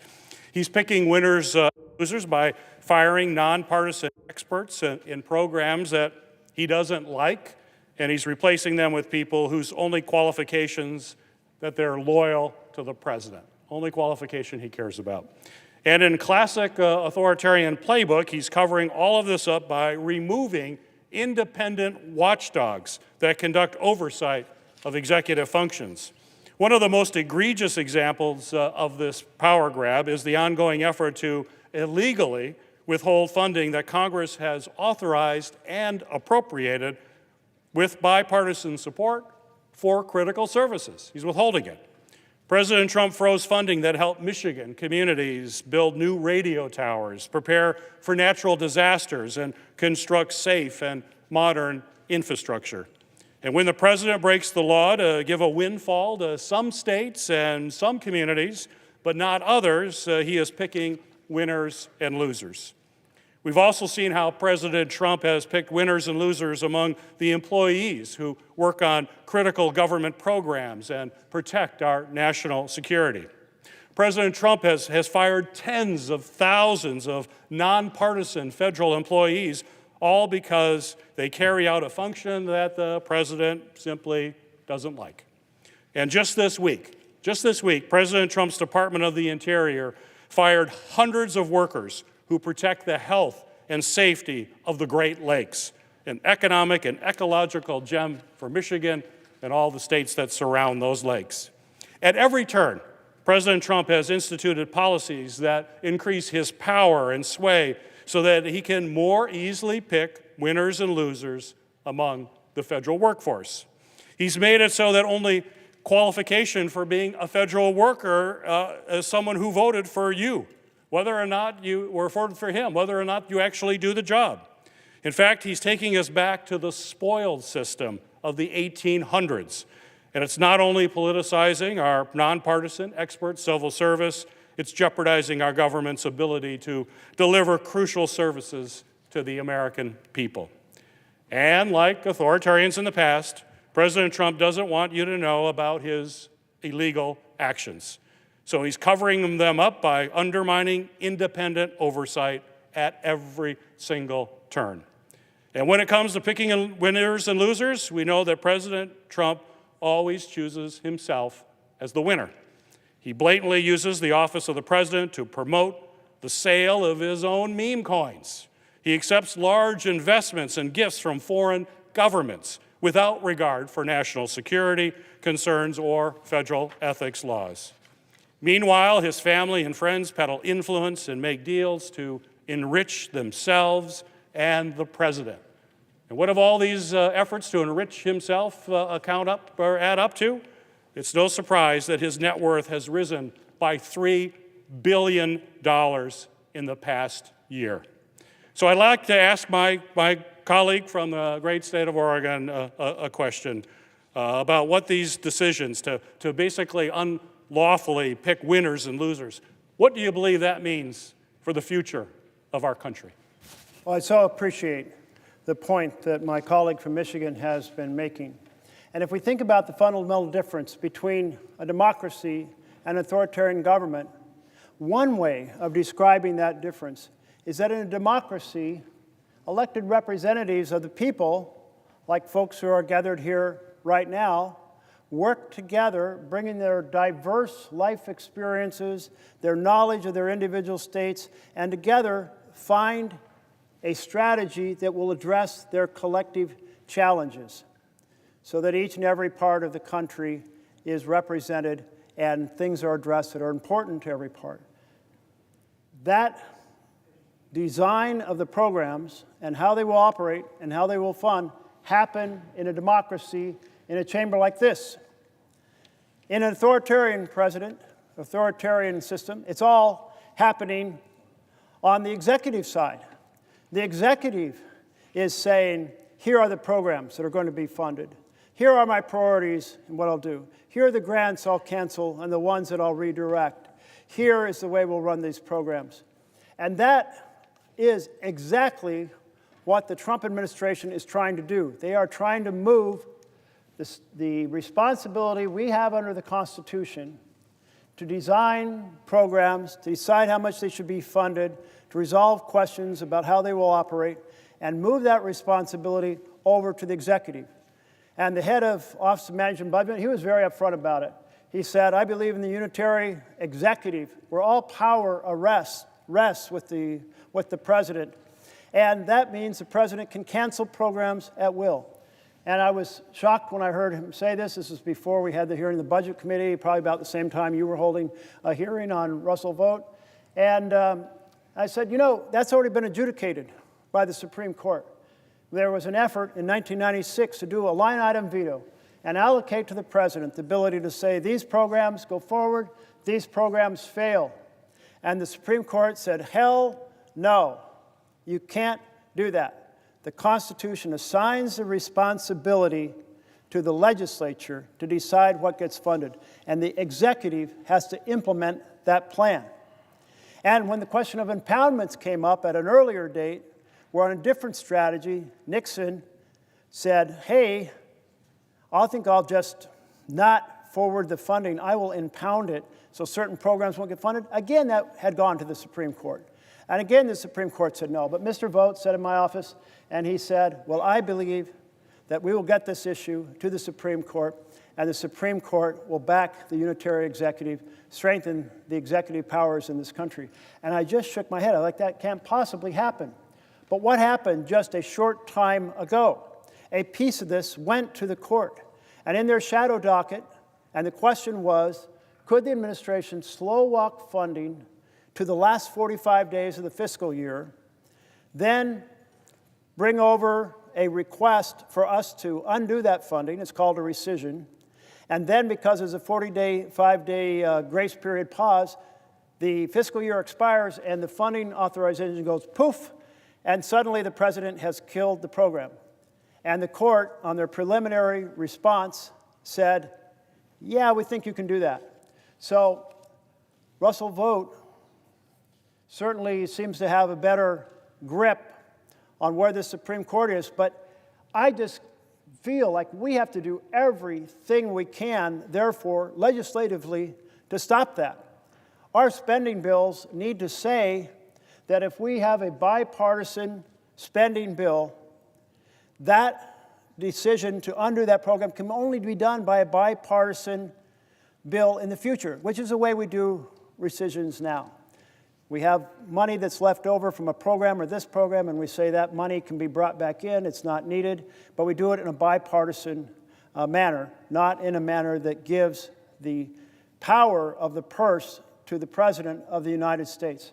And this is a collective effort that all of our Republican and Democratic colleagues should be involved in. I mean, collectively, we need to be defending our role in the Constitution, and this is central to the separation between authoritarian power and a democracy. I've been on the Senate floor to ring the alarm bells for a long time, somewhere around 6:25 yesterday. And I want to thank people who have been here with me the whole time, people who made this happen. My team, Merkley staff, who I see a few of them, and quite a few of them are here. I'm so pleased, and I appreciate their support. The Capitol Police, who had to stay through the night. The Democratic and Republican floor staff, who had to stay and go forward without being, if you will, the center of attention. They had to, make sure everything went right, and they did. The Senate pages who have come and gone through the night, but I think it's pretty cool that you were here. Every now and then when I was a little lonely, I'd look over, I'd see some heads peeking around the corner over on this side. That was great. That page program is extraordinary. And I hope all of you will think about how you find a path in life to build a better world. There is no better mission for a soul on this planet to find a way to build a better world. A million ways to do it. The Senate doorkeepers, thank you. So appreciate you all. Senate parliamentarians, oh my goodness. I don't know what kind of flowers I can possibly bring but I will be in your debt for a long time. Thank you. The presiding officers. So many of my colleagues from across the aisle had to come, and I know how hard it is to sit in that chair. I did my 100 hours in that chair, plus quite a few, and I know it's awfully hard to be there and not even be able to respond when maybe someone disagrees profoundly, and yet you are here making it possible that I could carry this conversation, ringing the alarm bells about authoritarianism. Couldn't have been done if you all hadn't come and held the floor. So thank you. And all of you colleagues who came to give a little dissertation and ask a question, and sometimes a longer dissertation. And I was like, thank you, thank you. I appreciate that so much. We are in the most perilous moment, the biggest threat to our republic since the Civil War. President Trump is shredding our Constitution. Our nation has spent 250 years striving toward a vision of equal justice. Of course, we had our Declaration of Independence. It took a few years to get our Constitution that we now have in place, 1787. But we have been striving towards this vision in which everyone is empowered in this country. And I always think about how the foundation of the law is carved into the facade above the Supreme Court pillars, and it says equal justice under law. You know, the very first political act I took was when I was a junior in high school. And I read an article in the evening paper, back when there was often a business paper in the morning and a labor paper in the evening, the Oregon Journal. And the article said that Agnew, Vice President Agnew, had been convicted of bribery, convicted of taking $100,000, the article said, and he had been given a fine of $10,000. And I was like, what? For the rich and powerful, they get to keep 90% of their proceeds? So I fired off a letter to the Oregon Journal and said, this is not right in a nation that values equal justice under law. And they printed it. They're long out of business. I'd like to get a copy of that, but long out of business. But the vision Trump is putting forward is unequal injustice. It's a huge assault on the foundation for our nation. And what we have is a nation in which the founders, and many of you spoke so eloquently to this, a nation in which the founders said, we do not want to have a king.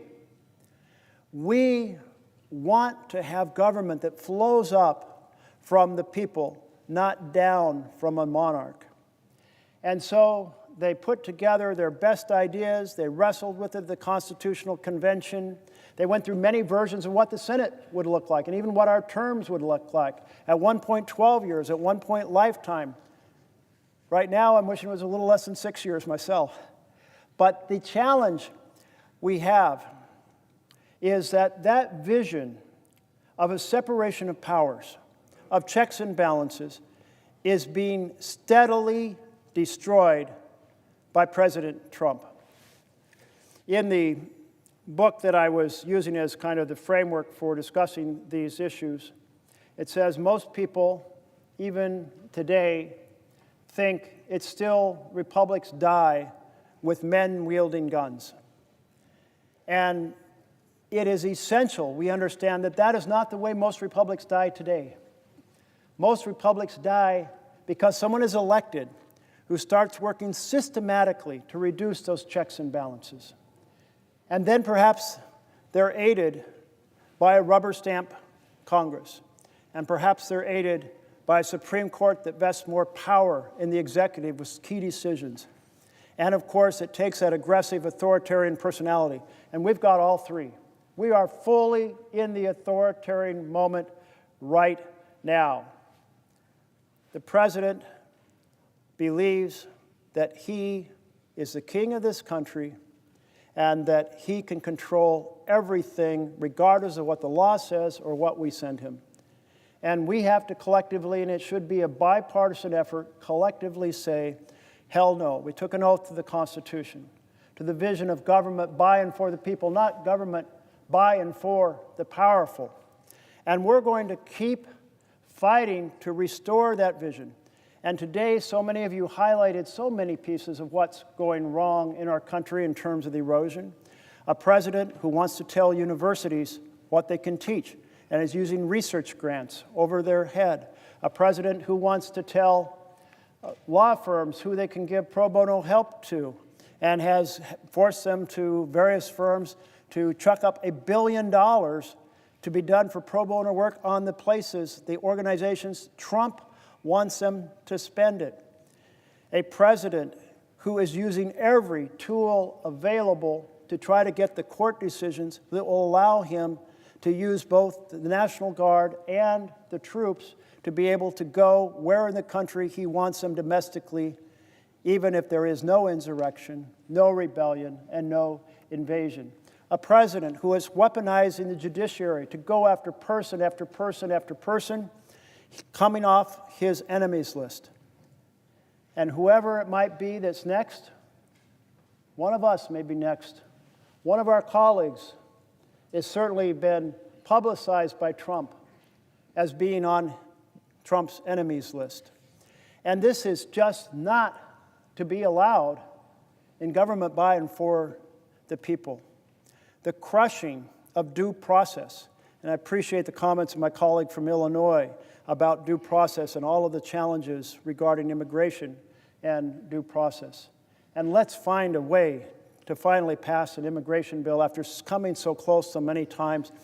And Senator Durbin, I know you are retiring, but let's get the immigration fix done before you leave us with all of your expertise.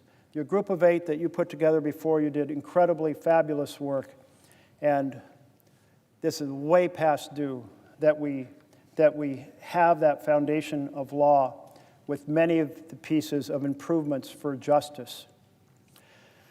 We saw on day one of this administration, Trump down there in the rotunda with the billionaire standing behind him. And from that moment, it was apparent. That's what his government was about, by and for the wealthy and the powerful. And if we had any doubts, then it was resolved when he put forward his version of a bill, which he called the Big Beautiful Bill, and we often called, many of us, the Big Ugly Betrayal. Because only an authoritarian president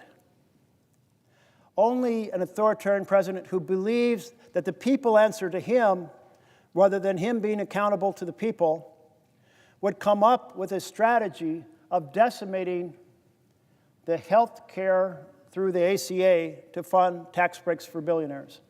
Only an authoritarian president would say, let's demolish Medicaid, and between Medicaid and ACA, have 15 million people lose their health care, 235,000 projected in my state. Only an authoritarian would say, let's cut child nutrition to fund even more tax breaks for billionaires. And then, of course, on top of all that, put forward a plan that runs up $30 trillion in debt, additional debt over 30 years. Probably the most fiscally irresponsible bill ever to pass through this chamber. And that $30 trillion of additional debt will so compromise our efforts to take on the foundations for ordinary families, for health care, for housing, for education, for good-paying jobs. The 4 foundations that give a family a chance to stand on their feet and thrive. So we all have taken an oath to the Constitution. So let's all work together in every possible way to ring the alarm bells, because it is a fact that if we do not ring the alarm bells, well, the longer you are in an authoritarian state, it becomes more and more entrenched. And so we have to fight it in every possible way. I'm so proud of the 7 million Americans who took to the street in every one of our states at those 2,700 different locations all across the country to say no kings. They were ringing the alarm bells.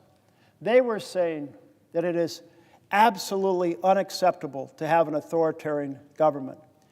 And that is the largest demonstration in U.S. history. And for each one of those 7 million, they have families, they have friends who knew that they were doing this, who are becoming educated about the challenge that we're facing right now.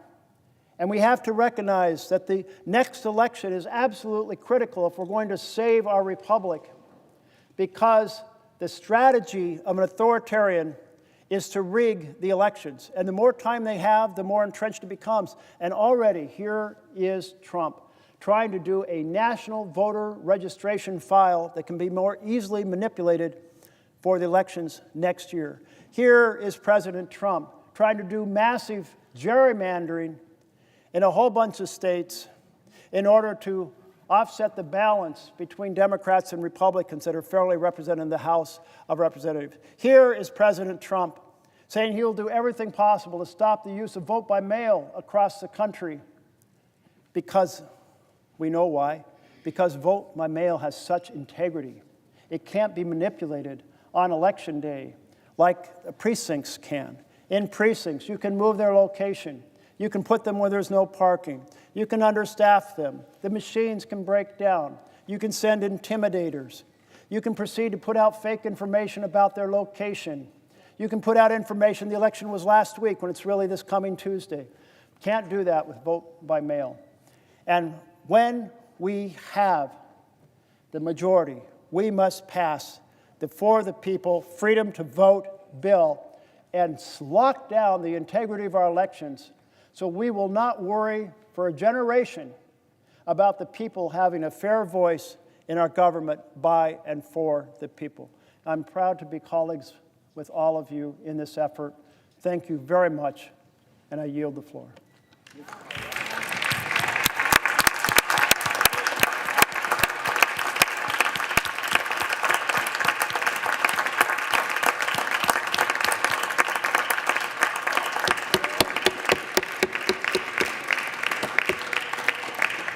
Mr. President. Recognize the Democrat leader. Mr. President, let me express the profound gratitude of all of us for his amazing tour de force over these many hours. Jeff Merkley has been the Paul Revere of 21st century America, literally, figuratively riding from one corner of this country to the other, alerting people to the danger our democracy is in with the would-be king as president. No one has done it better. No one has done it with more persistence. No one has done it with more passion. No one has done it with more effectiveness than Jeff Merkley. Not only this Senate, but much more importantly, all of America owes you a tremendous, tremendous debt. Thank you.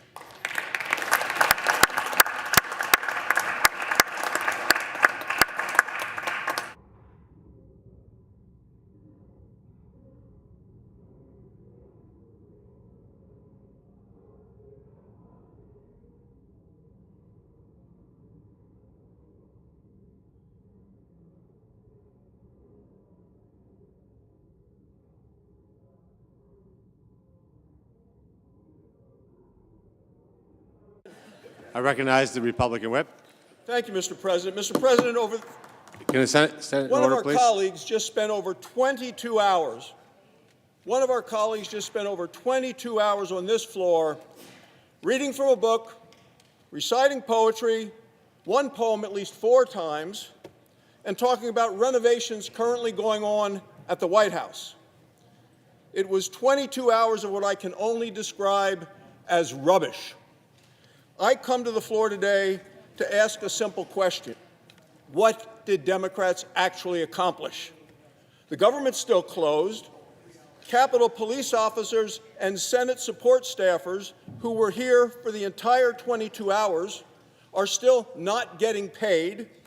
So let me read, Mr. President, from the record and into the record, an article published today in the Daily Caller written by Adam Pack. The headline is this.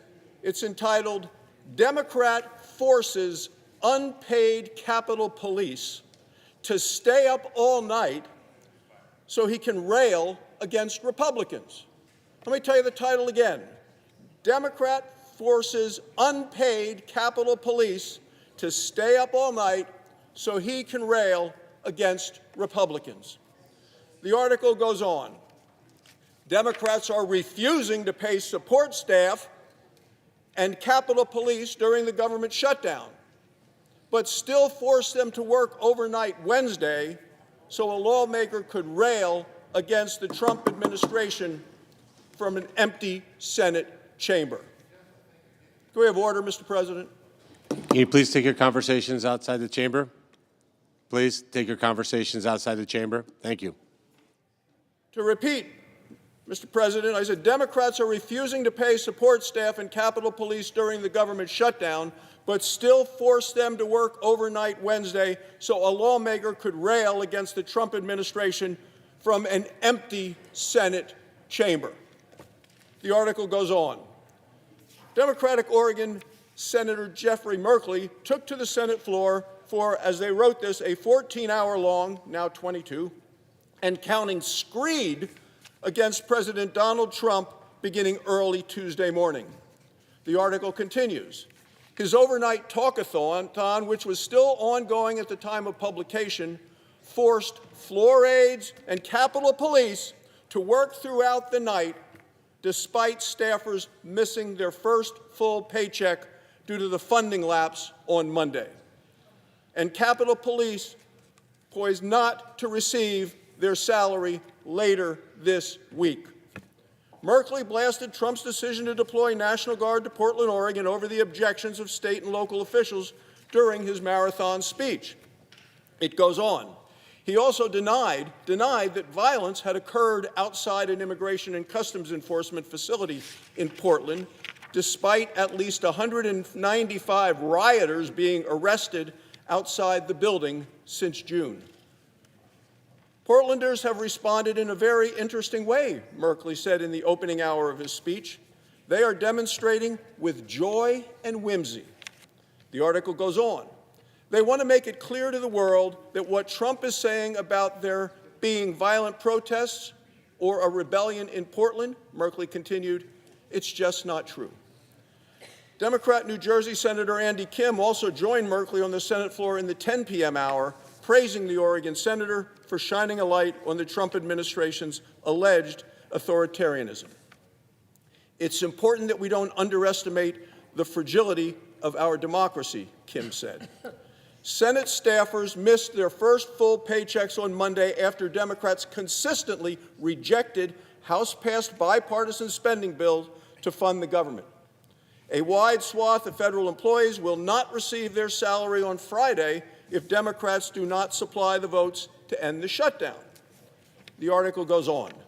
Merkley and Kim have voted with Senate Minority Leader Chuck Schumer on 11 separate occasions to keep the government shuttered during the 22-day-long funding lapse. Just 3 Democrat Senate caucus members have thus far crossed party lines to fund the government, leaving the spending measure short of the necessary 30-vote threshold to move most legislation in the Senate. Republicans blasted Merkley's overnight speech during the shutdown, arguing the move was unfair to floor aides and Capitol Police officers working unpaid because Democrats refuse to fund the government. The article goes on.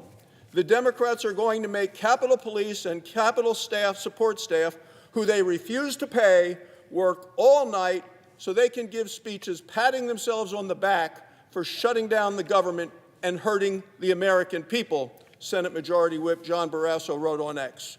How ridiculous is that? Senators whose pay is protected by the U.S. Constitution receive their salaries on Monday. The Senate is expected to vote on legislation this week sponsored by Republican Wisconsin Senator Ron Johnson to pay military personnel and federal employees who are reporting to work during the shutdown. Democrats are expected to filibuster the bill. Several members of their caucus have argued that every federal worker should be paid during the shutdown, despite repeatedly voting against reopening the government. The article continues, Merkley's overnight remarks follow other Senate Democrats staging all-night speeches to protest the Trump administration this year.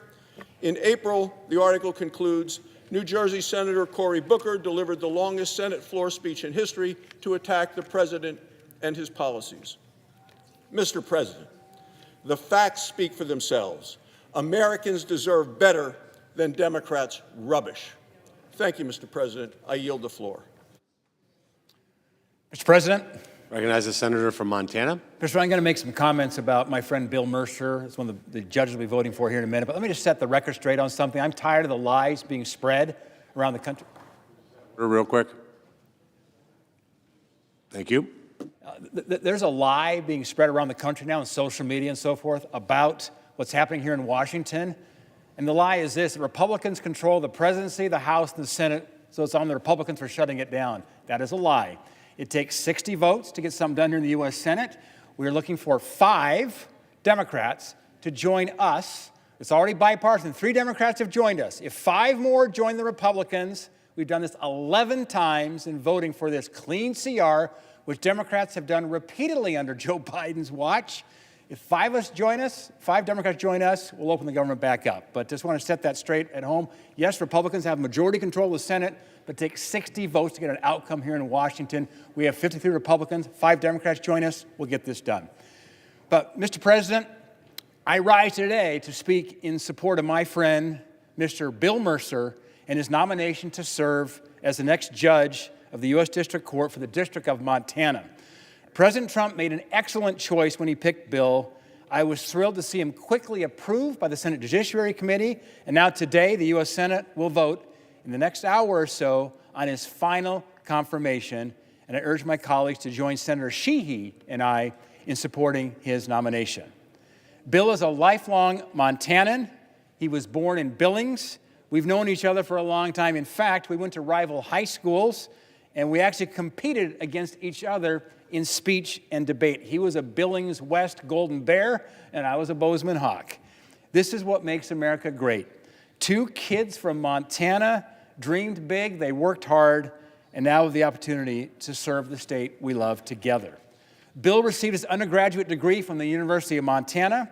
He later went on to receive a Master of Public Administration from Harvard and his law degree from George Mason University. Bill served his state and country in various roles over the past 3 decades. In Montana, he served as a U.S. Attorney for the District of Montana from 2001 to 2009, and he represented Billings in the Montana House of Representatives for the past 7 years. Bill also worked at the U.S. Department of Justice, where he served as Principal Associate Deputy Attorney General and Acting Associate Attorney General during the George W. Bush administration. He's been actively engaged in his community, serving in 5 nonprofit boards of directors in Montana. Bill's been a member of the Montana Bar for 32 years. He's appeared in state and federal court in Montana and as lead counsel in numerous cases. He has represented clients in appellate courts, which resulted in oral arguments in 15 cases in the Courts of Appeals for the Ninth Circuit, the D.C. Circuit, and the Montana Supreme Court. Bill's been recognized by his peers in the legal community for outstanding track records, being rated among the best lawyers in Montana for environmental and commercial litigation. Throughout his extensive legal career and years of public service, Bill has represented Montana's interests very well. He is committed to the rule of law and the original interpretation of the Constitution. He understands Montana law and issues. His experience as a widely respected and effective member of the Montana House has helped him understand the needs of our state, our families, and our communities. I believe his time serving in Helena has given him an important perspective on the law and the importance of judicial impartiality. Federal judges play a critical role in our government. It's important that we pick servant leaders who are committed to our founding ideals and protecting the role of the judiciary. These are lifetime appointments. They will have a lasting impact on both Montana and the nation. I have no hesitation when I say that Bill is the top choice to serve as Montana's next federal judge. I've seen his commitment to our state firsthand. His time at the Department of Justice as U.S. Attorney, as the state legislature prepared him well.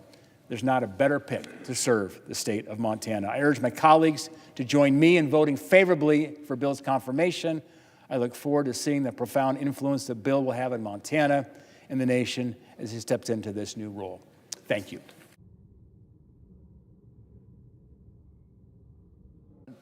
I recognize the Majority Leader. Mr. President, I ask unanimous consent that notwithstanding Rule 22 following the cloture vote on the motion to proceed to calendar number 168, H.R. 5371, the Senate vote on the motion to invoke cloture on the Lewis nomination, and if cloture is invoked on the Lewis nomination, all post-cloture time be expired. The Senate vote on the motion to invoke cloture on the Meredith nomination.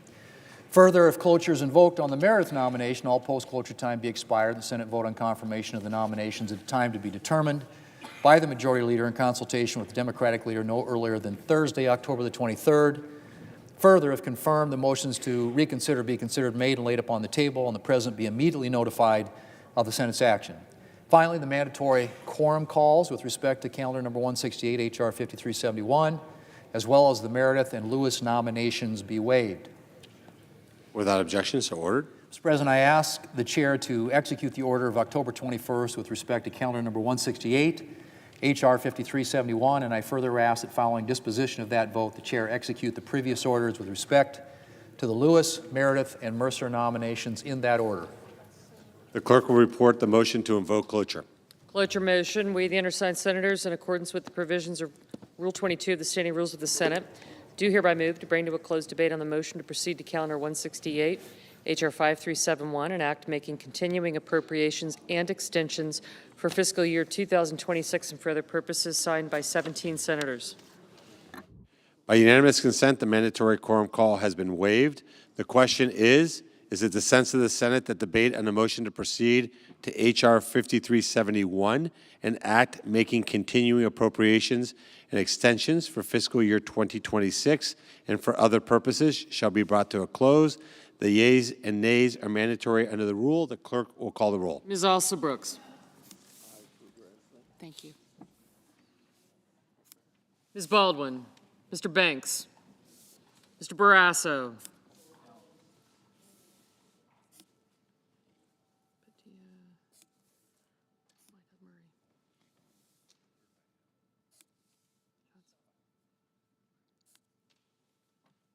Mr. Bennett.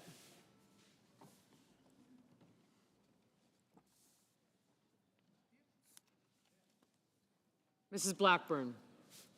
Mr. Blumenthal. Ms. Blunt-Rochester. Mr. Booker. Mr. Bozeman. Thank you.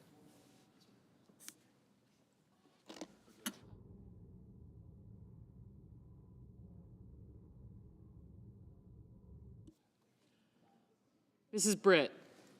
Mr. Budd. Ms. Cantwell. Mrs. Capito. Mr. Cassidy. Ms. Collins. Mr. Coons. Mr. Cornyn. Ms. Cortez Masto. Mr. Cotton. Mr. Kramer. Mr. Crapo. Mr. Cruz. Mr. Curtis. Mr. Daines. Ms. Duckworth. Mr. Durbin. Ms. Ernst. Mr. Fetterman. Mrs. Fisher. Mr. Gallego. Mrs. Gillibrand. Mr. Graham. Mr. Grassley. Mr. Haggerty. Ms. Hassan. Mr. Hawley.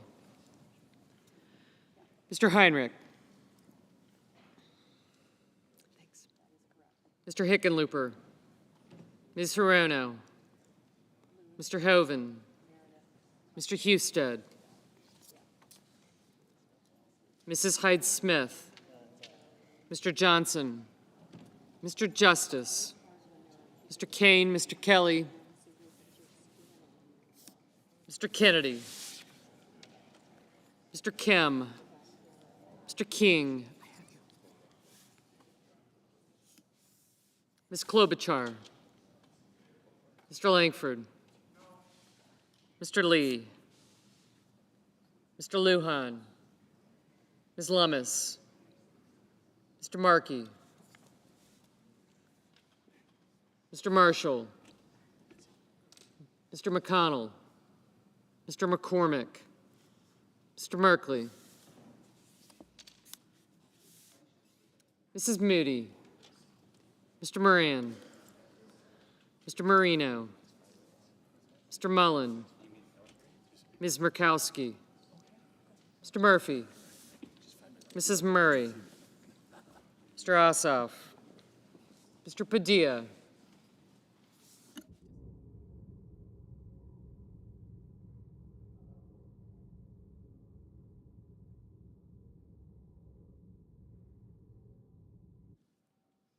Mr. Paul, Mr. Peters, Mr. Reed, Mr. Ricketts,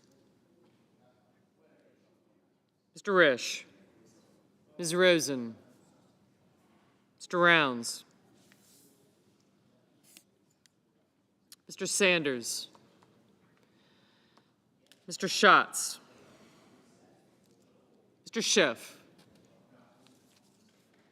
Mr. Schmidt, Mr. Schumer. Thanks. Mr. Scott of Florida, Mr. Scott of South Carolina. Mrs. Shaheen, Mr. Sheehy,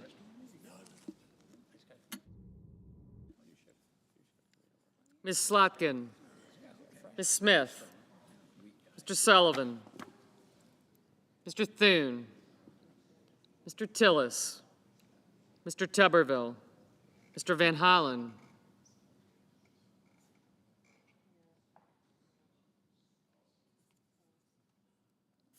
Mr. Warner, Mr. Warnock, Ms. Warren, Mr. Welch, Mr. Whitehouse, Mr. Wicker, Mr. Wyden, Mr. Young.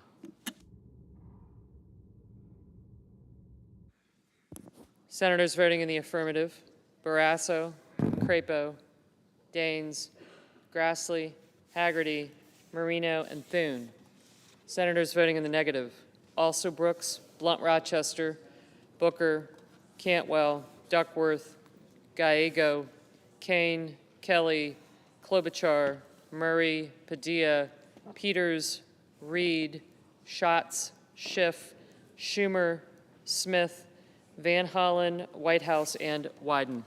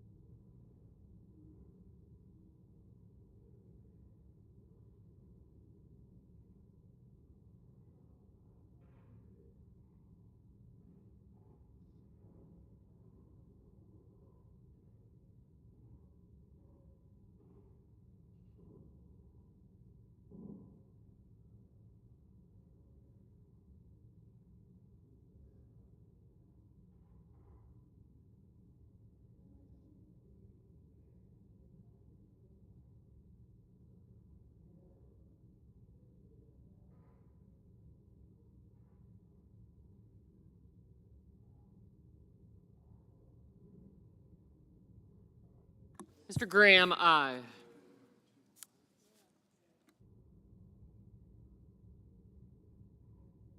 Mrs. Hyde-Smith, aye. Mr. Murphy? No.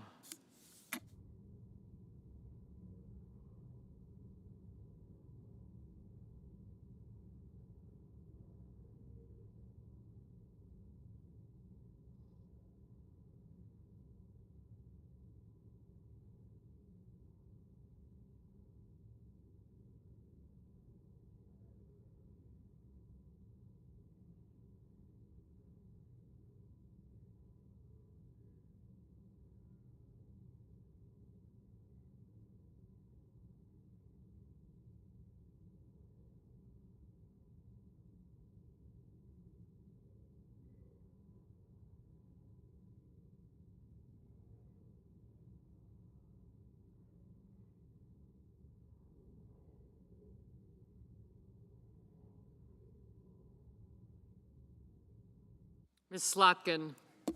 No.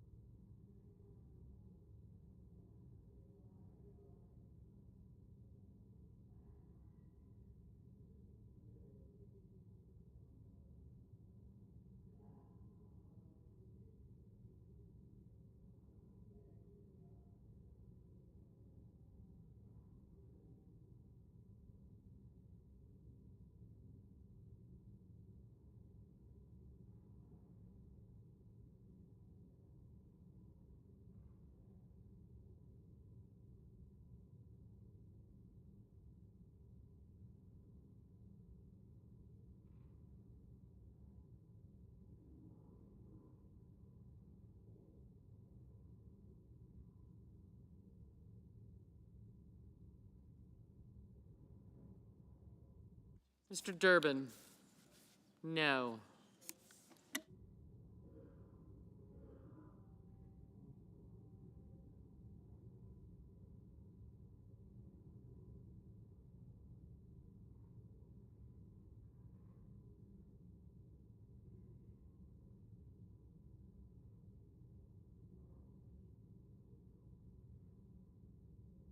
Mr. Merkley? No.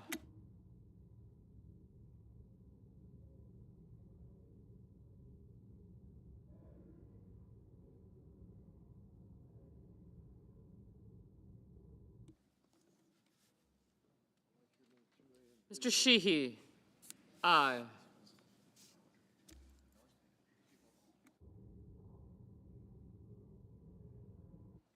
Mr. Cornyn? Aye. Mr. Langford? Aye.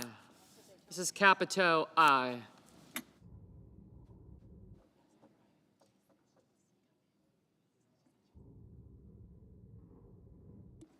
Mr. Curtis? Aye.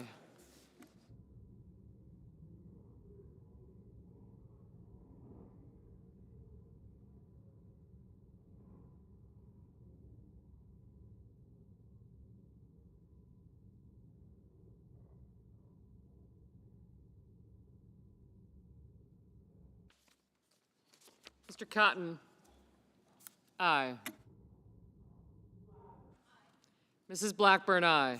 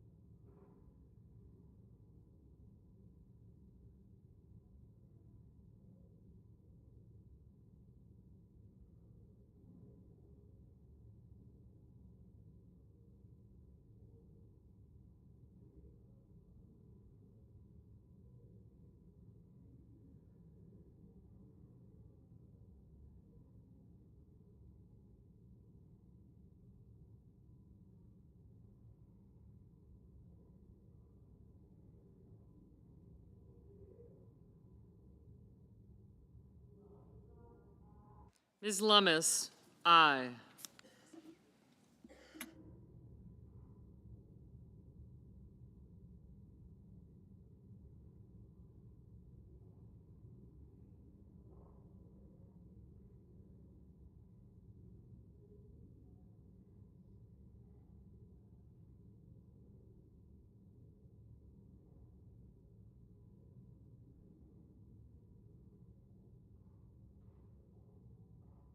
Mr. Ossoff?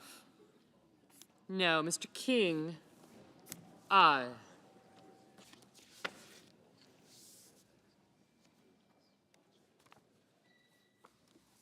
Ms. Rosen? No. Ms. Hassan? No. Ms. Baldwin? No. Ms. Cortez Masto? No.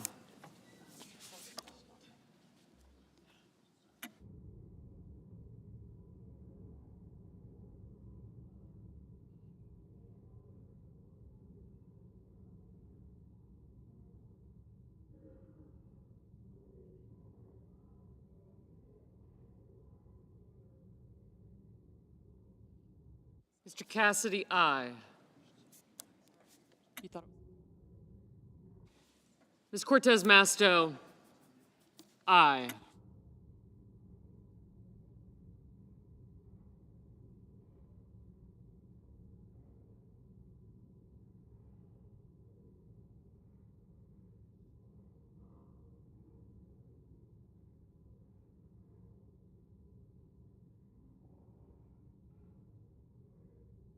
Mr. Risch, aye.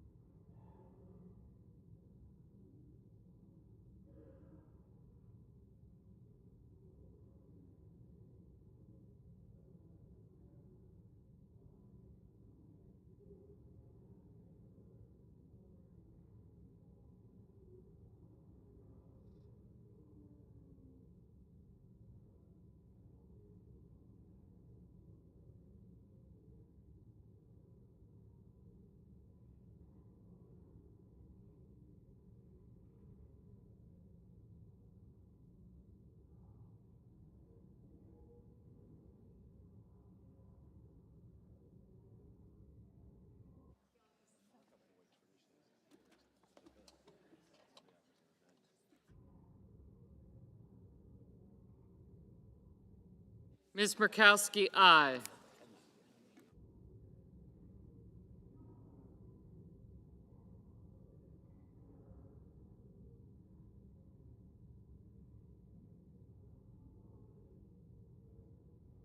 Mrs. Shaheen, no. Mr. Welch, no.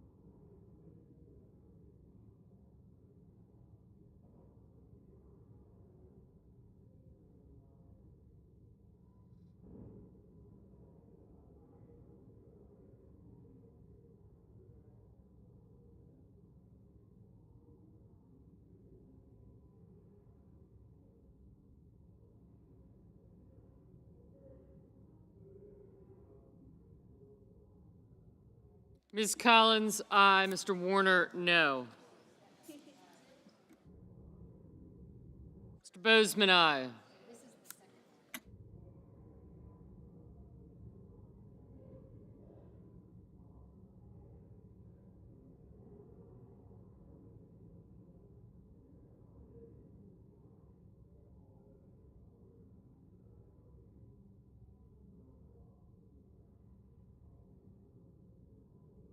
Ms. Ernst, aye.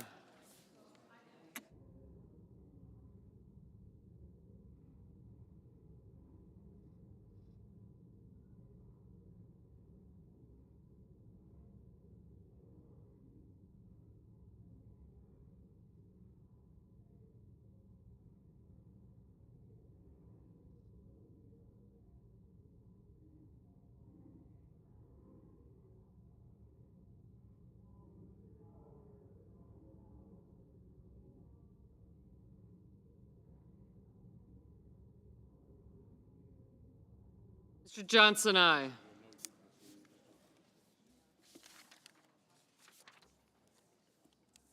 Marshall. Mr. Marshall, aye.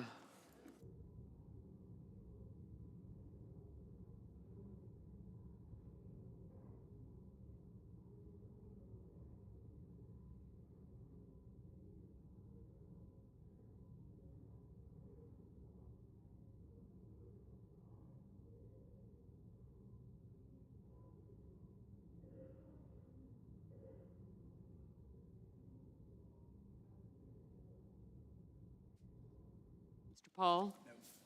No. Mr. Young, aye. Mrs. Gillibrand? No.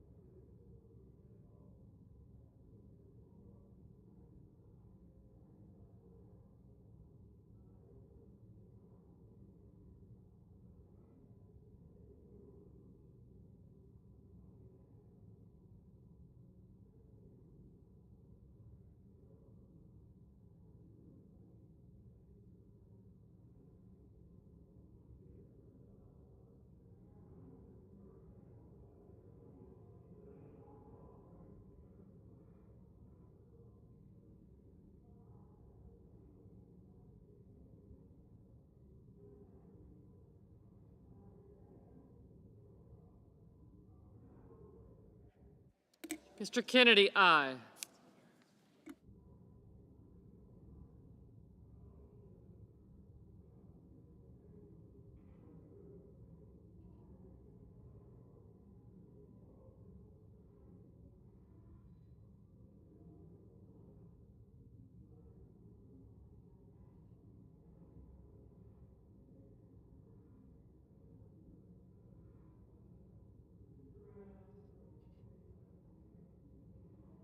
Ms. Hirono? No. Mr. McCormick, aye.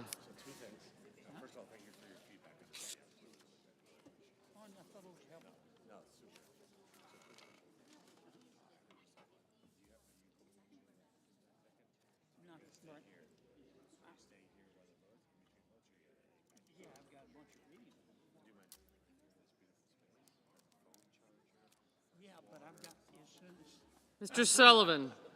Aye. Mr. Hickenlooper? No.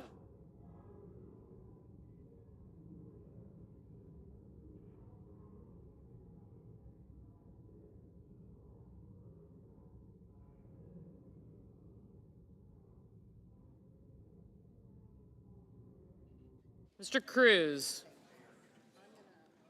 Aye.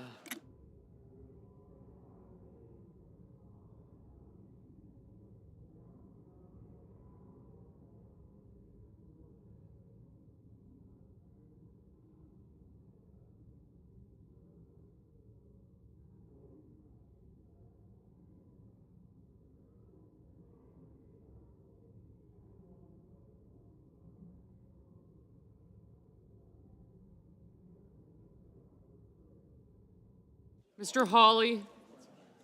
Aye. Mr. Budd? Aye.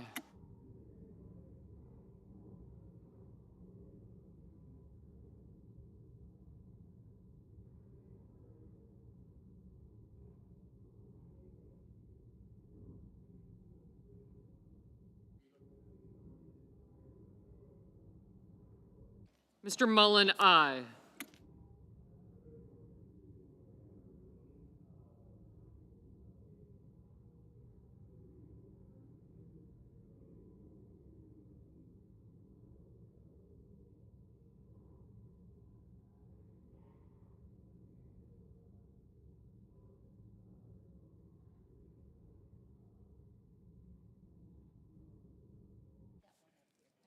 Mr. Schmidt? Aye.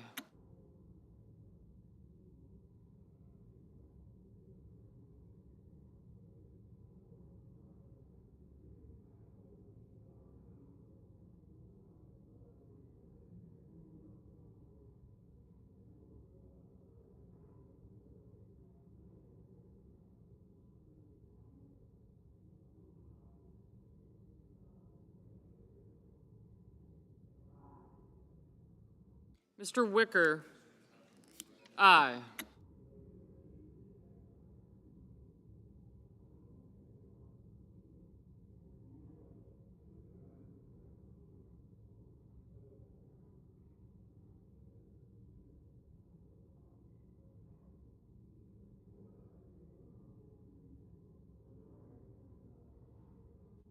Mr. Heinrich? No.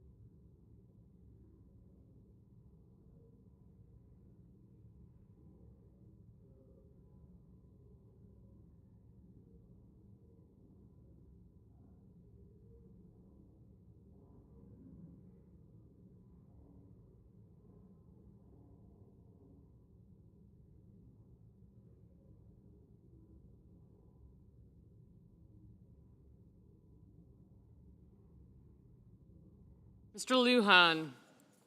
No.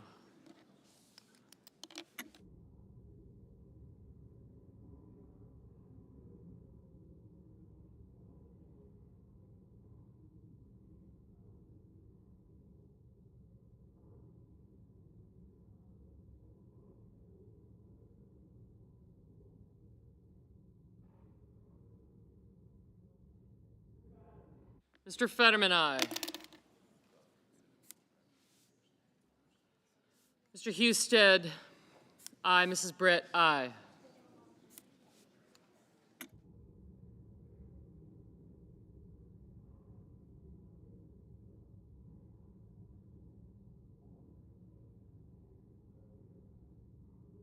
Mr. Ricketts, aye.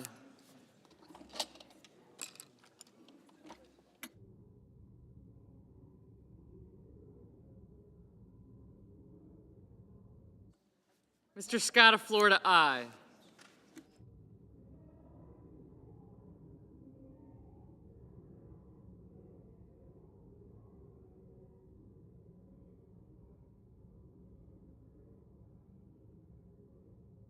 Mrs. Moody, aye.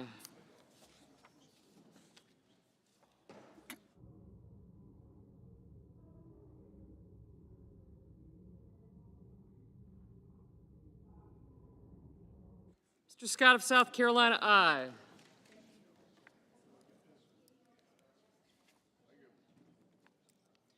Ms. Warren, no. Mr. Blumenthal, no.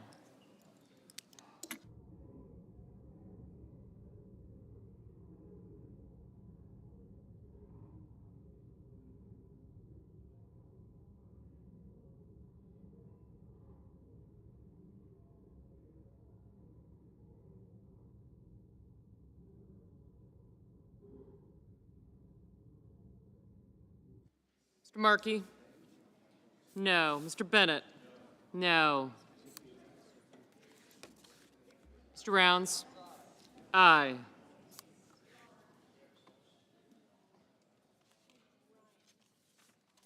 Mr. Kramer? Aye. Mr. Hoven? Aye.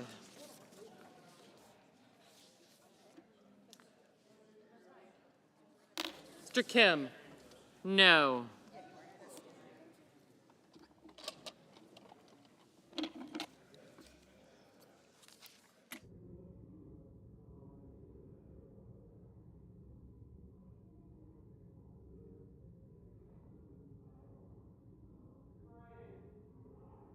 Mr. Moran, aye.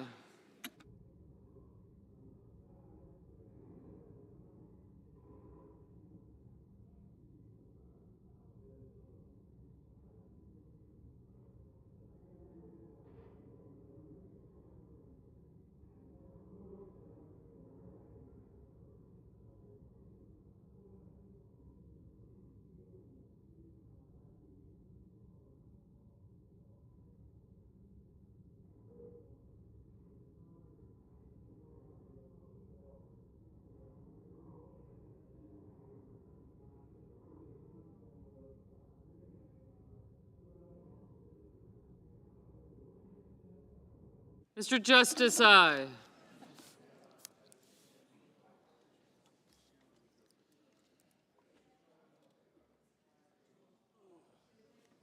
Mr. Tillis, aye. Mr. Sanders, no. Mr. Tuberville, aye.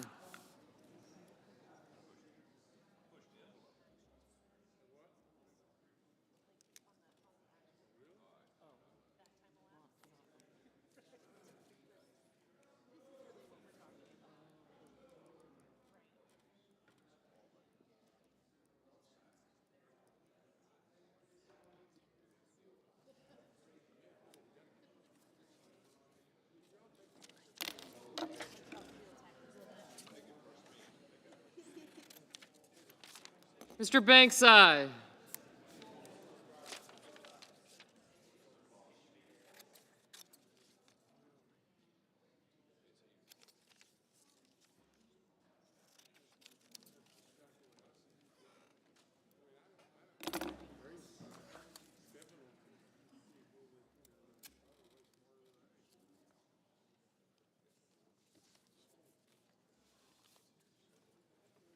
Mr. Coons, no.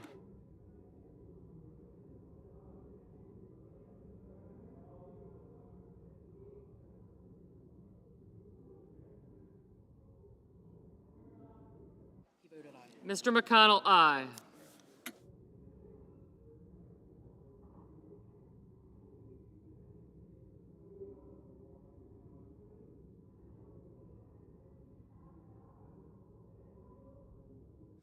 Mr. Lee, aye.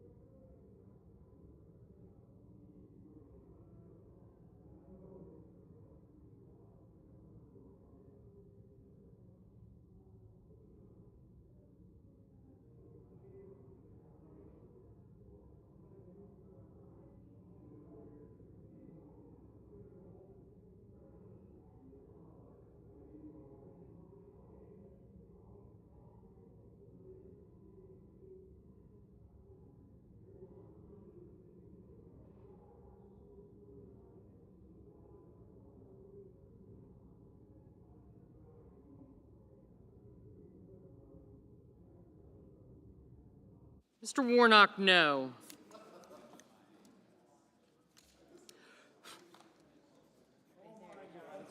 Not at this point, thanks. It's already done.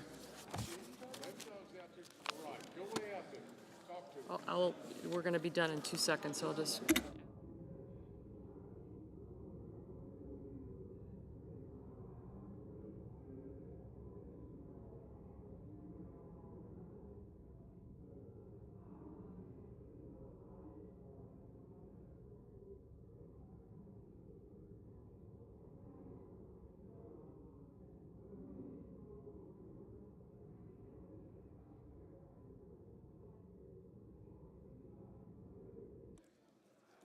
Mrs. Fisher.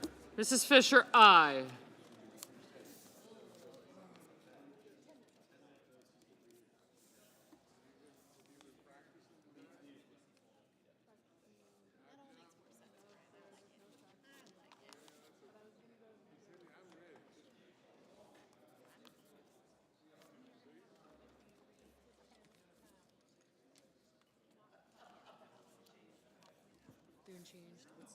He didn't change it yet. He's going to. All of it.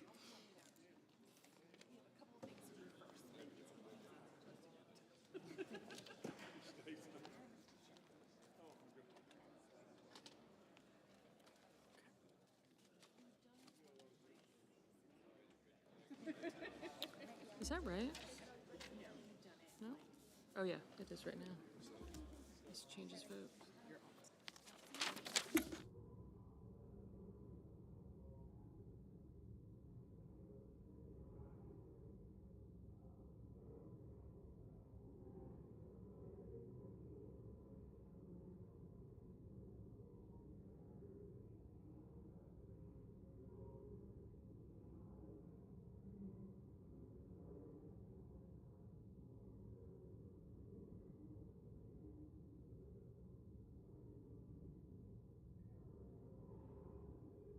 Mr. Thune. Mr. Thune. No. You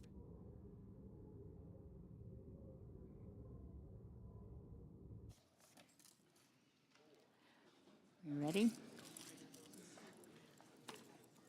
I hadn't done this in so. On this vote, the yeas are 54, the nays are 46. 3/5 of the senators duly chosen and sworn not having voted in the affirmative, the motion is not agreed to. Madam President, I enter a motion to reconsider. The motion is entered. And Madam President, I ask unanimous consent the remaining roll call votes in this series be 10 minutes in length. Is there objection? Without objection. The clerk will report the motion to invoke cloture. Cloture motion, we, the undersigned senators, in accordance with the provisions of Rule 22 of the Standing Rules of the Senate, do hereby move to bring to a close debate on the nomination of Bill Lewis of Alabama to be United States District Judge for the Middle District of Alabama, signed by 17 senators. By unanimous consent, the mandatory quorum has been waived. The question is it the sense of the Senate that debate on the nomination of Bill Lewis of Alabama to be United States District Judge for the Middle District of Alabama shall be brought to a close? The yeas and nays are mandatory under the rule. The clerk will call the roll. Ms. Alsobrooks, Ms. Baldwin, Mr. Banks, Mr. Barrasso, Mr. Bennett, Mrs. Blackburn, Mr. Blumenthal, Ms. Blunt-Rochester.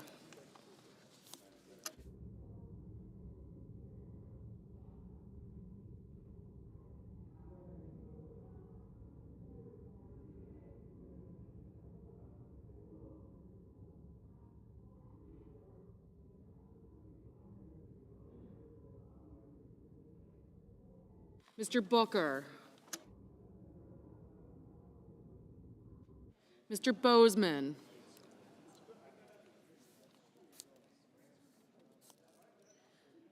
Mrs. Britt, Mr. Budd, Ms. Cantwell,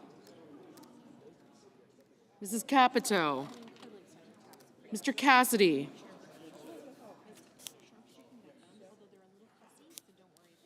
Ms. Collins, Mr. Coons, Mr. Cornyn. Ms. Cortez Masto. Mr. Cotton. Mr. Kramer. Mr. Crapo. Mr. Cruz.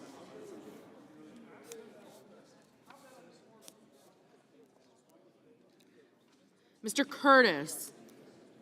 Mr. Daines. Ms. Duckworth. Mr. Durbin.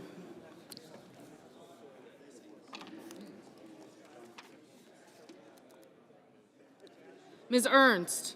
Mr. Fetterman. Mrs. Fisher. Mr. Gallego.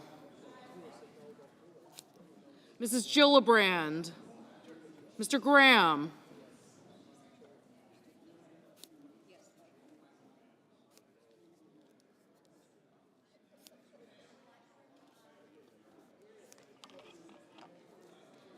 Mr. Grassley.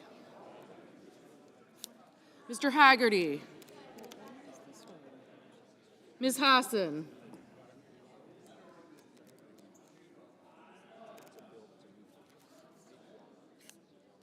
Mr. Hawley.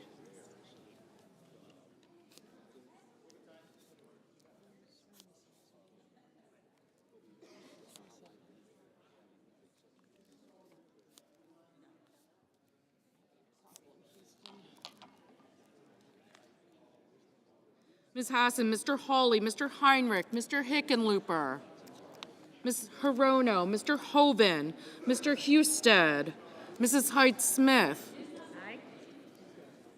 Mr. Johnson, Mr. Justice,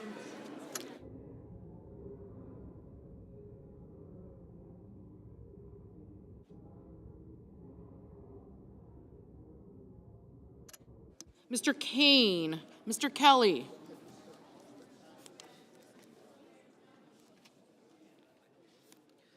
Mr. Kennedy, Mr. Kim, Mr. King, Ms. Klobuchar, Mr. Langford, Mr. Lee, Mr. Lujan, Ms. Lummis, Mr. Markey, Mr. Marshall, Mr. McConnell, Mr. McCormick, Mr. Merkley, Mrs. Moody, Mr. Moran, Mr. Marino,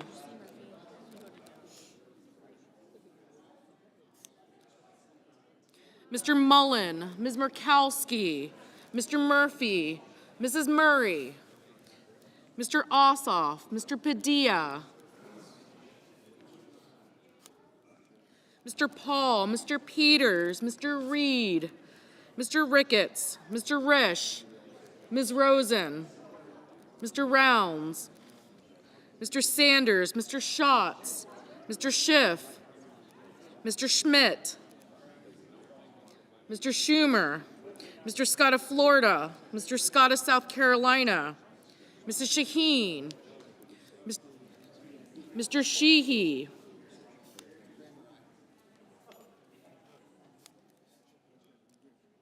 Ms. Slotkin, Ms. Smith, Mr. Sullivan, Mr. Thune, Mr. Tillis, Mr. Tuberville, Mr. Van Hollen, Mr. Warner, Mr. Warnock, Ms. Warren, Mr. Welch, Mr. Whitehouse, Mr. Wicker, Mr. Wyden, Mr. Young.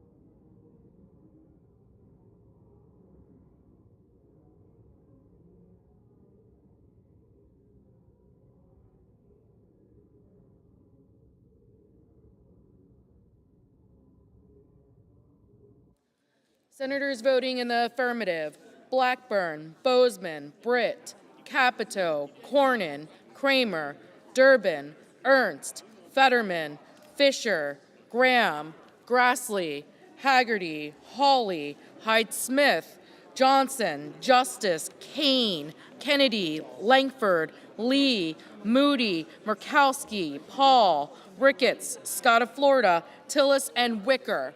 Mr. Barrasso, aye. Senators voting in the negative: Blunt Rochester, Cantwell, Duckworth, Gallego, Gillibrand, Klobuchar, Markey, Murphy, Reed, Sanders, Schumer, Smith, Warnock, Warren, and Wyden. Mr. Deans, aye. Mr. McCormick, aye. Mr. Tuberville, aye. Mr. Hoven, aye. Mr. Bennett, no.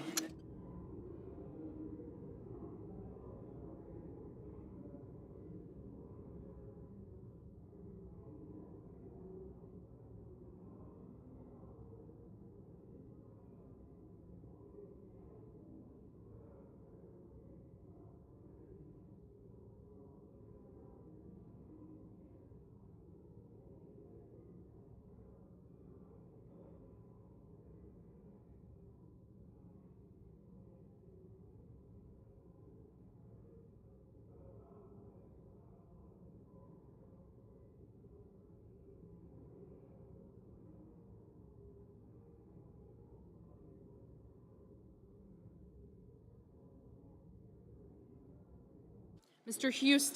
Husted, aye.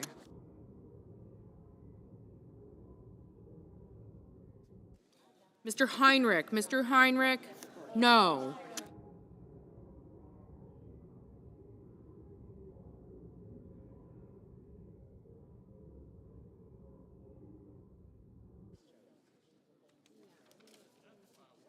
Ms. Hirono, no.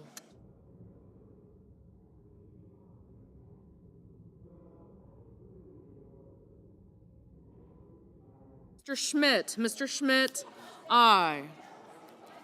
Mr. Banks, aye. Mr. Budd, aye. Mr. Crapo, aye. Mr. Booker, no.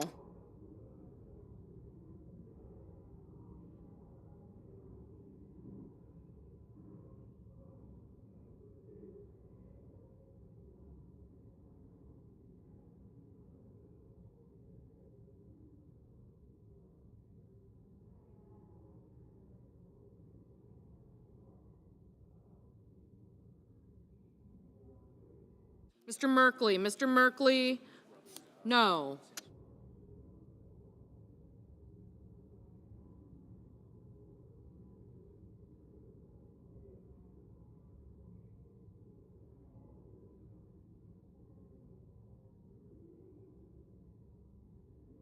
Mrs. Murray, no.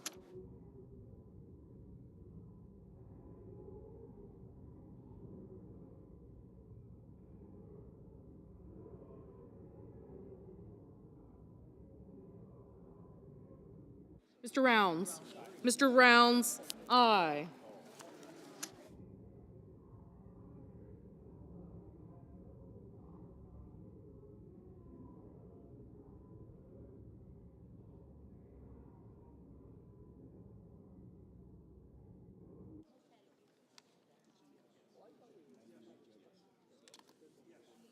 Mr.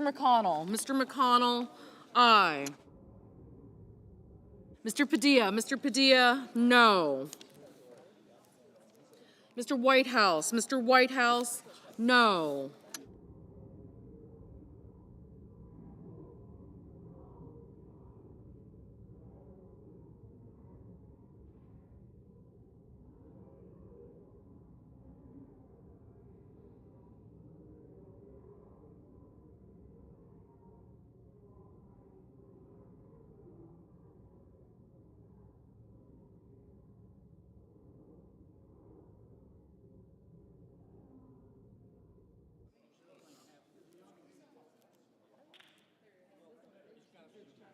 Mr. Schatz, No. Mr. Blumenthal, Mr. Blumenthal.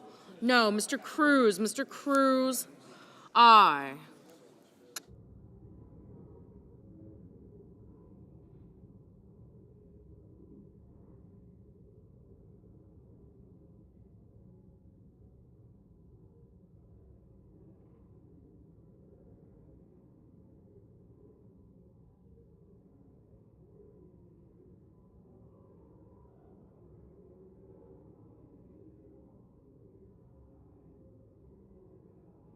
Ms. Collins, Ms. Collins. Aye.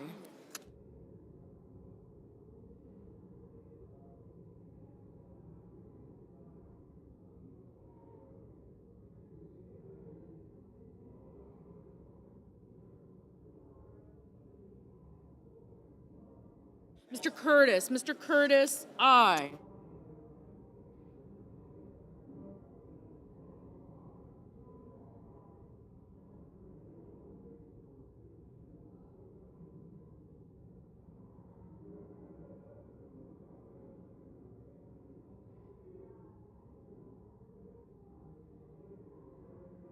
Mr. Kim, no.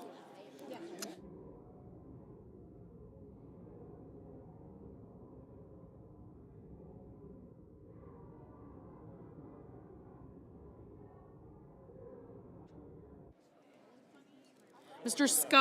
Scott of South Carolina, aye.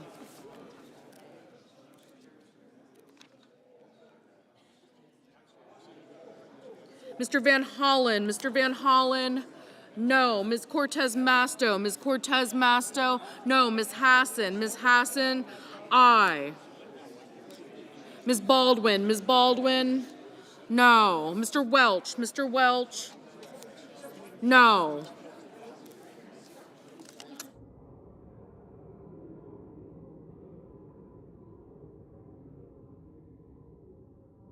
Mr. King, aye.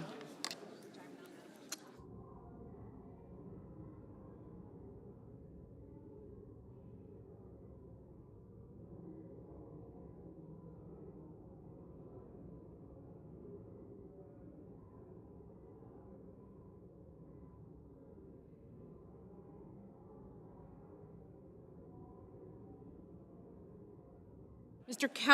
Kelly, no. Ms. Rosen, no. Ms. Slotkin, no. Mr. Ossoff, no.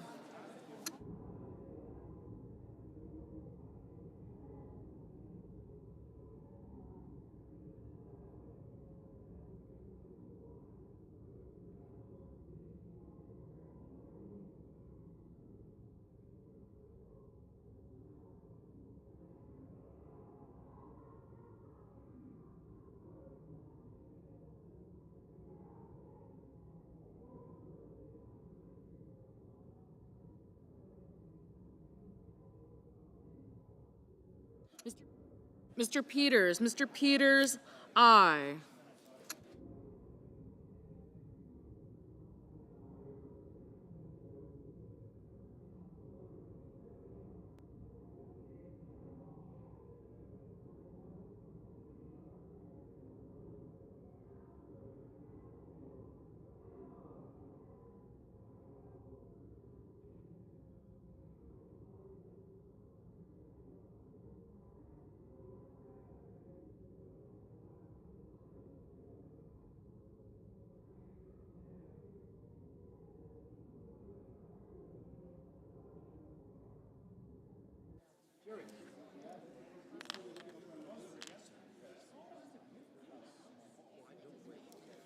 Mr. Moran, aye.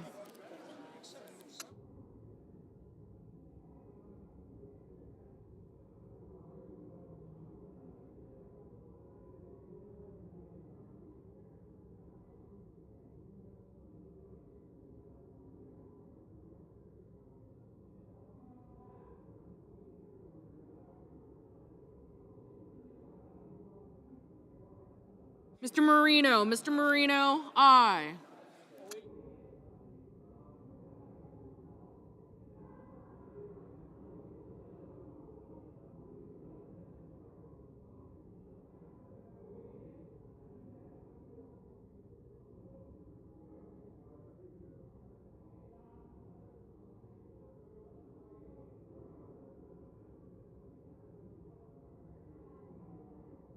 Mr. Thune, Mr. Thune, aye.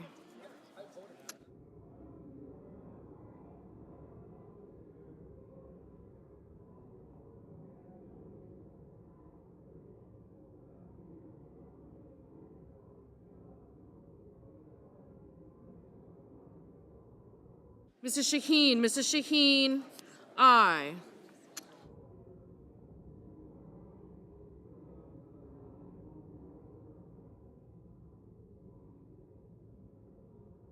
Mr. Cotton, aye. Mr. Hickenlooper, no.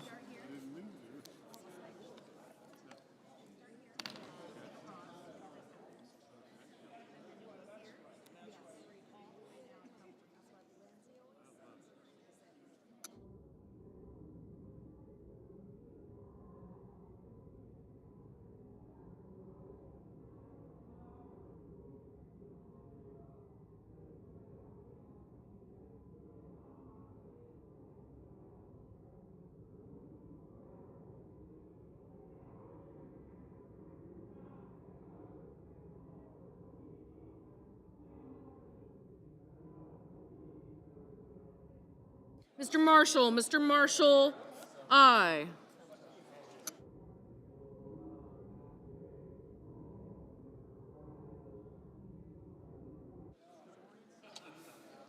Mr. Cassidy, aye.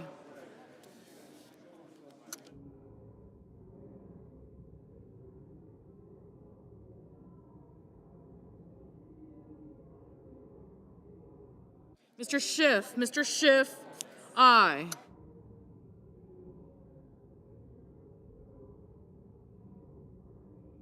Ms. Brooks, no. Mr. Lujan, no.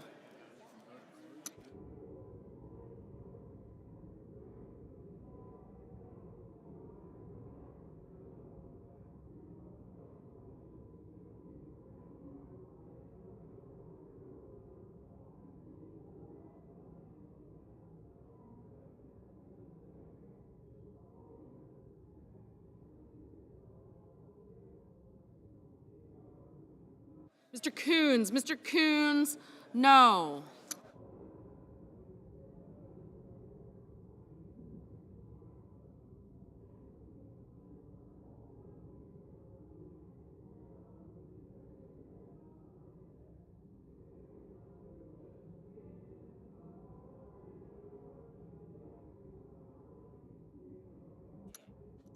Mr. Warner, no.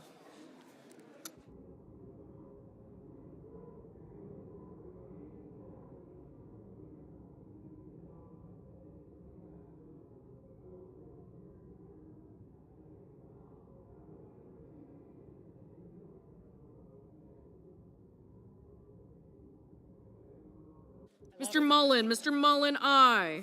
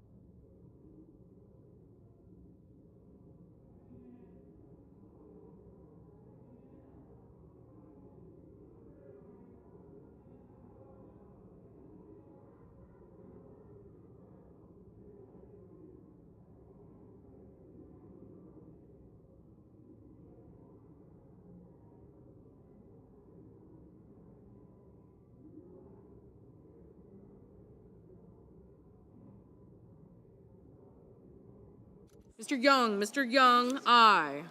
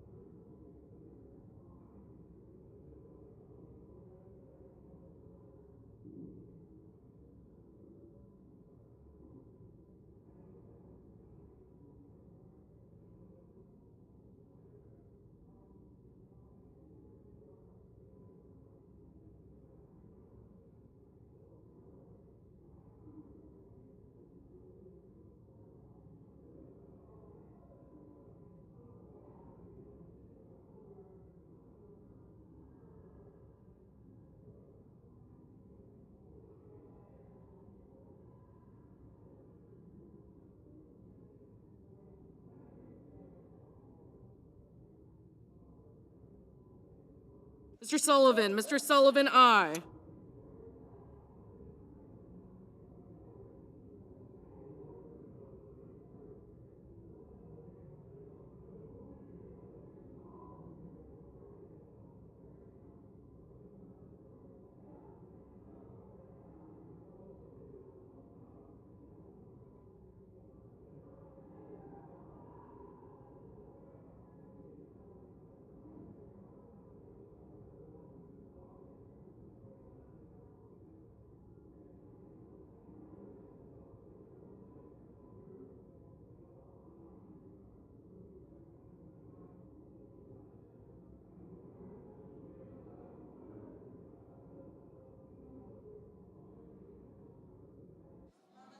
Ms. Lummis, aye.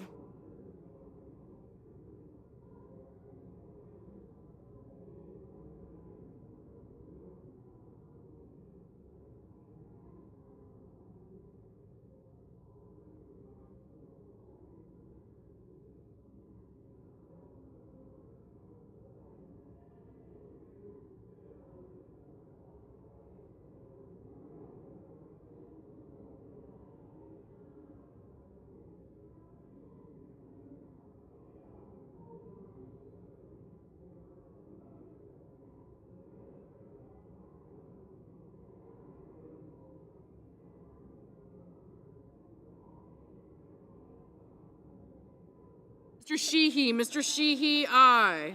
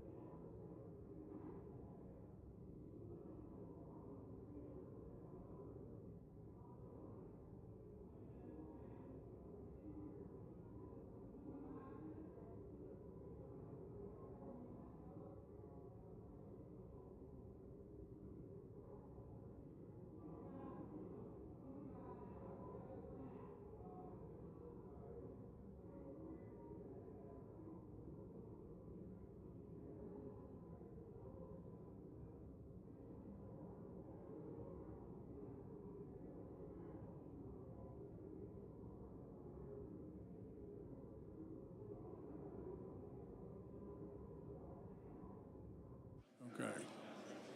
I just read this. The ayes are 60 on this vote, the nays 39. The motion is agreed to. Okay. The clerk will report the nomination. The judiciary, Bill Lewis of Alabama, to be United States District Judge for the Middle District of Alabama. The clerk will report the motion to invoke cloture. Cloture motion. We, the undersigned senators, in accordance with the provisions of Rule 22 of the Standing Rules of the Senate, do hereby move to bring to a close debate on the nomination of Stephen Chad Meredith of Kentucky to be United States District Judge for the Eastern District of Kentucky, signed by 17 senators. President, point of order. Is this a Senator from 10-minute Louisiana. vote? This is a 10-minute vote. Thank you.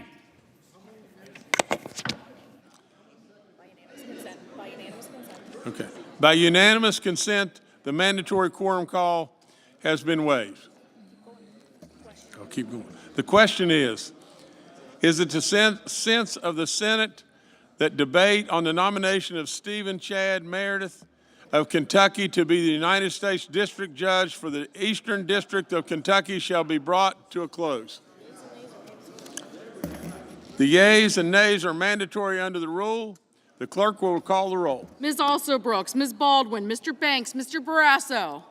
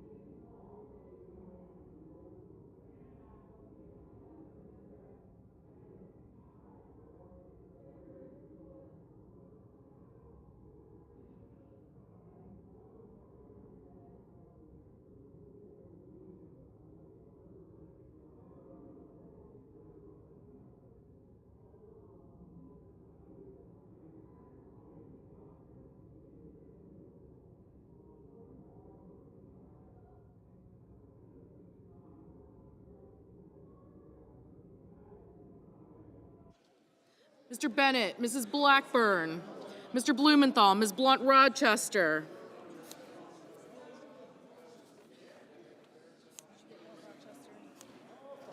Mr. Booker, Mr. Bozeman, Mrs. Britt, Mr. Budd, Ms. Cantwell,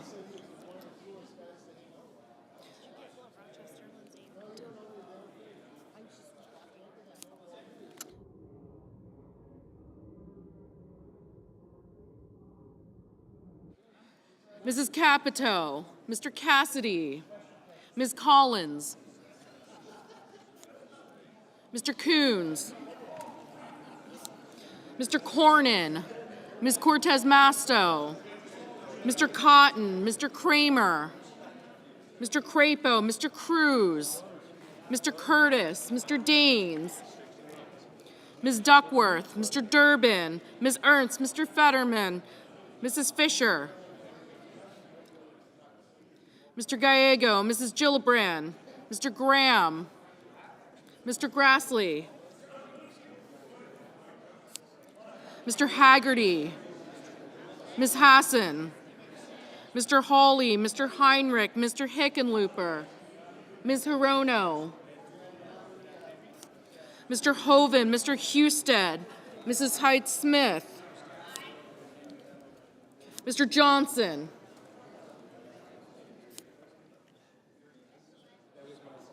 Mr. Justice,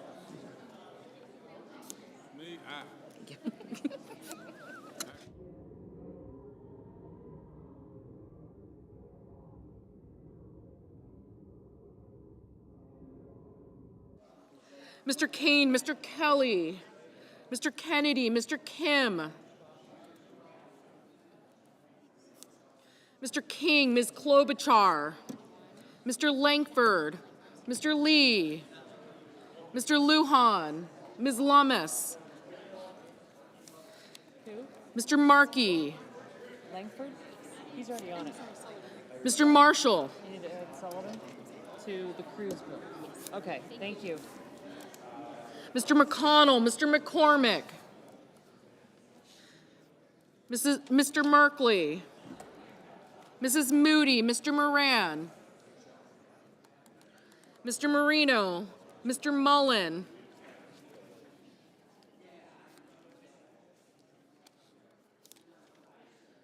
Ms. Murkowski,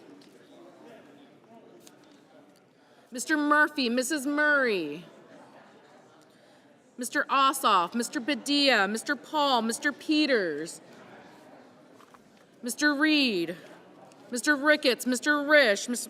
Rosen, Mr. Rounds, Mr. Sanders, Mr. Schatz, Mr. Schiff,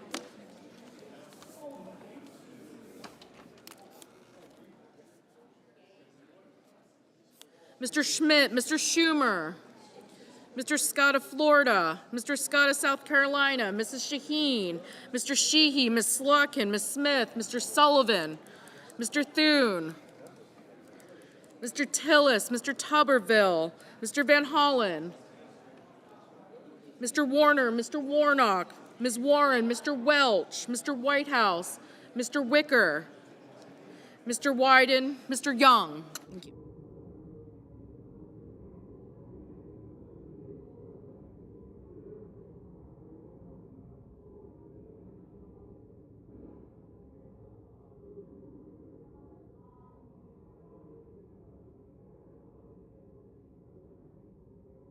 Senators voting in the affirmative: Barrasso, Blackburn, Budd, Capito, Cornyn, Kramer, Crapo, Curtis, Daines, Ernst, Graham, Grassley, Haggerty, Hoven, Husted, Hyde-Smith, Justice, Kennedy, Lummis, Marshall, McConnell, Moody, Marino, Paul, Ricketts, Risch, Schmidt, Scott of South Carolina, Sheehy, Tillis, Tuberville, Wicker, and Young.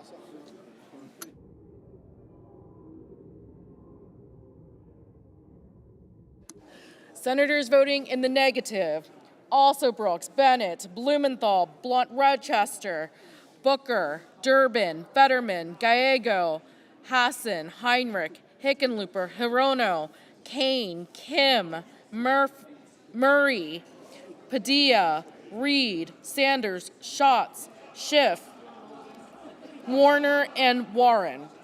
Ms. Klobuchar, no. Mr. Moran, aye.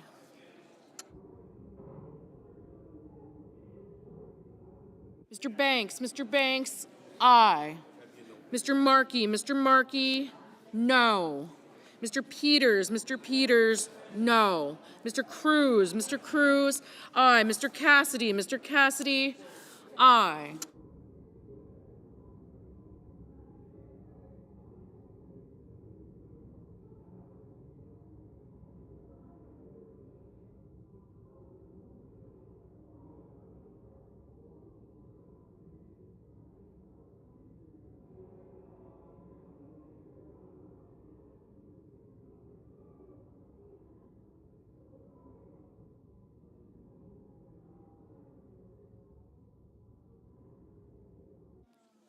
Mrs. Fisher, aye. Mr. Rounds, aye.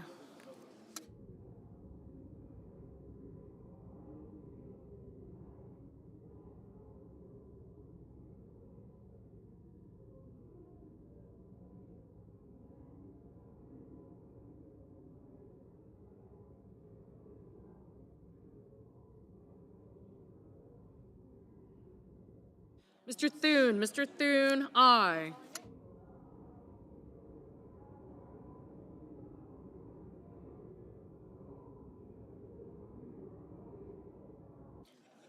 Mr. Lujan, no.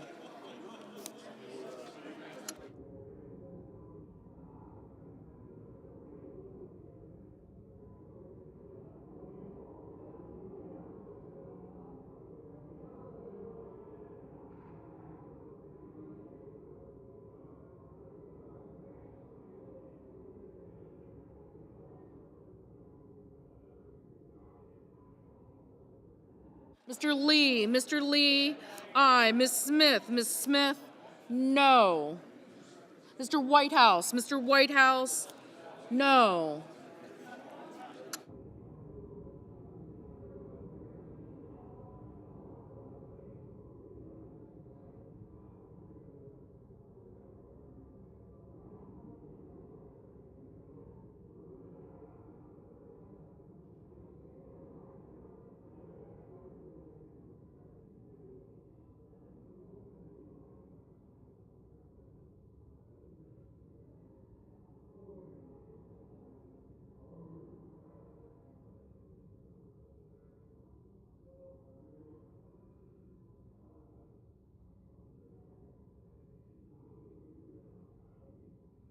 Mr. Cotton, aye.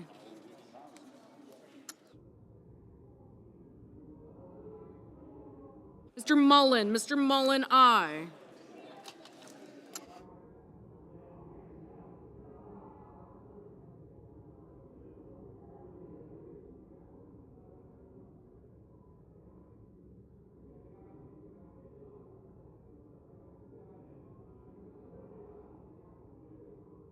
Ms. Collins, aye.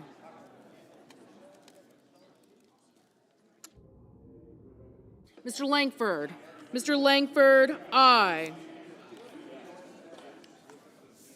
Ms. Cantwell, no.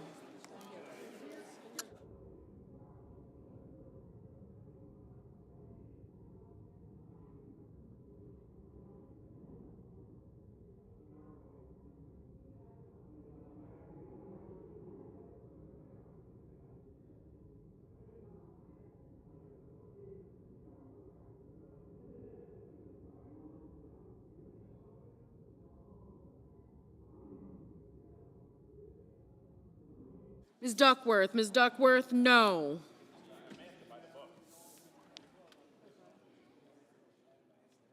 Mr. Scott of Florida, aye.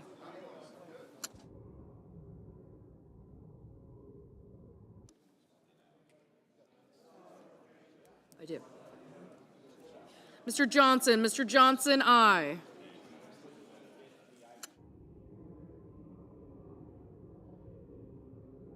Ms. Baldwin, no.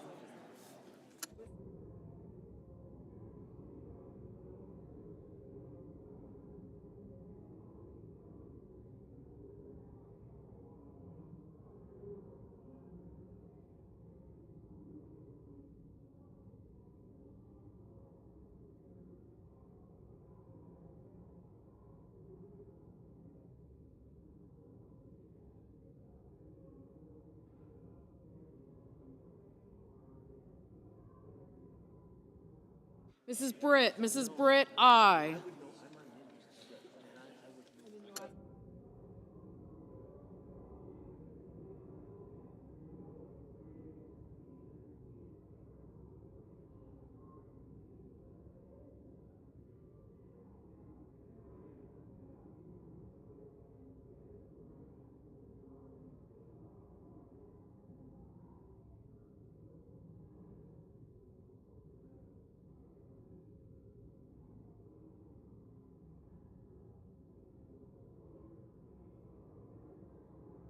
Mr. Hawley, aye.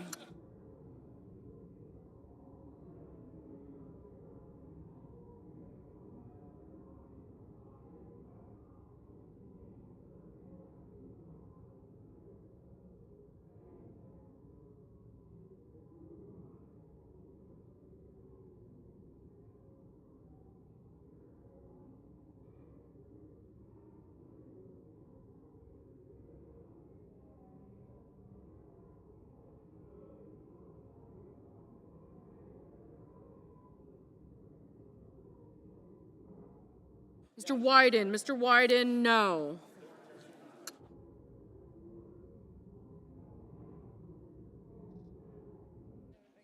Mr.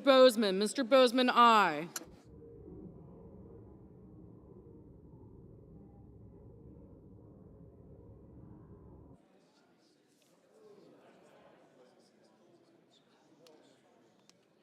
Mr. Sullivan, aye. Mr. Merkley, no.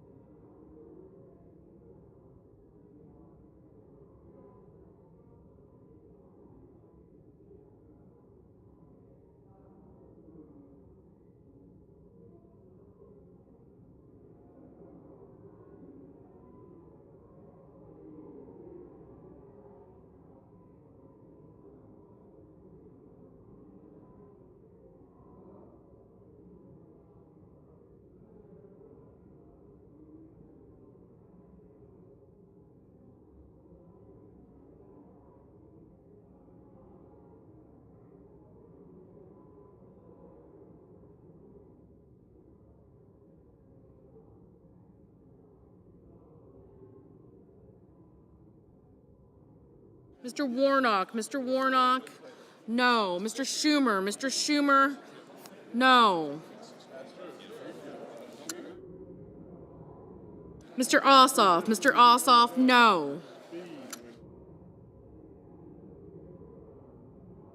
Mr. Welch, no. Mr. Kelly, no.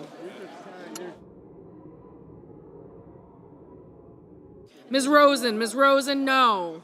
Mr. Coons, no.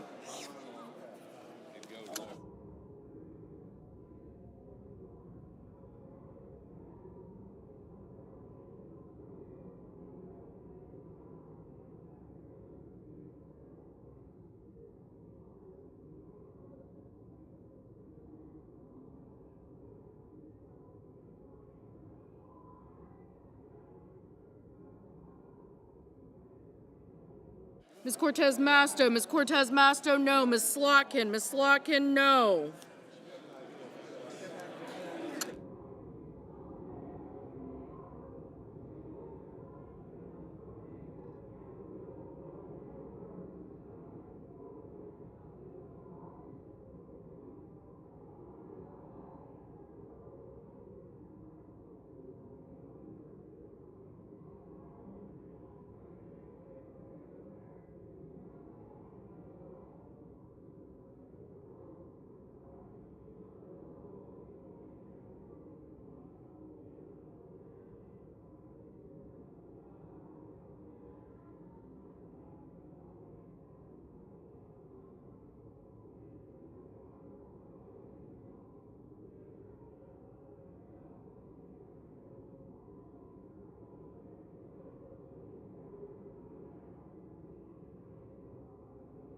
Mrs. Shaheen, no. Mr. McCormick, aye.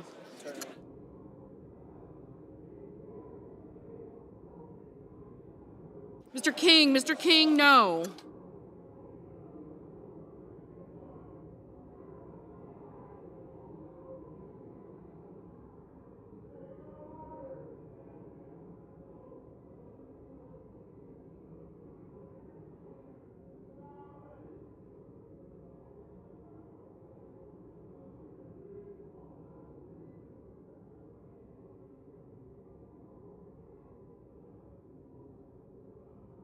Mr. Murphy, no.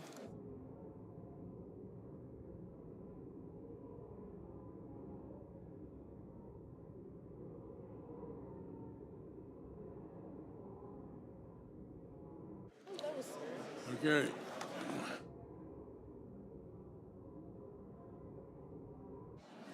Okay. On this vote, the ayes are 52, the nays 45. The motion's agreed to. The clerk will report to nomination. Nomination, Stephen Chad Meredith of Kentucky to be United States District Judge for the Eastern District of Kentucky. Let me read. Go. Under the previous order, the clerk will report the next nomination. Nomination, the Judiciary, William W. Mercer of Montana to be United States District Judge for the District of Montana. The question occurs on the nomination. Is there a sufficient second? There appears to be. The clerk will call the roll. Ms. Alsobrooks. Aye. Yes. Thank you. You're an aye? Yep. Reed? Rish. Rish. Yep. Thanks. Rish, aye. Tuberville. Oh, I ran now? So I think Thank you. Gillibrand. All right. Gillibrand. I love it. Blackburn, aye. Thank you. Not Rochester.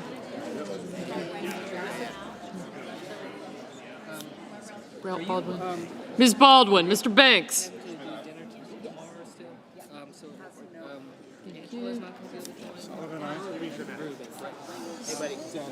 Thank you. President. Thank you. The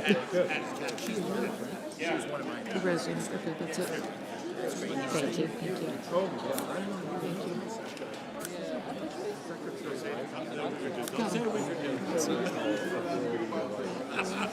Okay, stop talking to me. Barrasso, Cornyn. Yeah, thank you. Gaines, Cassidy. Well, I've been standing there for 20 minutes.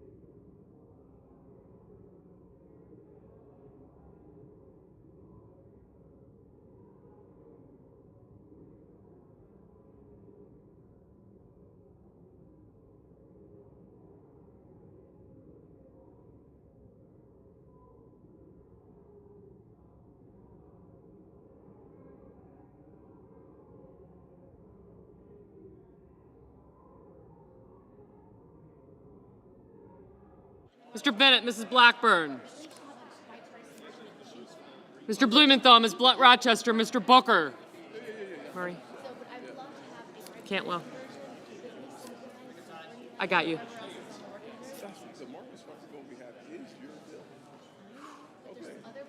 Mr. Blumenthal, Ms. Rochester, Mr. Booker, Mr. Bozeman.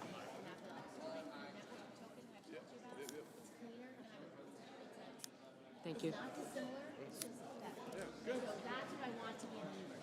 Mrs. Britt.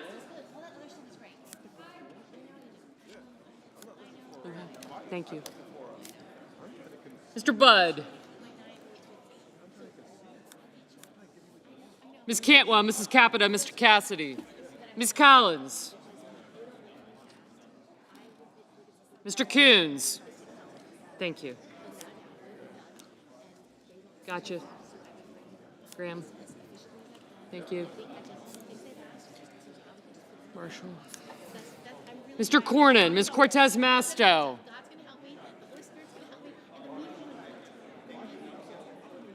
Did Cortez Masto? Okay. Mr. Cotton, Mr. Kramer. Thank you.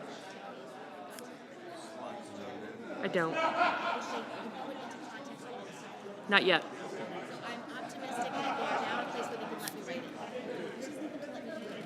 Mr. Crapo, Mr. Cruz.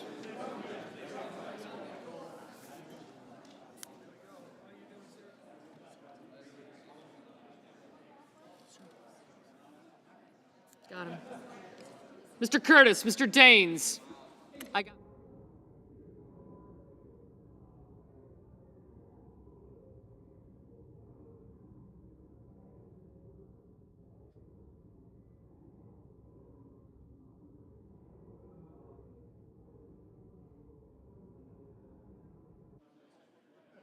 Ms. Duckworth, Mr. Durbin, Ms. Ernst.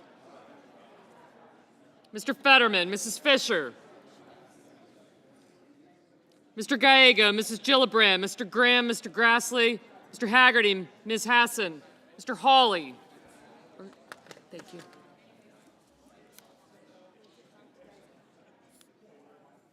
Mr. Heinrich, Mr. Hickenlooper. Ms. Hirono, Mr. Hoven. Mr. Husted. Mrs. Hyde-Smith. Mr. Johnson, Mr. Justice.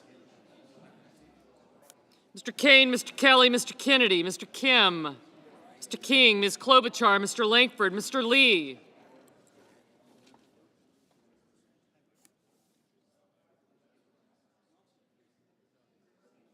Mr. Lujan, Ms. Lummis, Mr. Markey. Mr. Marshall, Mr. McConnell, Mr. McCormick, Mr. Merkley, Mrs. Moody, Mr. Moran. Got her. Mr. Marino, Mr. Mullen, Ms. Murkowski.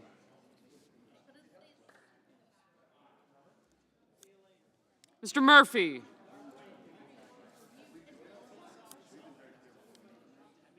Mrs. Murray, Mr. Ossoff, Mr. Padilla, Mr. Paul, Mr. Peters, Mr. Reed, Mr. Ricketts, Mr. Risch.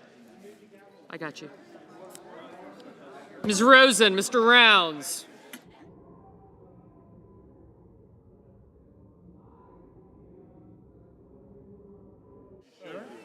Mr. Sanders, Mr. Schatz, Mr. Schiff, Mr. Schmidt, Mr. Schumer, Mr. Scott of Florida, Mr. Scott of South Carolina, Mrs. Shaheen,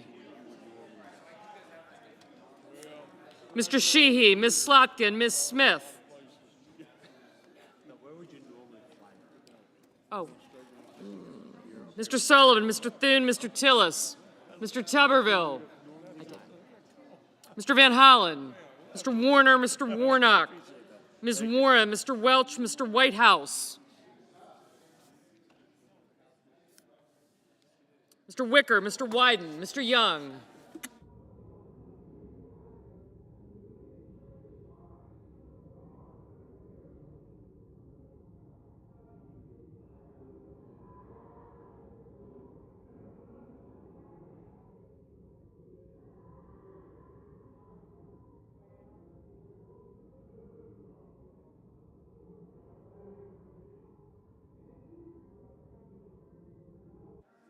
Senators voting in the affirmative: Banks, Barrasso, Blackburn, Bozeman, Britt, Budd, Capito, Cassidy, Collins, Cornyn, Cotton, Kramer, Cruz, Curtis, Daines, Ernst, Fisher, Graham, Grassley, Haggerty, Hawley, Husted, Hyde-Smith, Johnson, Justice, Kennedy, Lankford, Lee, Lummis, Marshall, McConnell, McCormick, Moody, Moran, Marino, Mullen, Paul, Ricketts, Risch, Rounds, Schmidt, Scott of Florida, Scott of South Carolina, Sheehy, Sullivan, Thune, Tillis, Tuberville, Wicker, and Young.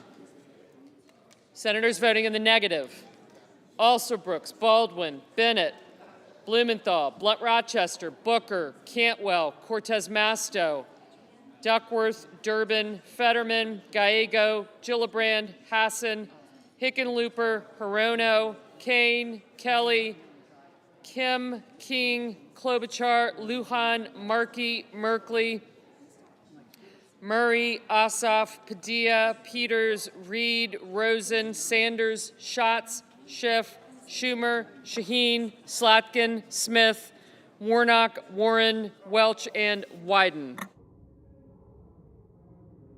Mr. Crapo, aye. Hoven, aye.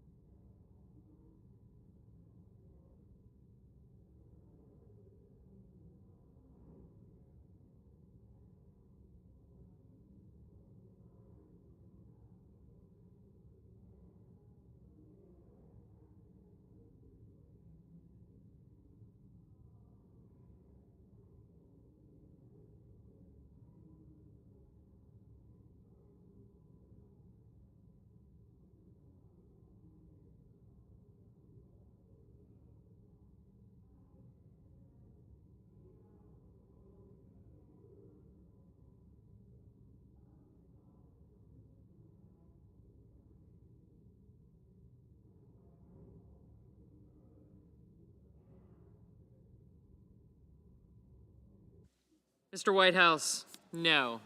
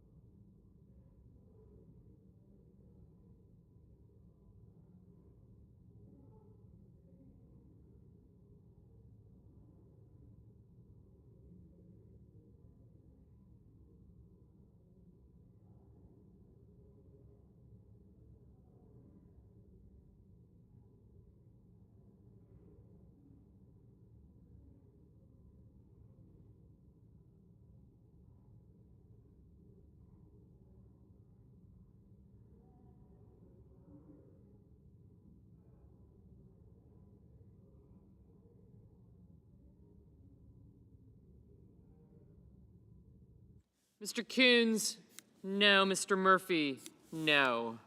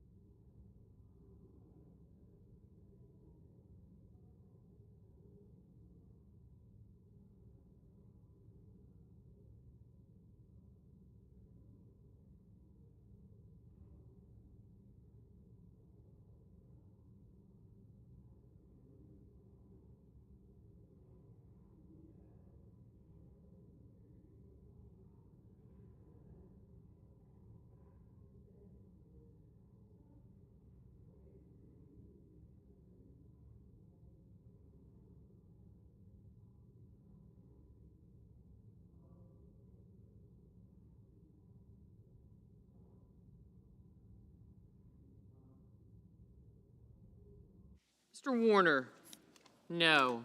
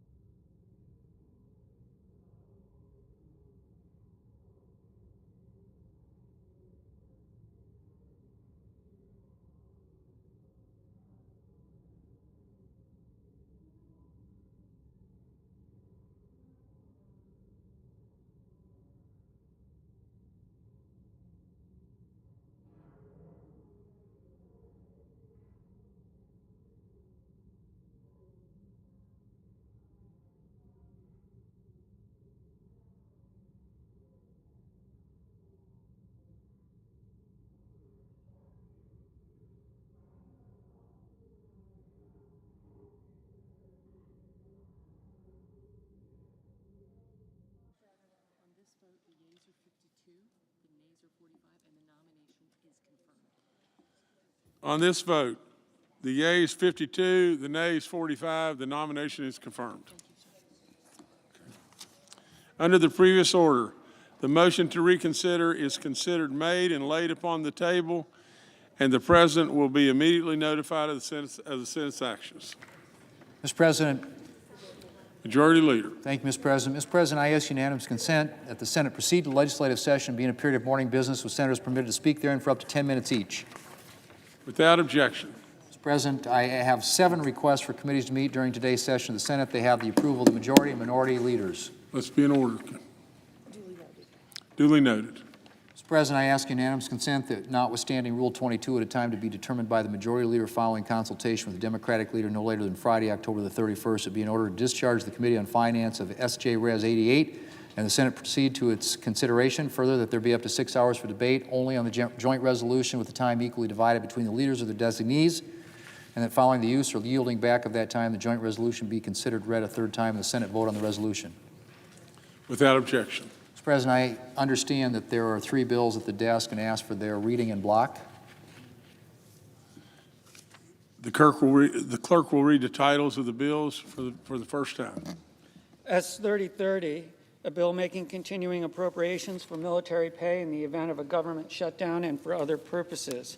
S. 3031, a bill making continuing appropriations for essential Federal Aviation Administration and Transportation Security Administration pay and operations in the event of a federal government shutdown and for other purposes. S. 3032, a bill to extend the authority for protection of certain facilities and assets from unmanned aircraft.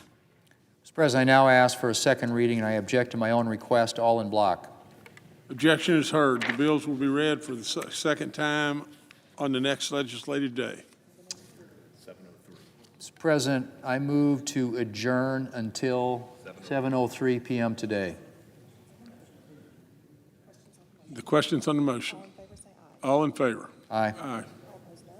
No. All opposed, no. The ayes clear to have it. The ayes do have it. The motion's agreed to. The Senate stands adjourned until 7:03.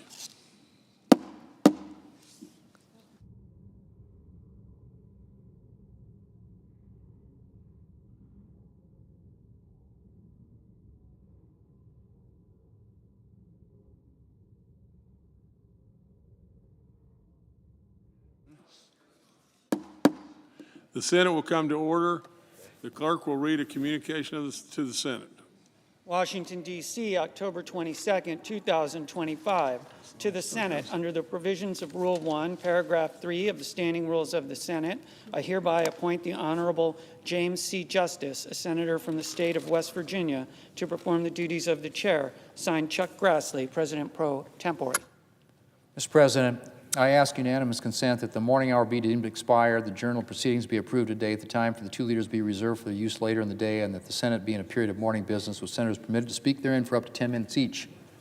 Without objection. Mr. President, I understand that there are 3 bills at the desk due for a second reading in block. The leader is correct. The clerk will read the titles of the bills for the second time. S. 3030, a bill making continuing appropriations for military pay in the event of a government shutdown and for other purposes. S. 3031, a bill making continuing appropriations for essential Federal Aviation Administration and so forth and for other purposes. S. 3032, a bill to extend the authority for the protection of certain facilities and assets from unmanned aircraft. Mr. President, in order to place the bills on the calendar under the provisions of Rule 14, I would object to further proceeding in block. The leader is correct. Oh, I'm sorry. Objection is heard, so the bills will be placed on the calendar under Rule 14. Mr. President, I ask unanimous consent that when the Senate completes its business today, it stand adjourned until 10 a.m. on Thursday, October the 23rd, that following the prayer and pledge, the journal proceedings be approved today at the morning hour be deemed expired, the time for the 2 leaders be reserved for their use later in the day, and the Senate be in a period of morning business with senators permitted to speak therein for up to 10 minutes each, and notwithstanding Rule 22, the cloture motion with respect to the motion to proceed to calendar number 191, S. 3012, ripen at 12:15 p.m.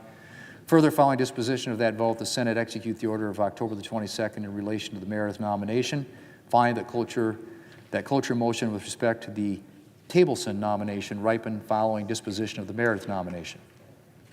Without objection. Mr. President, if there's no further business to come before the Senate, I ask that it stand adjourned under the previous order.